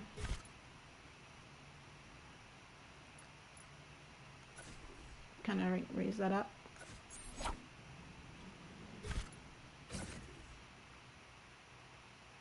I don't know. This is just whatever. Let's see. Right, and then, they can just like be down here and they can watch the show. So to do that, let's go ahead. We're going to drop a mutator zone, right? A mutator zone, alkylate device, and when they get those 3 checks, they're going to get some XP, and then they're going to be teleported to watch the rest of the show while they await a chance to go to the finals, right?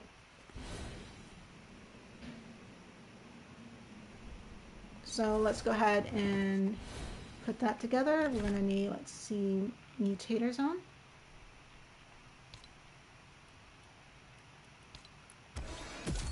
Oh, in addition to that, oh, I almost forgot, we need to do timer. So when this starts, we need this to turn off within like 3 seconds. So let's do that as well.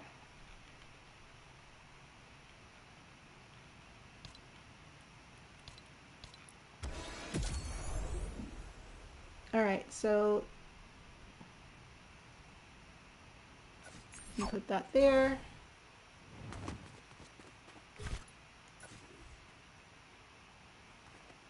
I'll go to right here. That's fine. And name this timer disqualified timer. And let's see.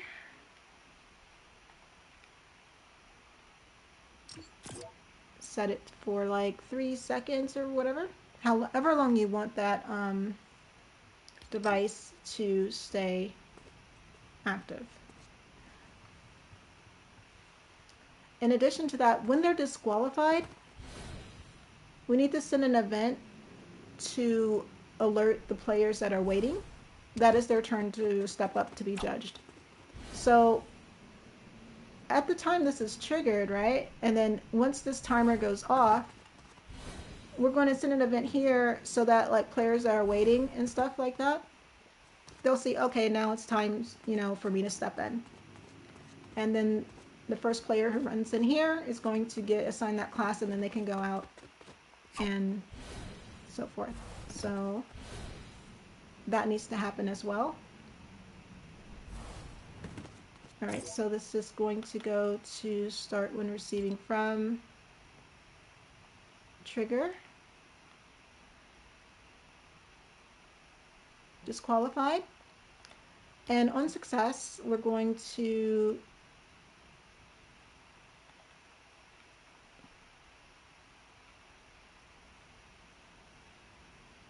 disable the damage volume. And then this should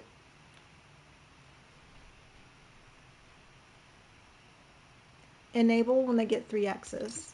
It's going to be really fast. In fact, once I get that third X, they're going to be eliminated right away. If you want to put a buffer between that, then you'll need another timer.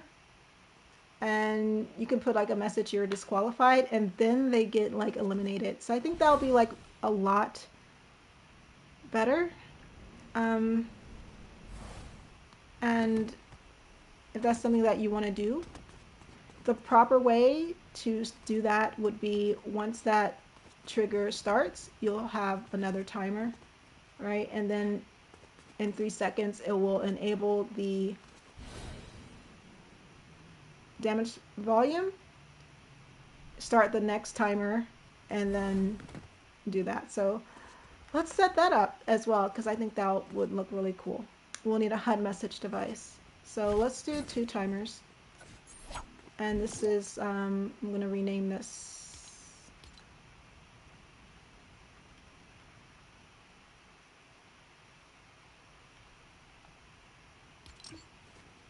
And this is going to be like disqualified alert timer.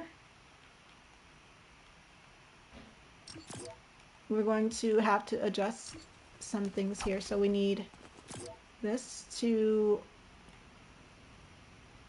not enable that. And only start the disqualified alert timer, right? In addition to that, we need it to, let's go to HUD message device.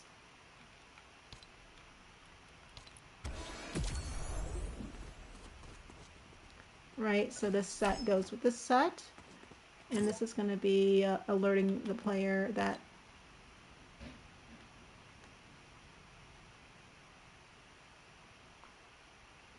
disqualify alert.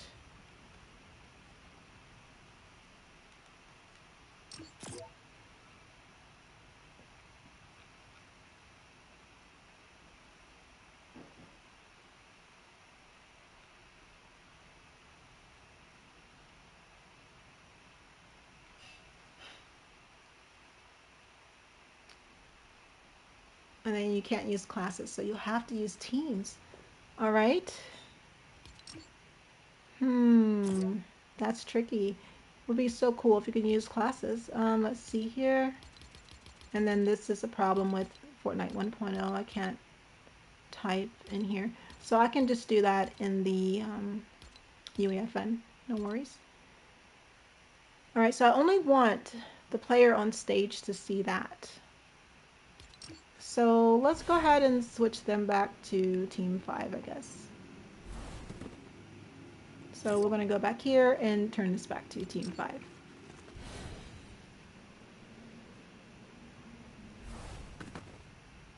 And we only want Team 5 to see this. And I'll go ahead and pop that in. Let's see, display time is going to be about 5.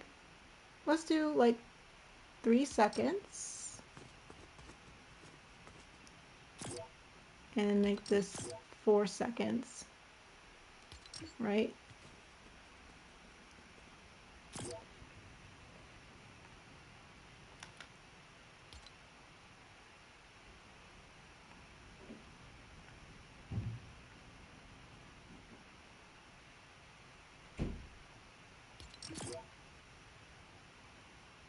So at the same time when this is triggered, it's going to show this HUD message to the player up there. And then it's going to show for 3 seconds. At the 4th second, this is going to enable the damage volume and also start, let's see, the next timer that will allow the damage volume to stay on for a certain amount of time. So there we go. This is going to start. All right, and then this is going to stay on for a certain amount of time, and it's going to disable the volume once it's done. So that's the structure. When they get 3 X's, this trigger will send an event to show the HUD message device to the team to the contestant up here, who will be Team 5, classified. They'll show a message, you've been disqualified. And then after 4 seconds, it's going to turn on that damage volume. So make sure you cover the entire area, so no matter where they run, they're going to get disqualified. And then it's going to stay on for 3 seconds and then disable itself. They should be switched to spectate mode and so forth.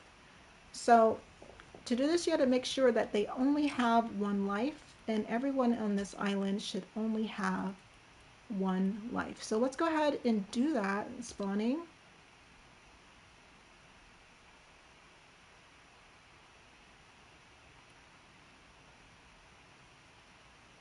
And join in progress. They're going to spectate until the next round. Okay. Next, we have to send events to ensure that the next player is ready to go, right?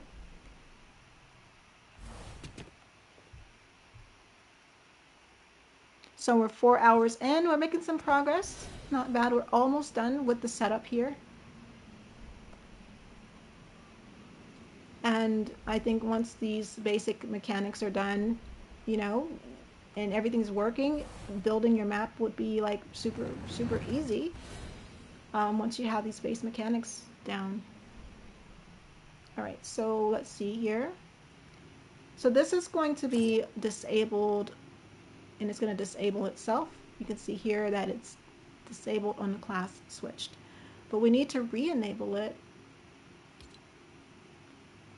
after the damage volume. So that second timer, which is timer 2, disqualified 2. Let's see here, this one right here, on success, right? And then at the same time, we need this to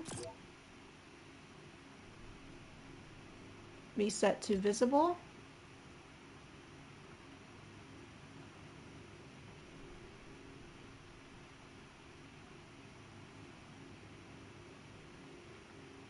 On success. But this behind it that says wait your turn to be set to hidden when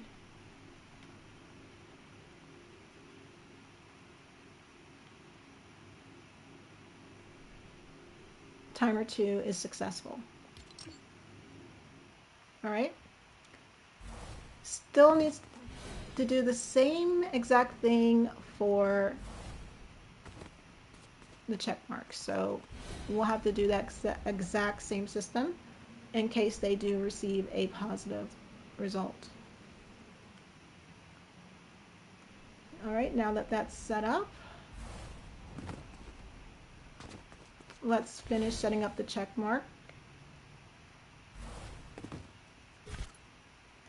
And I'm going to move this system over here, right? So it's different. This is this unit right here for the X's.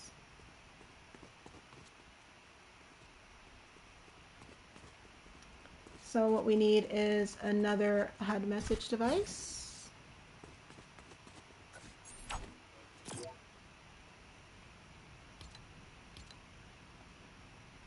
And this is qualified. And you know, Tommy, I see your question there. I'm going to go ahead and read it here in a bit. Right, and we're going to remove this here so we can start fresh. All right, so now we have this. So qualified would also be team 5, right? Make sure this is team 5. There, cool. And let me go ahead and save this so I can ensure we're good to go.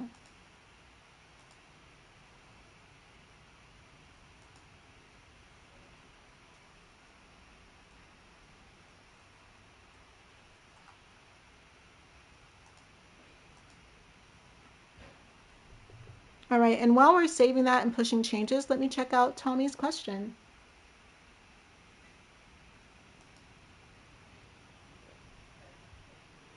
Let's see. I'm trying to make a team randomizer, like when you start the game, you're assigned to a random team. Could you help me with that, please? Yo, I think I have a tutorial for that. I have to double check my videos, but I definitely can help you with that.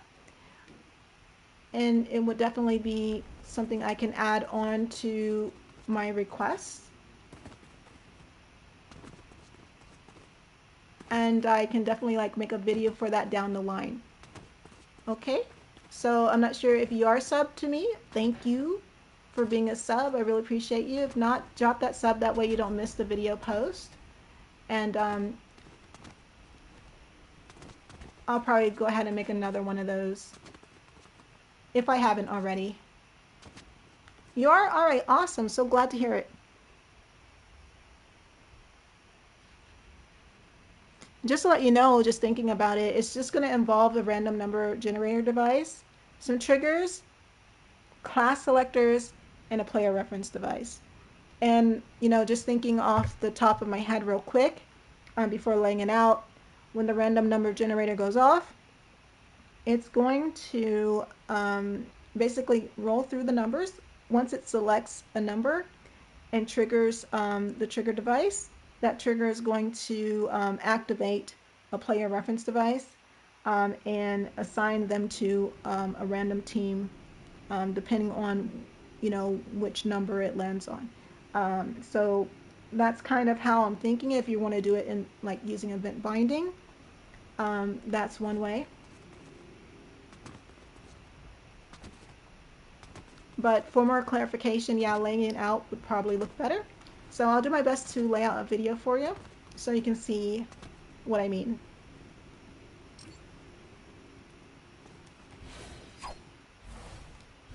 All right, so that's completely saved. Now we're working on the check marks. And what we want to happen here is once all three are triggered, let's say they get all three check marks, then they're going to, yeah, no problem, dude. They're going to get an award, right? They're going to get a message, you qualify, or congrats, you know, whatever you guys want to put there, you could do that. And then they're going to get like a reward, like an accolade device, and then they're going to be teleported over here so they can watch the rest of the event. From here on out, you can end the game or you can do like a final round. Now this tutorial will not include a final round. Like I said, I'll leave that up to you guys. I believe in you. You got this. But if you do use this tutorial to build your fashion map and you add a final round, I want to see it. Tell me the code. I'm going to go in your map and check it out. I definitely will. And I'll stream it too. So just let me know. All right. So let's go ahead. We're going to drop an accolade device.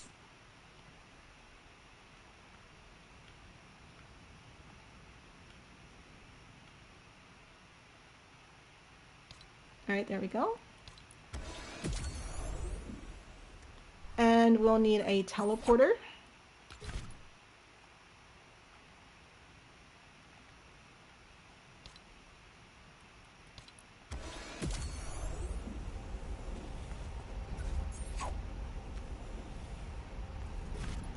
For this unit. So this will be teleporter. We're going to name it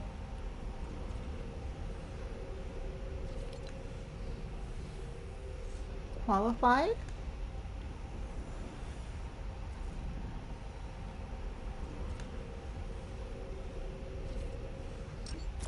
We're going to also remove the groups.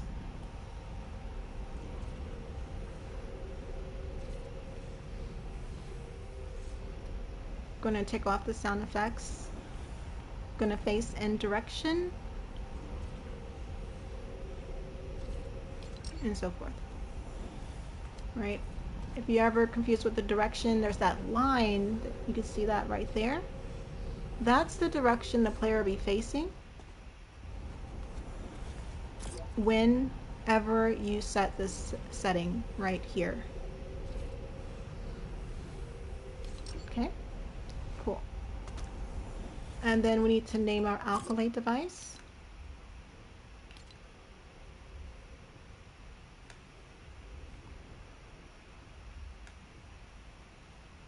the same.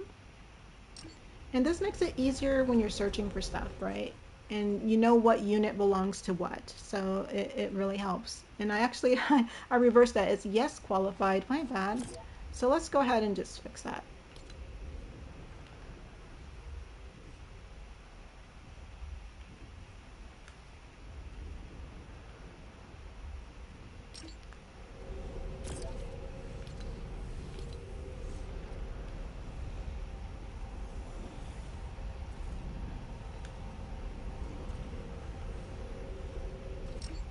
All right, so we have yes qualified, and this is all this unit here. And we need to update this to also yes qualified.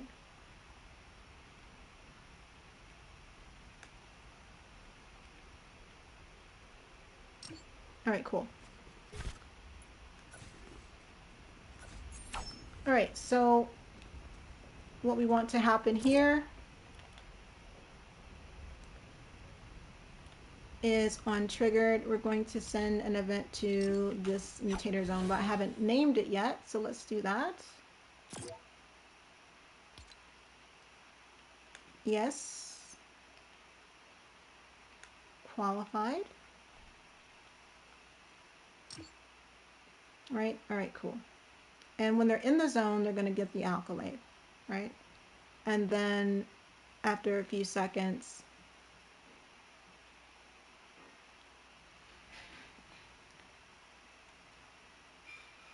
they should teleport. Or we can just teleport them right away. We can just actually do that.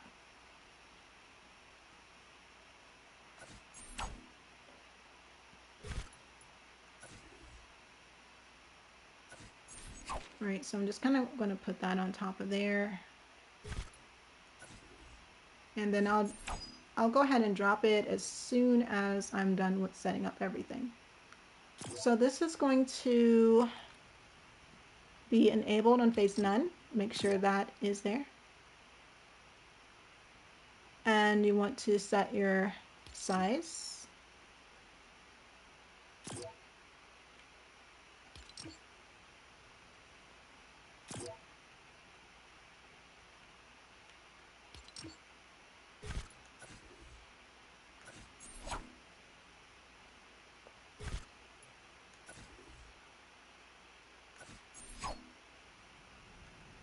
All right, that's fine. And then once I am finished binding up everything, then I'll drop it down because it needs to be literally laying right on top of this. You can also just increase the height of it and just turn it upside down. Right, like that, right? And then just kind of like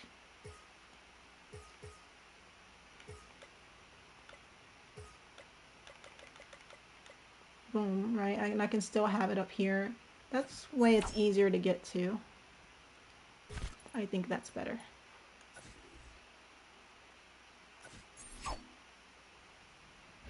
Yeah, that's cool. Right, and now that's set up. Now next we need to connect it to the trigger. So when this is triggered, we can have a timer that lets them know, hey, you know, you qualified. Give them that reward and then enable that mutator zone, right? So let's go ahead and just grab one of these.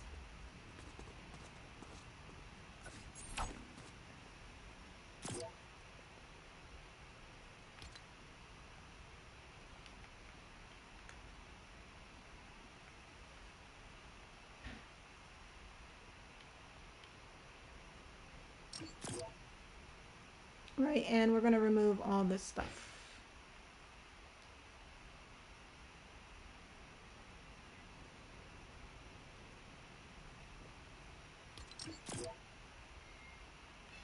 Except the billboard stuff. Let's see here. So we're going to remove that and remove the damage volume.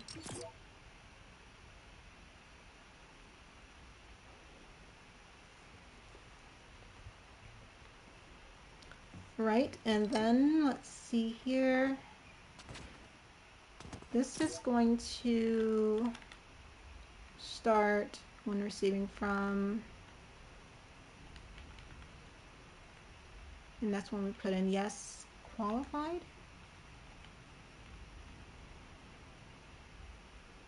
Trigger yes qualified. All right, cool. And then while that counts down for 3 seconds, we're going to show this.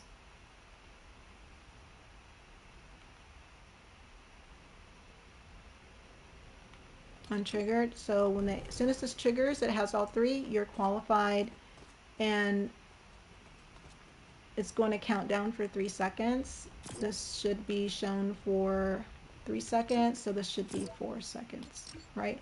And then at 4 seconds, we're going to get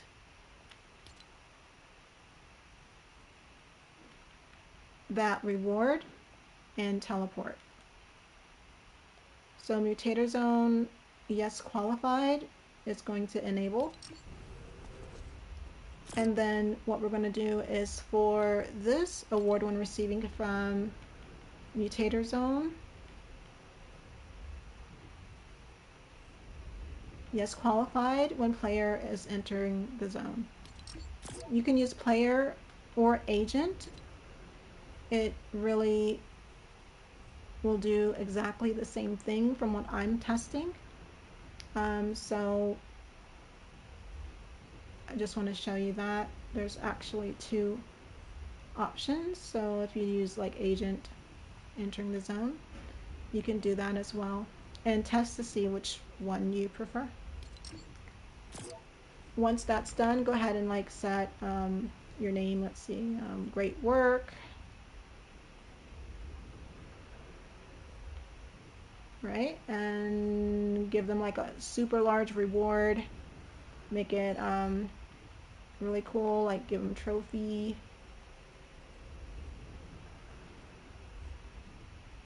And make sure it is only going to player and not to everyone. So that's what I'm looking for here. Triggering player only, right? Because you don't want it to reward everyone. So there we go. So the triggering player would be the player that's in the zone, and they would be the only one receiving the reward.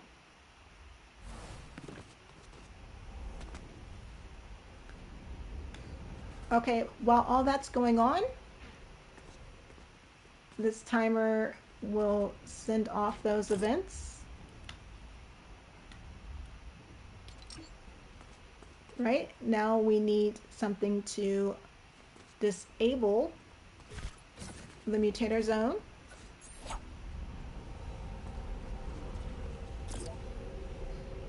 And then we also need to teleport.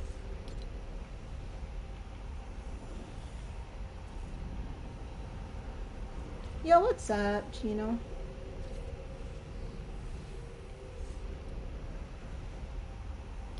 So we're going to teleport them as soon as they get that reward, right? Again, that's when the mutator zone is enabled. The mutator zone will be enabled in 4 seconds after they receive that message, right? See, so I'm going to enable that. They get teleported, they get a reward. We're going to leave on the mutator zone for like 2 seconds. Because the next, maybe even just 1 second, right? Turn it off real fast. So this is going to start as soon as the other timer is complete. So let's go ahead and search for that one. Again, that's timer yes qualified.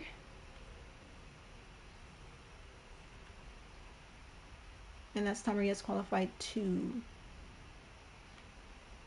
On success, because this one is 3. So this is, oh, let's see, just, yeah. And then this should be 2.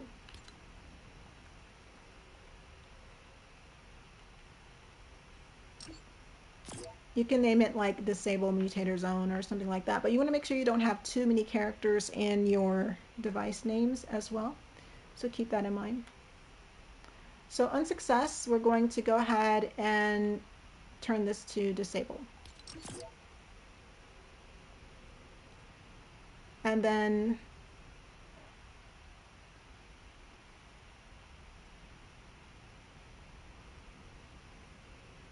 if you want to, you definitely can.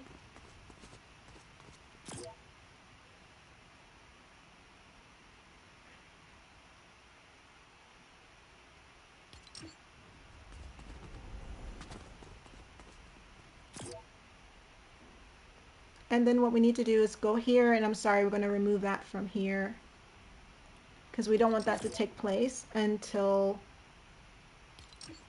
this is disabled, right? So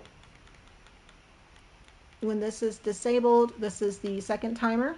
It's going to set wait your turn to hidden and set visible step up to be judged, the next one in line. And then we also need it to re-enable this mutator zone. So enable when receiving from timer device.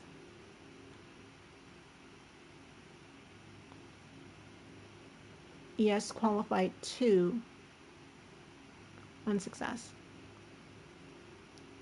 So you see how that syncs? We have disqualified 2, which is when they get 3 no's, it's going to re-enable this mutator zone. And if they get 3 yeses, and then the second timer for that unit will re-enable this, allowing them to go back in, or allowing one player to go back in, change their class, go through the barrier, and get on the stage. So by the time they get on the stage, this stuff should be disabled. All right. So let me go ahead and save. We're going to test some of these things out, right? In any way that we can, since we only have one player in the game. And then just see how things are working. What we want to make sure is, let's see, can I set this to visible? Let me see here, enable zone, yes. All right, that way I can see if the zones are showing. So if there's 3 X's, the red zone should show. If there's 3 check marks, the green zone should show, right? And then of course, before the game is published or anything, you want to make sure you set them to hidden, but this is just for testing purposes, right? So let me go ahead and save this, push changes, and we'll just double check to make sure those mechanics are working properly. Let's do it.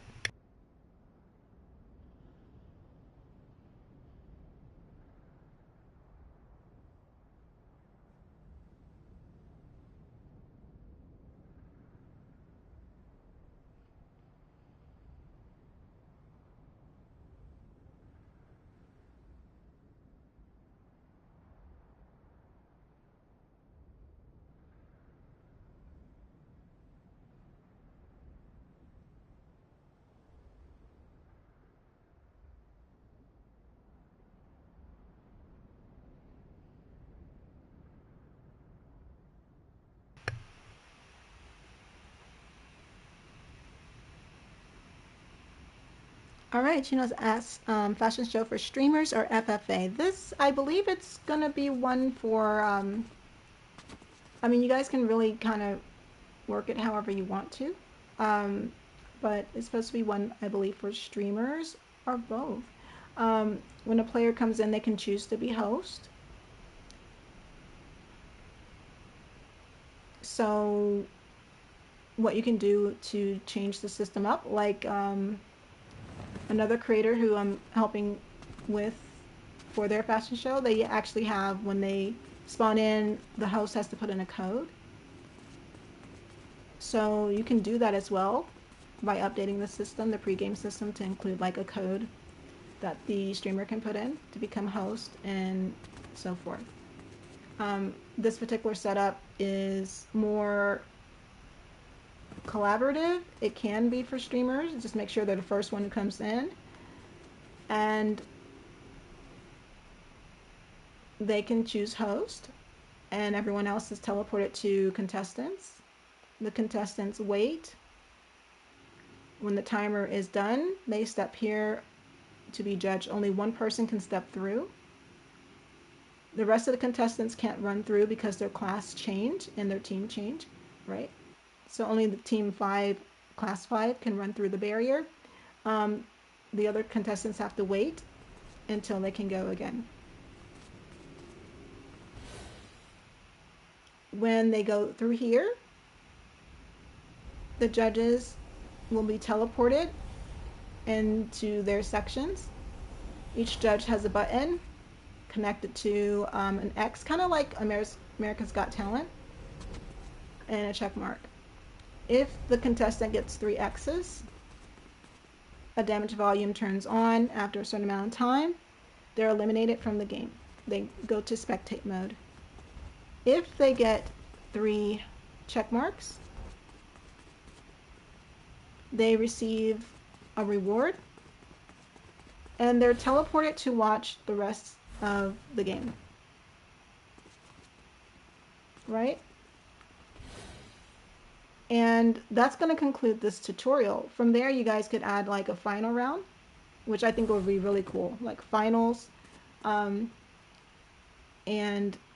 that will be really great. Or you can have the judges, let's say like once all the players are here, and the ones that get the yeses or whatever, after a certain amount of time, when we can run a check here when there's 0 players here, then the game could end. Just send end game, you know, send an event to an end game device, and it will end the game. So that's an option as well. So this tutorial just covers the basic setup of this type of structure to get you guys started. It's a really good building block, hopefully. And you can use it to make whatever, or change it to however you like. You know what I mean? All right. So let's go ahead and test this out. And what we're looking for is when we press all 3 X's, that red box shows. And then if we press all 3 check marks, the green shows. That will show me that anyone standing in that area will either be eliminated or teleported or whatever. Okay, so let's go ahead and run that test.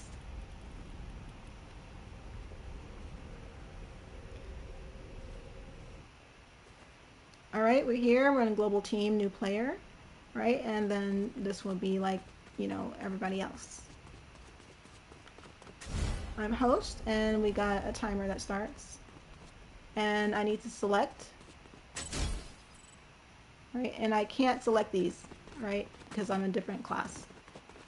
I can see I'm there. As soon as the timer goes off, I'm going to be teleported.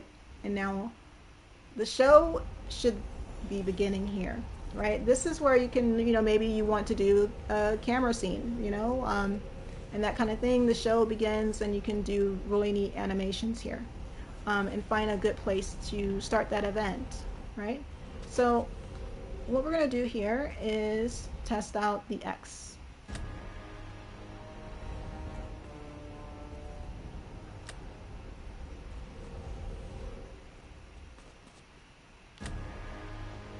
All right, timer starts. Perfect. All right, now we're going to test out the check marks.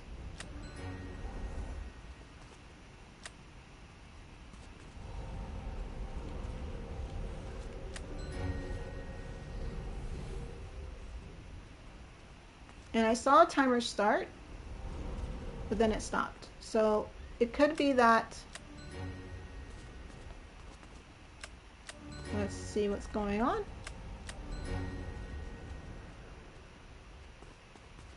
All right, so that's something I need to check.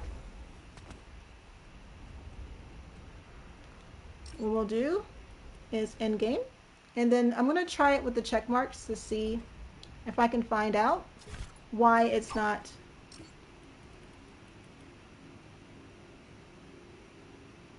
behaving as it should. And I think it is because, again, it has to be received all at the same time, right?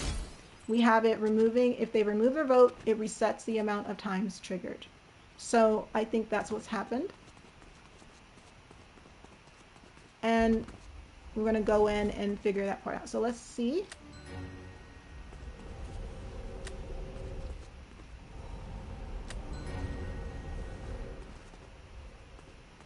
All right, so we need to redo the checking system, and that's the whole point of testing.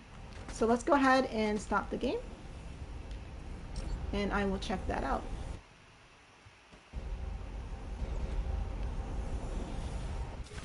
All right, so the X system works great. We got all three X's, the box shows. But when we get all three X's for the check marks, it's not registering. So let's check first to see if it's being triggered correctly. So what I'll do here is I'll go to double check this is set to 3, and it is.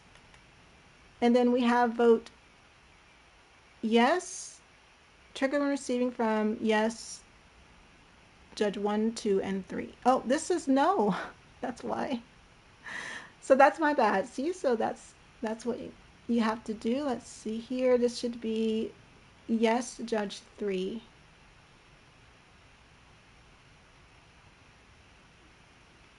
Turn on. Oh, it's frozen for some reason. Let's try this again. Yeah, turn on. So that probably was the issue. We got 2 yes, but it wasn't receiving that third yes. And then when it's triggered, it should start the timer.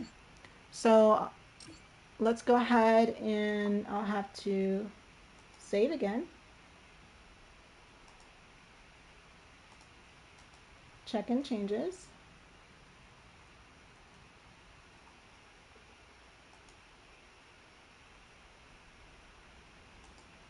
And we've got to push these again. And I truly can't wait until they speed up this part of the process. But, you know.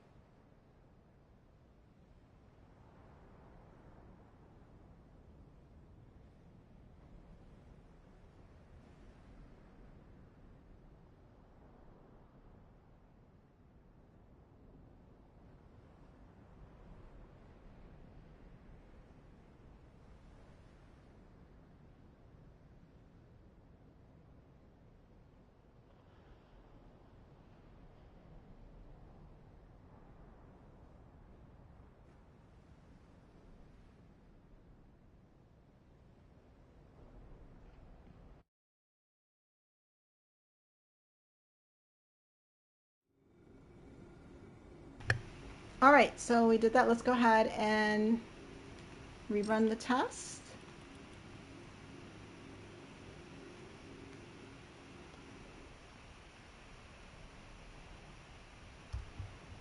Here we go. All right, I am assigned there.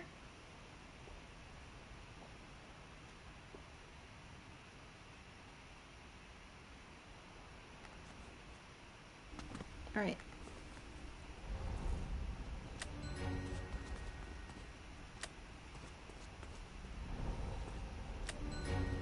All right, timer starts. Great. And the green box shows. And it's only for a split second. I think I should probably leave it on a little bit longer. So probably like 5 seconds. We can definitely adjust that, right? And then, yeah, I should be able to fly over. Right, so that's perfect. It shows that step here to be judged. And that's great. Now let's see what happens. We need to also, I just remembered, I need to call an event that once they are judged, this needs to hide. Like everything needs to hide again. So we definitely need to do that. So remove vote is going to reset this anyway.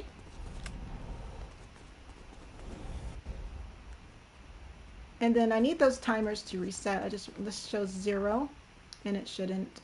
It should show like this 4 and 3. It should reset itself. So that's something I need to update as well.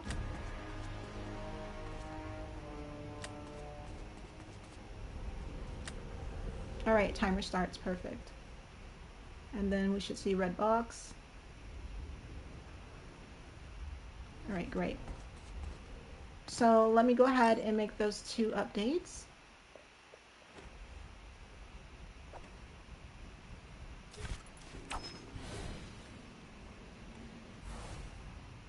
First, this needs to reset when it's done. And yeah, reset. Now, don't stop.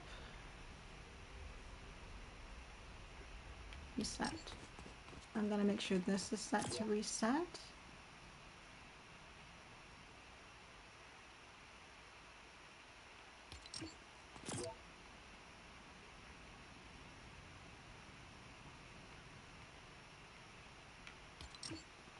All right, and that reminds me, let's see, make sure this is reset. I think it, yeah. All right, cool. And then this is also reset.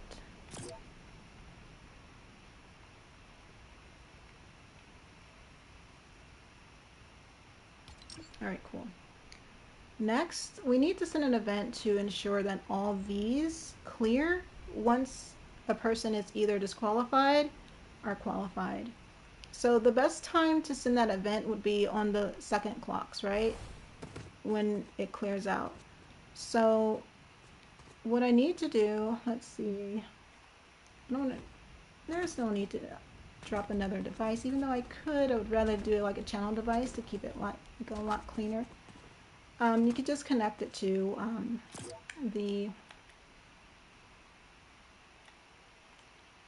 event here like so. So we're going to be looking for the prop manipulators and so forth. So we'll just add every prop manipulator.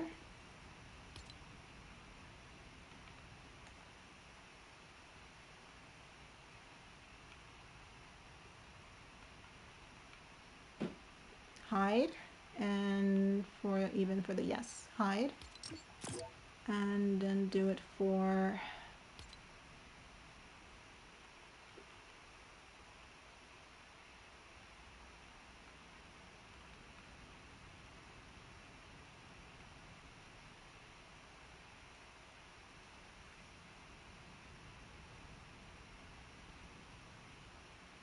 and I should have 2 of those, yes.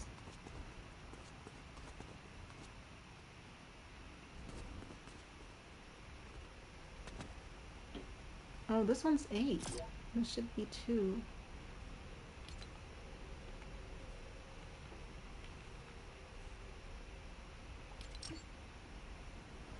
Hmm.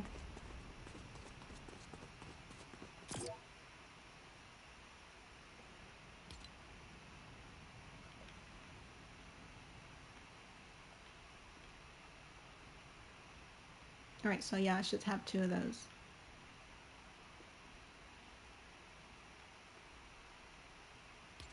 You see what I mean? Like by doing it this way, it's just a lot, right? If you do it that way. But if you add a channel device just to basically treat these like arrays, it'll probably be a lot easier to connect, right? Connect them. So, and it'll be a lot easier tutorial wise. So let's just do that because this is, it can get so complicated. I'm going to go ahead and remove that, hide props, right? And just making sure everything is good. And what we'll do is we'll drop a channel device.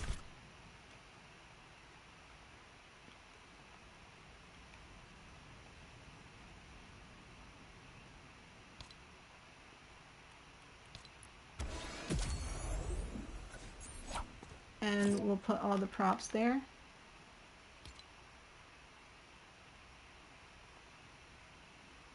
Oh wait, we'll put the timers there. Let's see, timer is going to be timer 2. So we need timer device. Nope.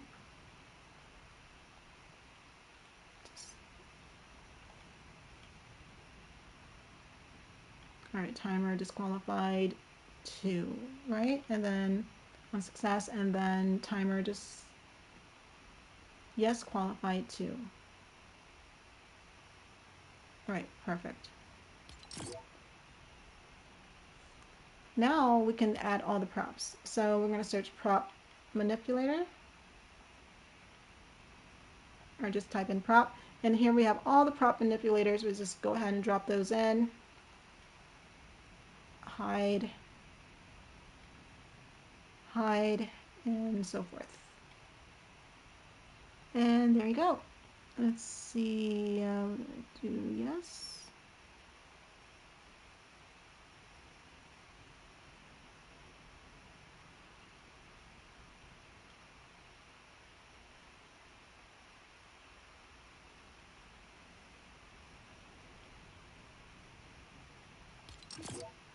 So much cleaner. Just want to make sure I have everything. This is 1. This is group 2 and group 3. All right, we should have 3 yeses and 3 nos. Okay, so that way they'll hide and be out the way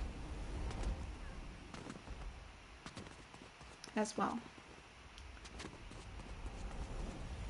Next, I want to make sure the teleportation is working.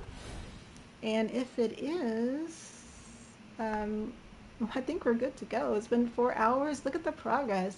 Definitely really cool system. And I do hope I covered the issues that MG was having in the Fortnite Creative GPT Discord. His main issues, he was having spawning issues. They were players spawning on the wrong teams. And he was having an issue with finding a way to send an event once there's 3 X's to eliminate the player and so forth. So this tutorial basically has covered that. What I'll do is we're going to run another quick test, and then I'll have to go through and show you guys all the settings for these. Or I might just create a video that's more streamlined that you guys are used to, that will show all the settings and go through the structure. But you guys can see how I do these when I'm putting together mechanics. And hopefully this tutorial wasn't too fast, because when I'm moving, you know what I mean? But I will create another video to streamline it so that you can follow the process a little bit easier than you see here. Okay? So let's go ahead and push the changes and just make sure everything is working as it should. And then I'll review the structure, and that would conclude this live tutorial, 4-hour tutorial. Man, after this I'm gonna play some Battle Royale for sure. I'm just gonna be jumping into Reloaded after this. But let's go ahead and do it. All right, so let's push these changes.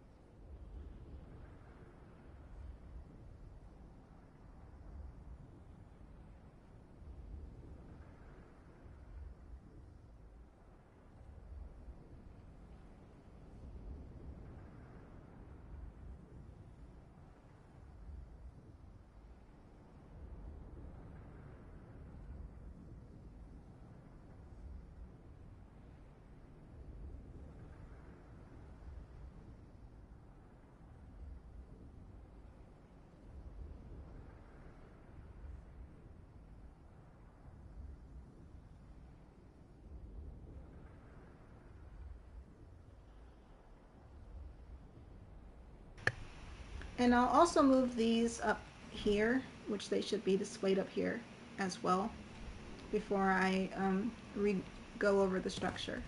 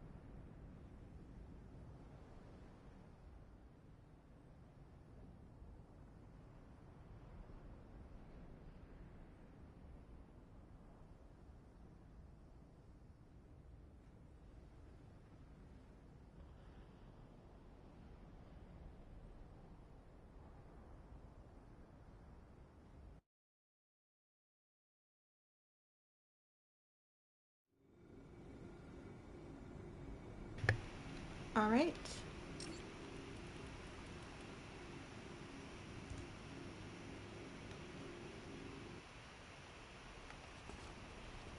All right, I am host. Now I can select that. I am waiting for contestants. Cool. And we can definitely extend the time for the check mark one. So testing vote no.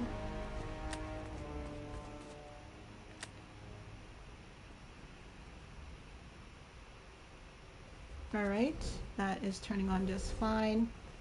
And then I need to go over here to check step here to be judged. All right, cool.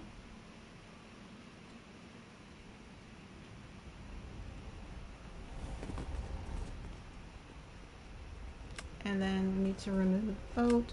I need to also, I was just thinking, when they press the next button, it actually should turn this button off. So I need to do that too.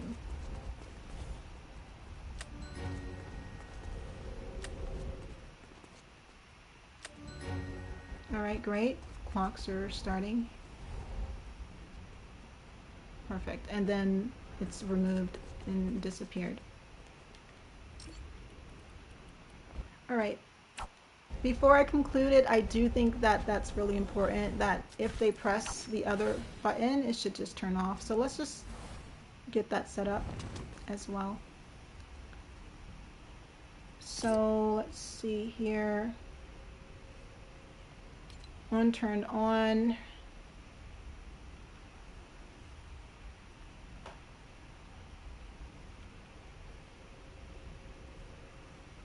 We're going to go to vote yes. Judge 2 should turn off.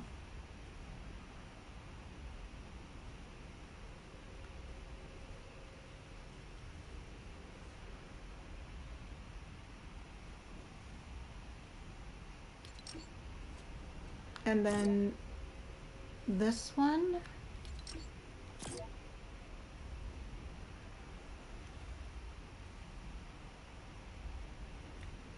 On turn on. Vote no. Judge 2 should turn off.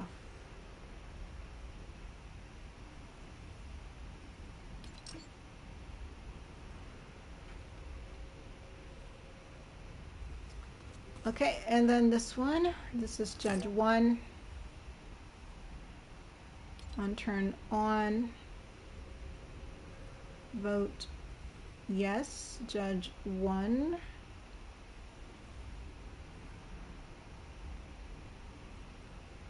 Should turn off.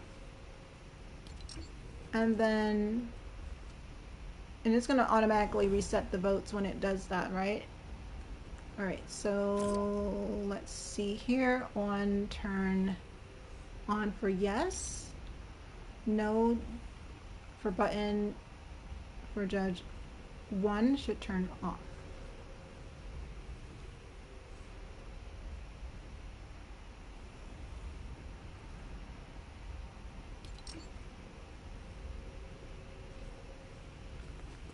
And then the same here, judge 3.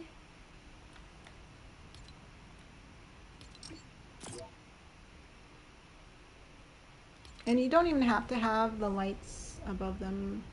That's just something I added, just to let you guys know. It's not really mandatory.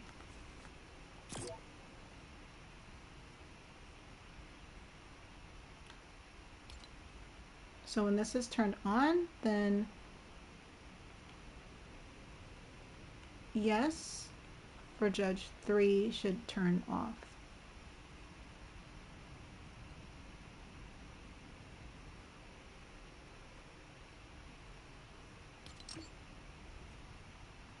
And then this should turn off no for judge 3. Should turn off.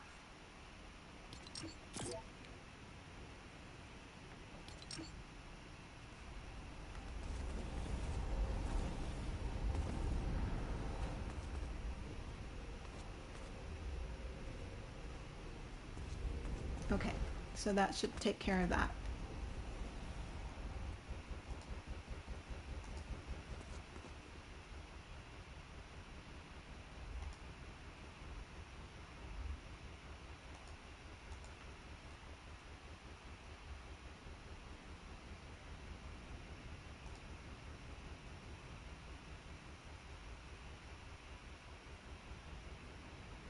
I'm just going to go ahead and push changes again.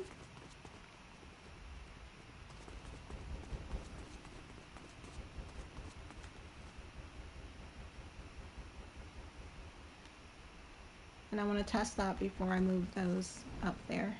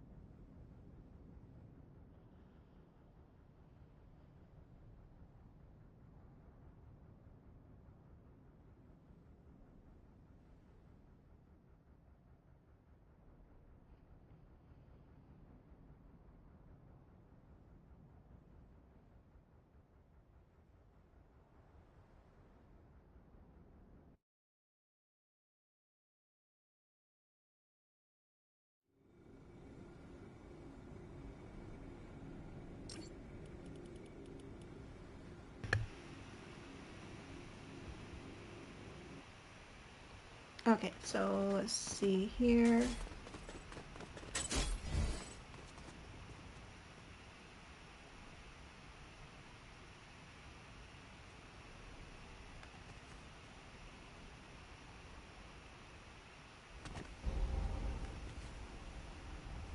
Okay, so when I vote,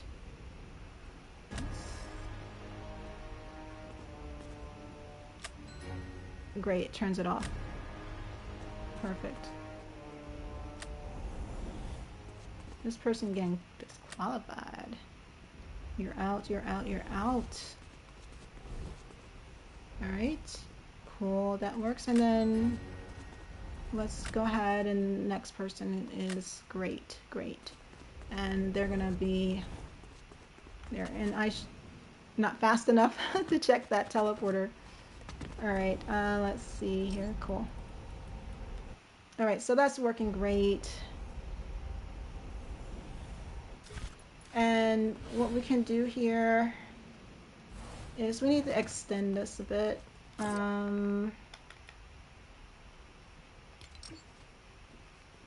3 seconds is fine, right? And they're teleported there. And next I'm going to just move these up to the top.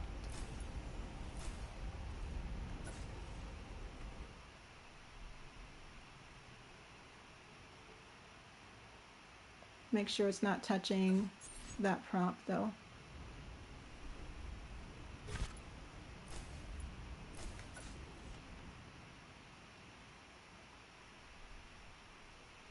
So this way they can't see what they're getting. Just maybe a little closer. Not too close. So they can't see unless they turn around and look at it. Another option is to put them really big, like in the middle, like they do in America's Got Talent. That's also an option.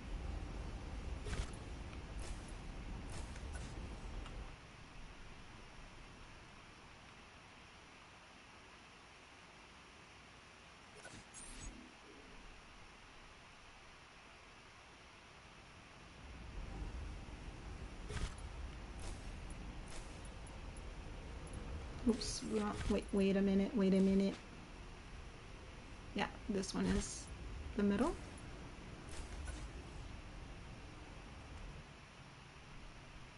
That would have been funny. Okay.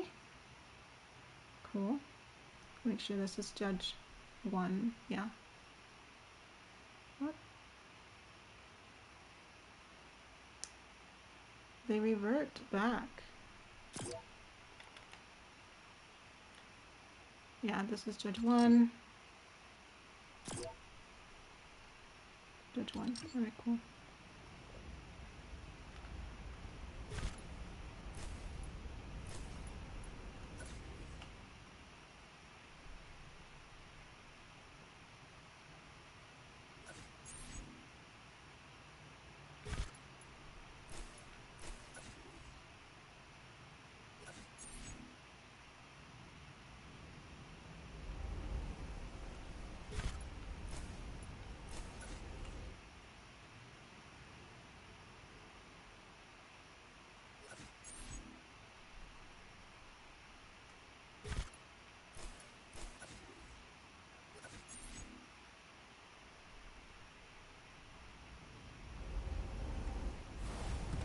Alright, that looks great, right? And you could just kind of put these speakers on the sides.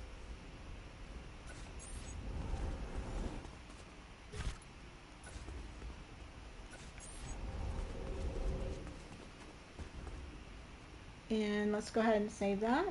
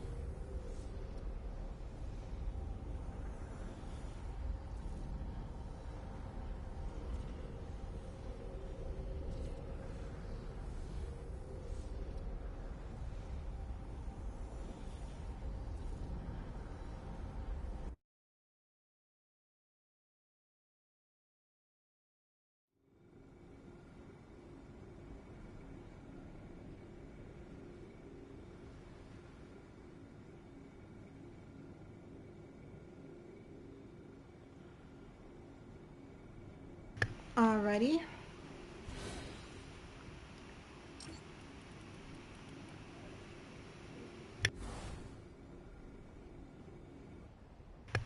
So we're going to test the host and then we'll test the contestants here after.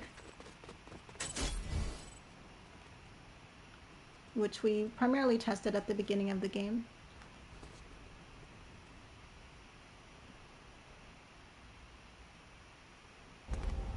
Alright, and then of course we're going to move all these out the way when the game is active. The clocks too. Boo! I'm just kidding. Alright, so that works there.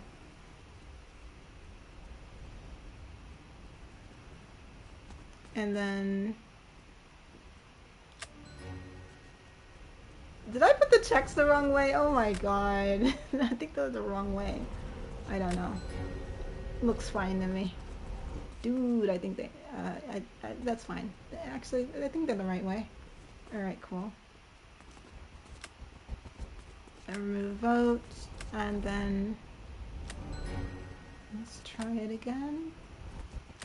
Great, timer starts. I'm gonna run. And I'm teleported. Alright, perfect. The alkali device, you don't see that when testing, unfortunately. There is that issue still. Next, let's go ahead and test the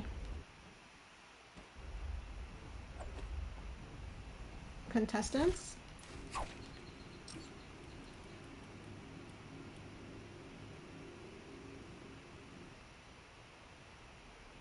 Alright, so to do that, I have to go to here, and then I need to go here so I can become a contestant.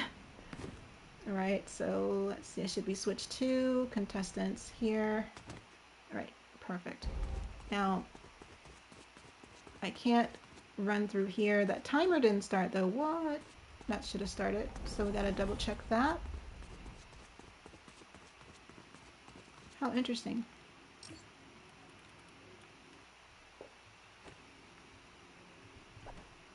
Alright, so let's check those events.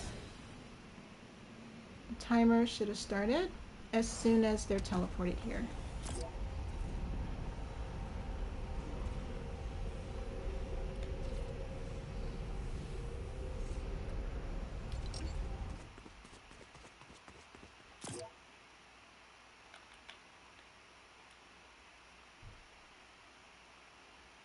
I guess since activating team.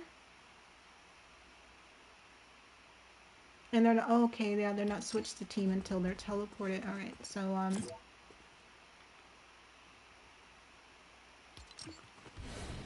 let's see, I might change that. Maybe I'll just switch them and then teleport them here.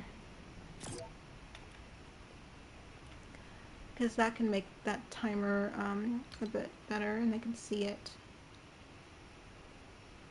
So let's go to class.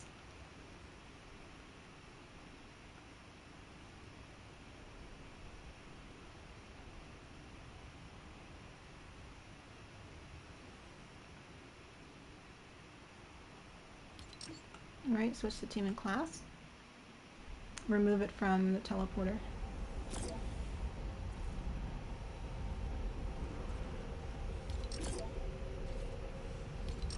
And they should be, let's see here, their team is team 3, I believe. Yeah. Team 3, class 3.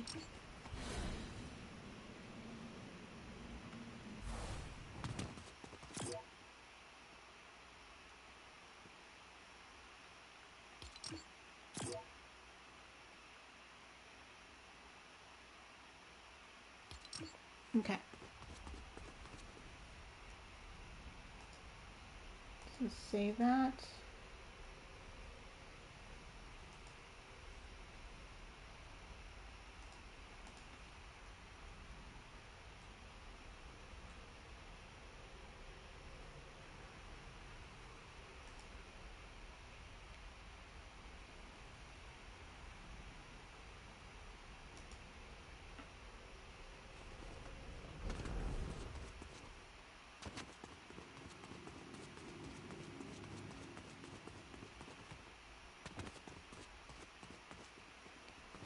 And again, with the pushing the changes, we'll be there soon enough.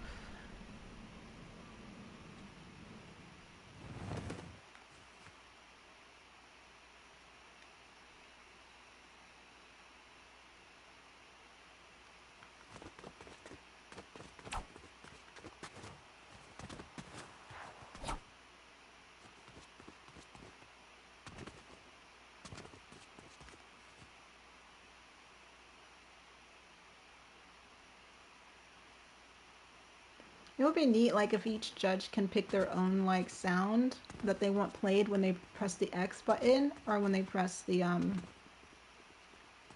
yes button. Because you can definitely add some funny sounds, which will make the game a lot more fun for the players. I was just thinking about that.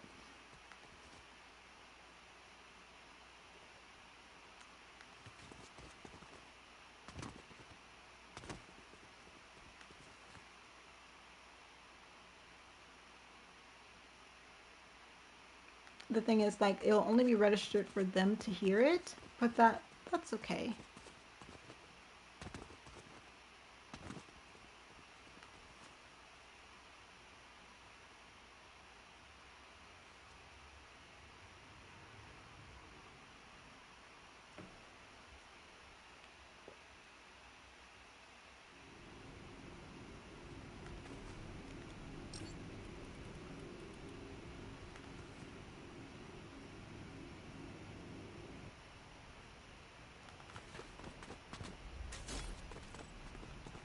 Again, testing with one player, all my apologies.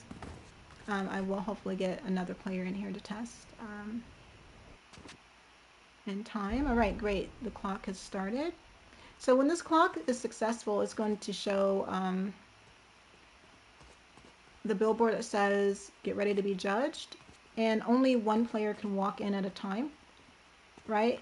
And they're going to be switched to a class, right? And then only this player should be able to go through. What happened? All right, so let's go ahead and check that, see what happened here.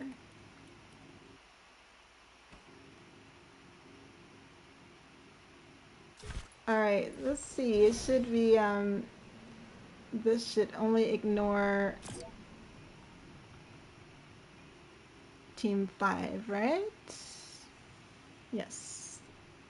Team 5, class 5. And let's just see, this is team 5, class 5. We are switching to class 5.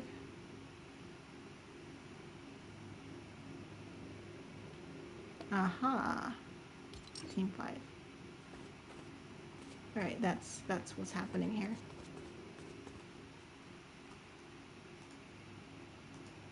I think I changed it back to just classes only, and that was the problem.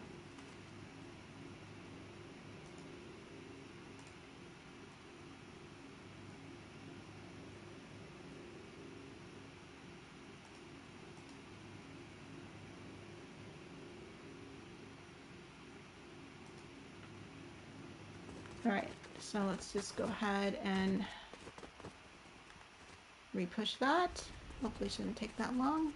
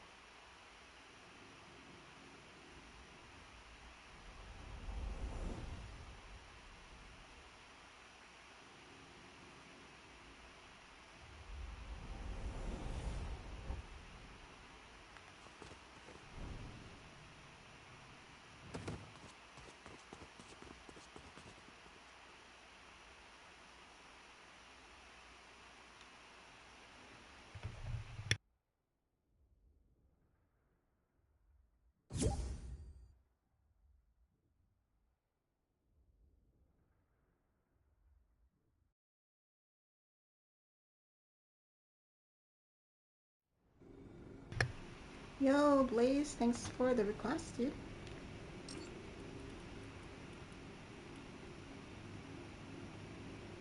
I'll add you on here in a bit.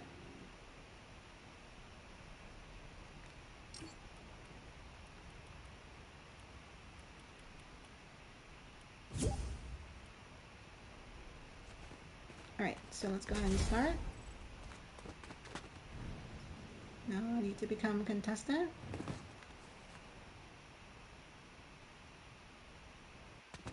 I am contestant. Timer start. I should not be able to go through the barrier. Perfect.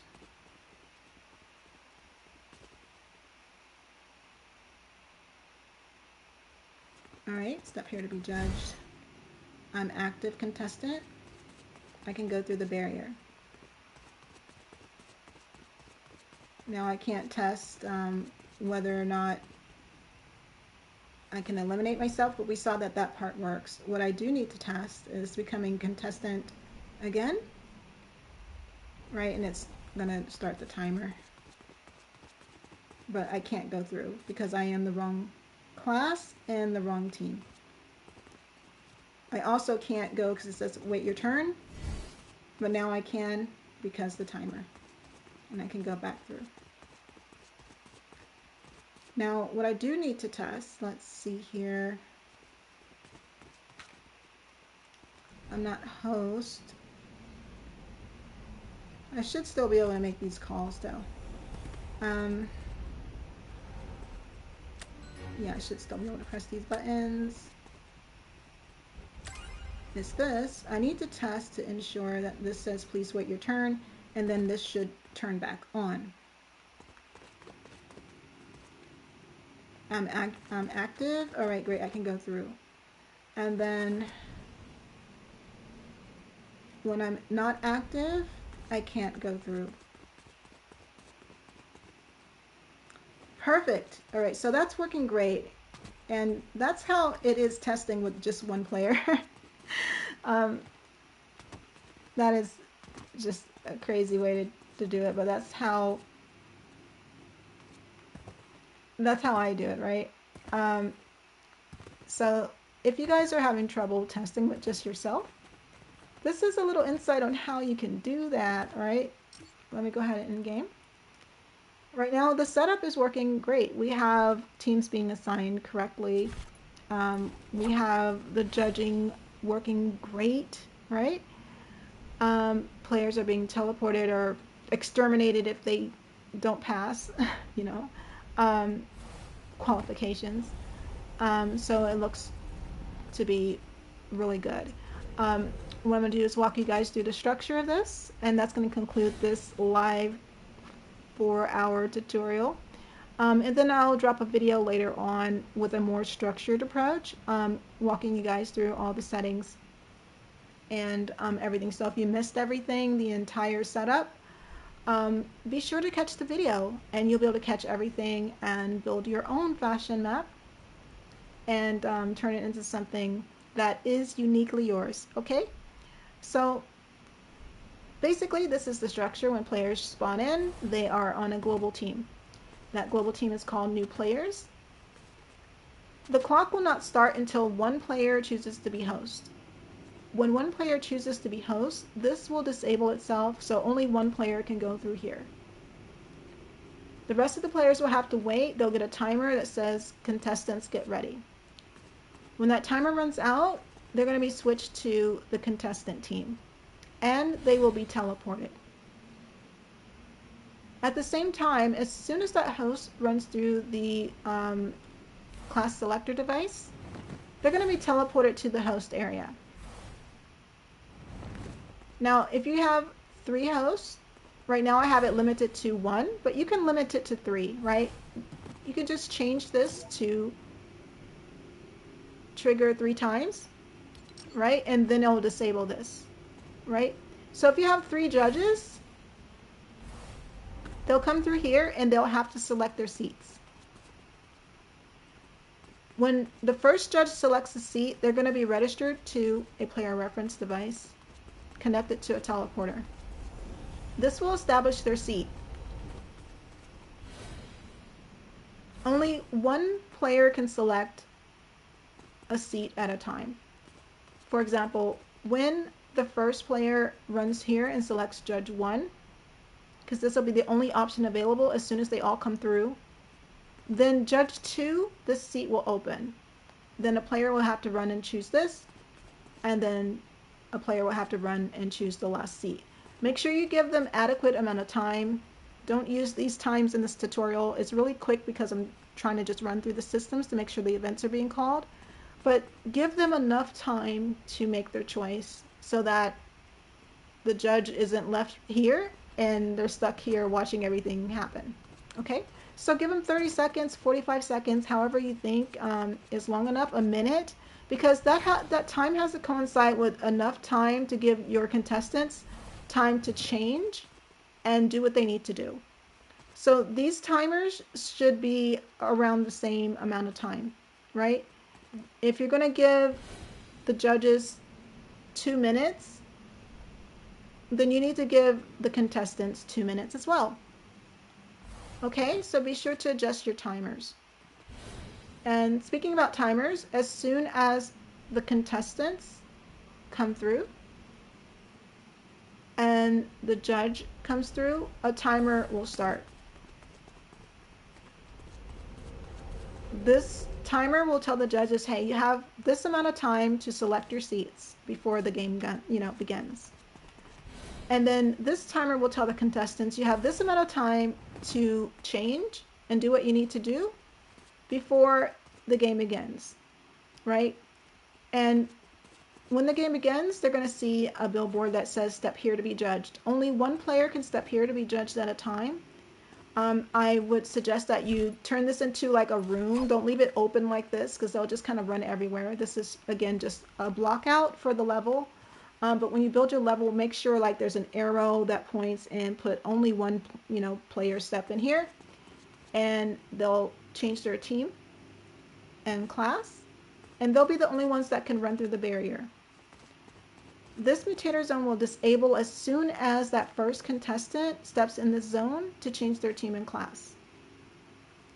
All the rest of the contestants can wait, and if you want to, they can watch through here, or you can put windows or whatever you want for them to watch through there.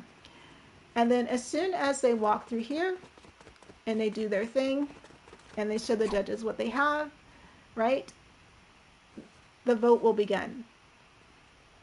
If they get 3 X's, the red box shows, and they are eliminated. They don't get anything, no rewards or nothing, unless you want to do that. It's up to you. If they get 3 check marks, then they get an accolade device. They get like an accolade reward, some XP. And then they're teleported over here, right? So this teleporter that I have right here will be moved to this zone right here.